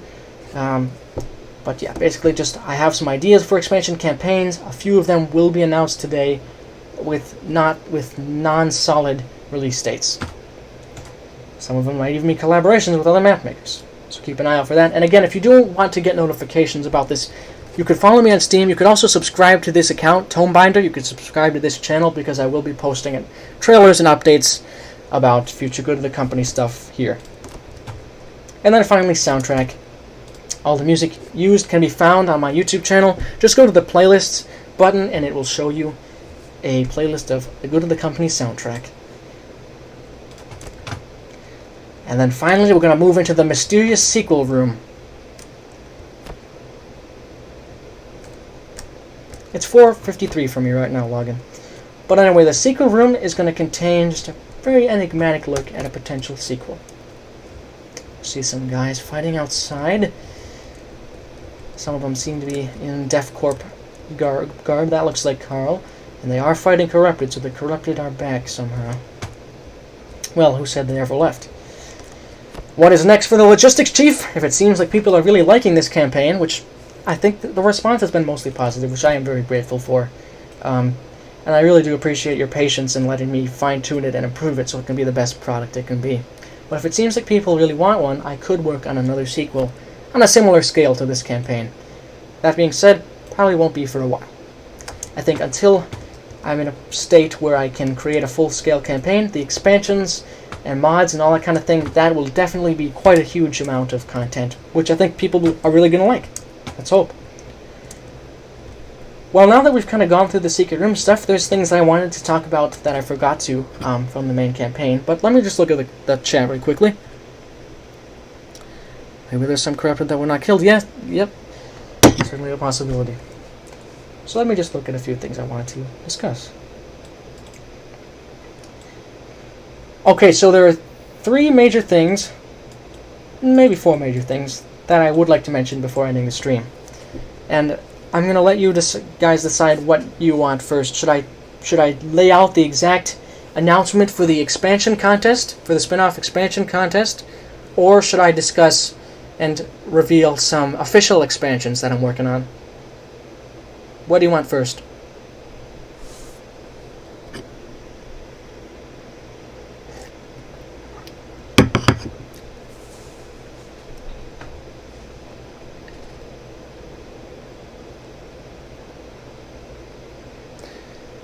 Nice, Nick campaign ideas. Okay, contest. Okay, Chase says contest, and then Otis says official stuff. I mean, I guess it's not really that big of a deal, but yeah, contest. Sure, let's do it. So, like I said earlier, there's going to be a sort of a contest, and there's not really a prize. The prize is that your expansion will become part of the DevCorp lore, and it'll be fully promoted by me and whatnot, but there's not really a prize. The prize is you get to be part of a community. And I wrote down a few parameters, and I will 100% support anybody who needs help or advice or materials. But here are the guidelines. The campaign should have about 5 levels. It's okay if you go over or under that, but roughly 5 I think would be a good length. And then it's recommended to take place before or shortly after the DevCorp event, aka the events of this campaign.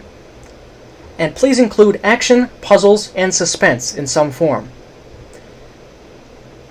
And one more thing, it's recommended to use the existing lore, though you can add on if you want.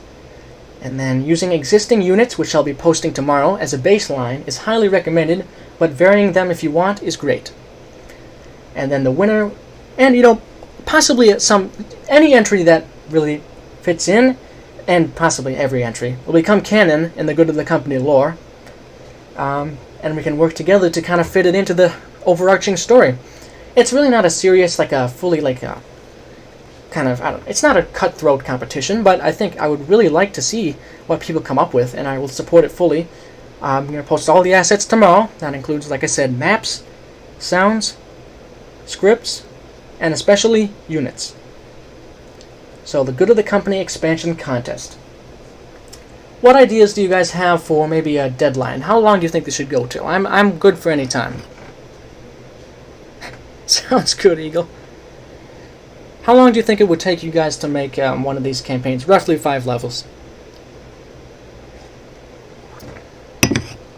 And that includes, my time to brainstorm and think it over, maybe a bit of playtesting. 1.5 months to a month.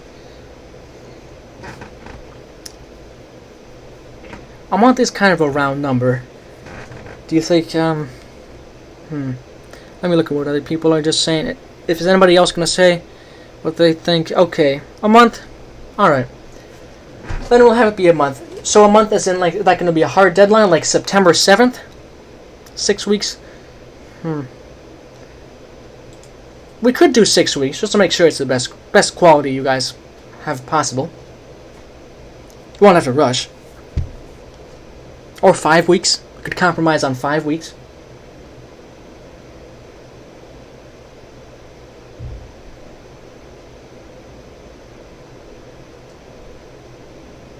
That gives you maybe like a week to plan it all out. 3 weeks to put it together, and 1 week to playtest.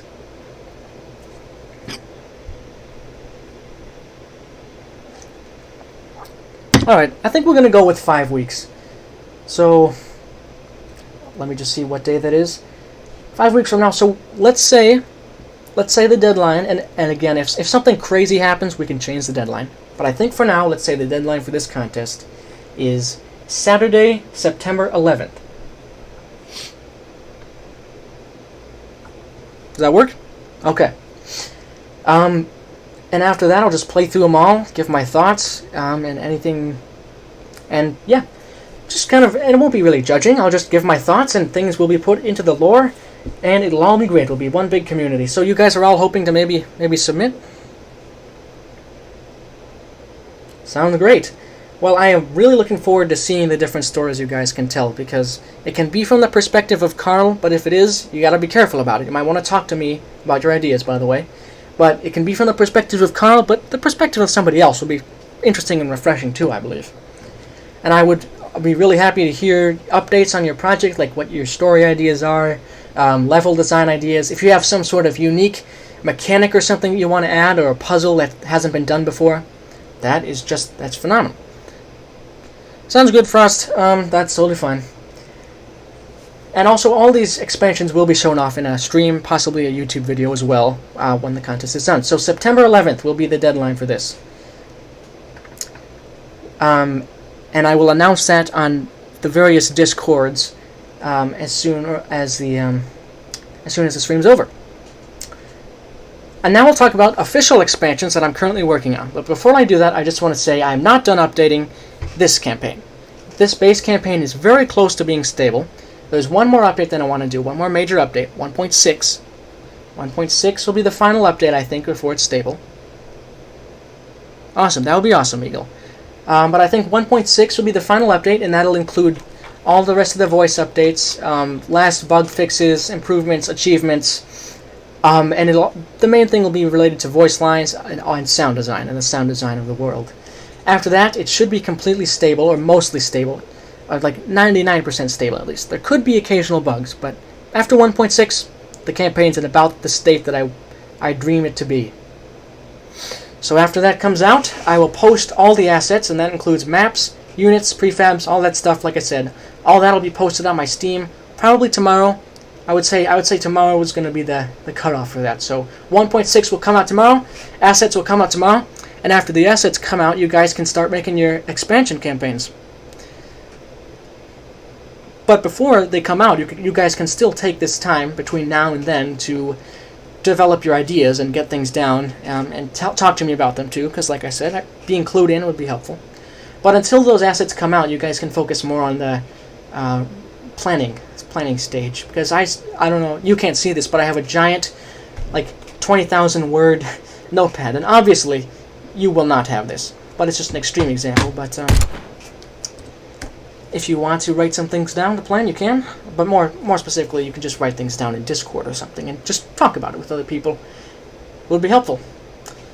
But anyway, now that I've talked about what's going to happen next with this campaign, what's going to happen with the contest, there are a few expansions that I have currently in active development. They're going to serve as the official sequels, as like official sequels / official expansions, and they'll exist alongside the ones you make. These, and the two are Go to the Company Paradigm Shift, the journey of a lone scientist to escape the fallout of the DEFCORP event. His journey will take him to strange places. That's all I'm going to say for now. These things are both still in early development, but they are being worked on. The other one is Good of the Company Co-op. Play the campaign with a companion. It can be a choice of either one of many in-universe characters, like various chiefs, guards, etc., or an online player, like it's designed to act and talk like a person you'd actually be playing online with. Like, let's say, Sven Co-op for Half-Life. It'll be designed to be an online person. And these online people will have distinct personalities. So if you want to play Good of the Company with a sort of a new twist, or if you just find it too hard in the current state, that will be for you. And Paradigm Shift, obviously, is a story expansion. A server for Good of the Company? Sure, that would be great. And I can post updates on the various things too there, so maybe after the stream I'll do that. That'd sound good to me. But if you guys caught all that, those are going to be the two main expansions, I think. Paradigm Shift and Co-op. More potentially down the line, but those are what I have in development right now. Can you get a quick picture of Golgia's face? Well, yeah, but first I have to leave this map first. I'm not quite done talking. Then I'm going to open up individual maps and stuff, entering the final phases of the stream here.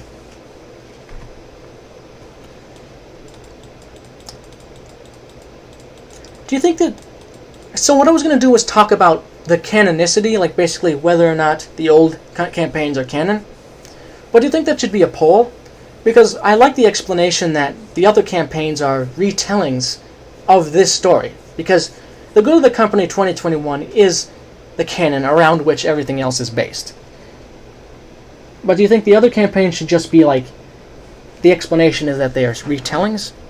Or should it be that the specific details, like character names, units, those are canon, but the broad events, like what Carl does in the old campaigns, those aren't canon.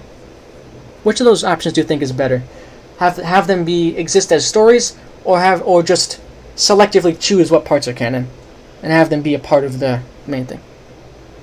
Alright, Logan, we're very close to done here, and this is honestly kind of a semantic thing. Thanks for stopping in, Logan. This is a long stream, and I'm really glad that you heard all this commentary. Oh, the campaign should be retellings? Alright, we're going to go with retellings in that case. Retellings it is. Alright. I'm glad we got that out of the way. And sort of related to that, there is a wiki for the Good of the Company that came out. It's the Good of the Company wiki. And you can find it by going to tgotc.fandom.com. And I'll post that everywhere too.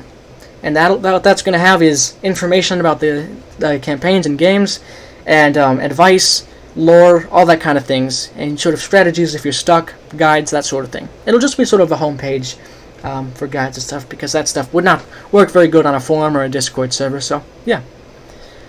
Yep, we're going with retellings, I think, and that'll be put in the wiki as well.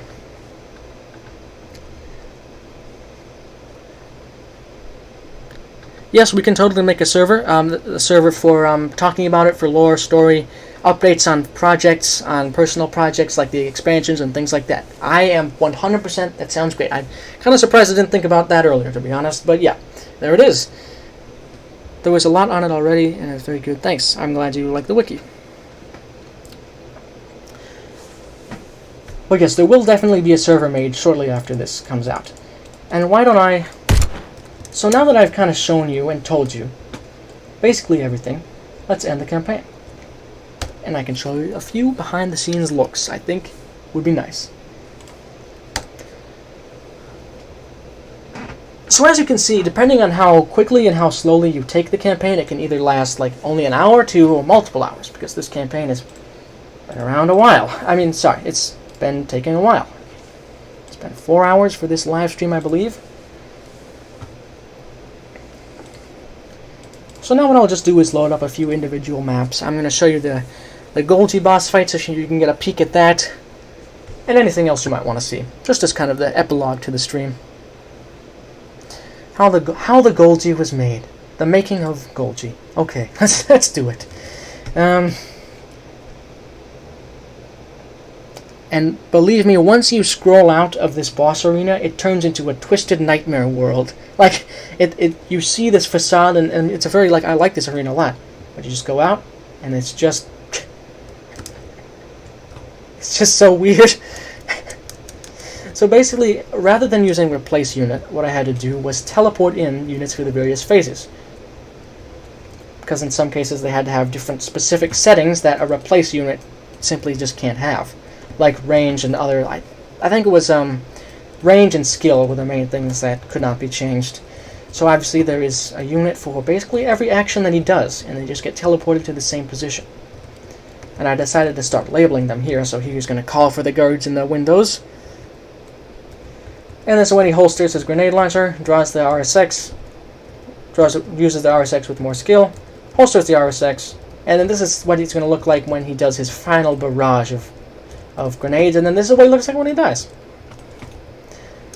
Throughout the campaign, by the way, one of the things that I did, one of the sort of tactics that I used in order to properly program things is, because global variables didn't exist, and for most of the creation of the Good of the Company, what I had to end up doing was using a unit's health as a global variable. So, for instance, in one scripting object, I could have it check the health of a unit, and if it's 100, then it won't do something. But if it's 99, it'll do something, and that's helpful because it carries over, because that health can be acquired and determined by any script, so it doesn't have to be a global variable. So that's basically what this is. Essentially, these units are all kind of dummy units that when they take damage, it'll trigger something, and then when that thing's triggered, it'll kill one, and then when that one dies, and it just keeps going. So these guys are just dummy units. They're meant to die. And if you would like to see the sheer kind of size of the script that went into the Golgi boss fight, take a look. Goes all the way from here. I can't zoom out anymore, but it goes all the way from here to there.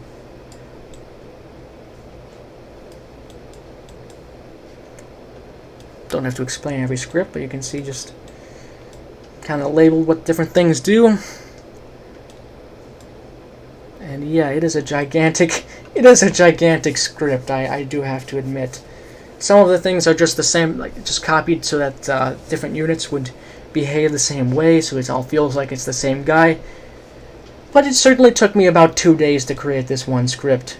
And the script where Golgi's guys betray you in personnel took me about half a day. And then the script in proposition, where he's talking to you, that level where Golgi speaks to you, that one took me 1.5 days to complete. Some of these scripts are just very meticulous. You gotta take your time. You gotta sit down, be like, turn off the music, gotta focus.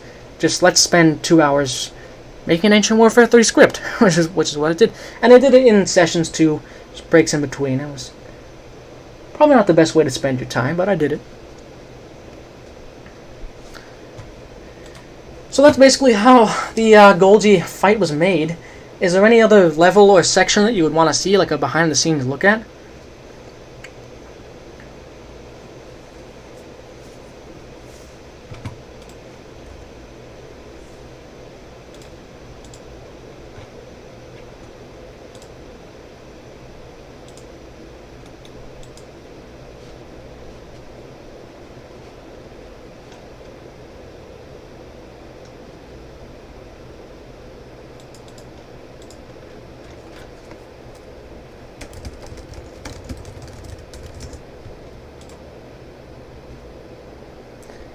Oh, the nuke. Okay, sure. I'll just play this level then, and then just, I guess, wait. Just, sit still and wait. And while we're waiting for the nuke to go off, because it has a 2-minute timer, let me see if there's anything else I wanted to bring up as part of the creator commentary.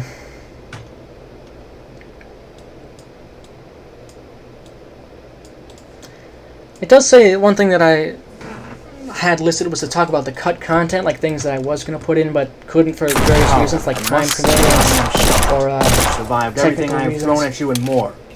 But your skill with a gun won't save you from nuclear might as well do that now. I'm just going to sit here at the wall and let the timer tick down, I think. As long as he doesn't move to the next phase, here and now. I'm safe right here.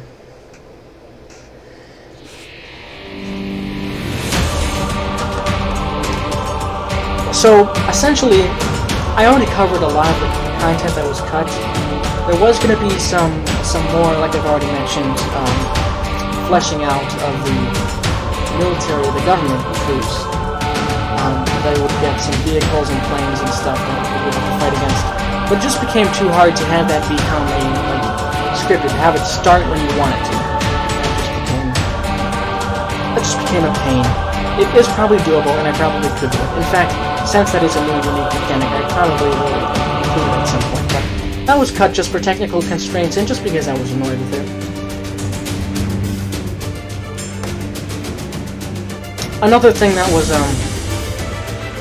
cut for time was a boss fight that was with a corrupted. So normally, in the current boss fights in the campaign, I've already mentioned that there's Howard, there is Golgi, there is Roscoe, and there's Avatars of Hart.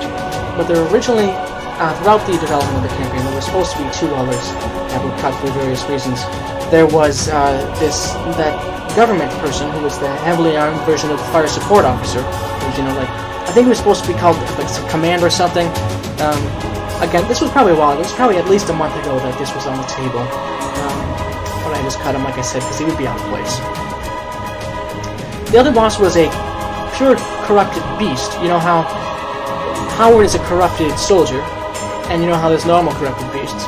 Well, there would have been a corrupted beast on steroids. Basically, it would have been extremely fast-moving with custom movement animations and attacks, and very ambitious idea, and it would have been called like the Aberration. And basically it would appear you would be teleported away near the specimen in the level origin. You'd be teleported away by Noble Hart because you were getting too close for comfort to the specimen. So you'd be teleported to fight the Aberration. So that'll be very melee focused, and if you were to keep away, I think you probably would have been fine, but I think actually it would have, if I remember right, it would have jumped from across the arena to different parts, so you'd be forced to move at various points, but you would be trying to keep your distance and struggling. Let me see how far. Okay, the nuke is almost off, so let's wait for the nuke to go off. Basically, you can be interested in the news of two bosses that were cut. And potentially, one or both of those bosses might appear later, and that's the nuke. There it is.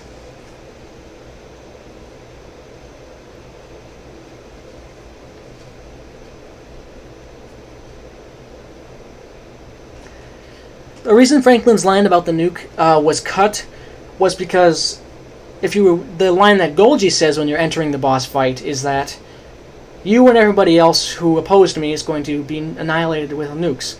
So basically his plan isn't actually to send the nuke through to the dimension anymore. His plan was to keep the nuke on the surface and have it explode the DevCorp complex. So there was no need to have him be scolded about that. Because his plan basically changed from, let's use Noble Hart as a cover to assassinate people. But his plan changed after things went wrong, and the plan became, let's just nuke the whole complex and blame it on Noble Hart. So that's why you fight him in this part. How to get music? He's making a campaign he needs music for. Do you mean this music, or just music in general? Basically just search Creative Commons 3.0 music and just credit it in your campaign. Otherwise Creative Commons 0 music doesn't need credits at all.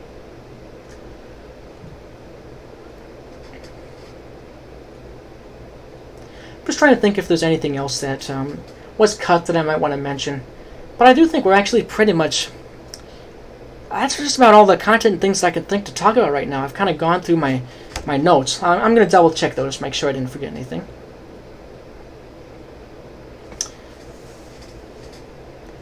I suppose there are a few things I might want to mention quickly, just miscellaneously. The sound design of the campaign is not the best, not as great as I think it could be. Not that it isn't good, but I just think it could become great. So in version 1.6, that final major update, I'm going to be adding multiple more music pieces, a lot more sound effects, ambience, things like that, to really make it feel like a living environment. And that'll be the main thing. Also with that update, like I said earlier, there will be randomization to the NPCs, so like hair, facial decoration, things like that.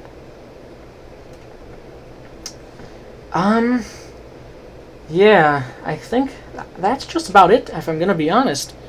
How do you get the music? Which music? Well, you can download it. Some places have music that you can download, and then after that, what I did is I put the music into Audacity, converted it to OGG, and then put it into an OGG compressor, and then put that in the game.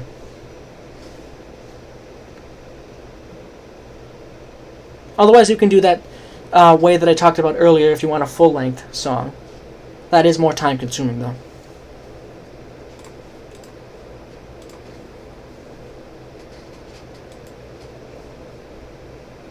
Does that answer your question, or? Okay, well, if you need more help, you can also just talk to me on various other platforms, not on the live chat. Yeah, I ended up using one of his pieces as well in this campaign after you brought it up in the JNI Games Discord, and people were talking about it. I ended up using one of Matt Yas used one of his music for the final boss area. I'm probably going to put a few more of his pieces in version 1.6, which, like I said, will be focused completely on sound design. Well, he just said, Mammoth just kind of told you a good place to get good music. Well, is there anything else that you want to see a behind-the-scenes look at? Do you guys have any more questions for me? Because I do have more time if there's anything you want me to answer. Any questions about the lore, any advice you need, any level information, questions about how I made something, that can be how we round off this campaign. Sorry, this stream.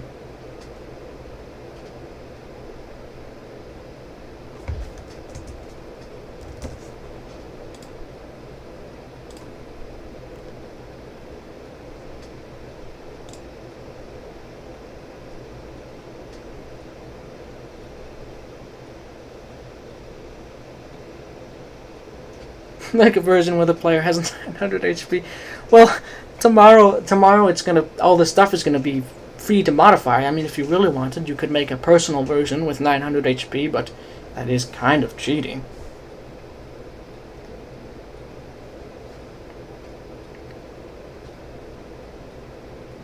Sure, I am more than willing to help with scripting. Basically, go to the company turned me from a scripting noob. You should have seen the first scripts on Commute, by the way.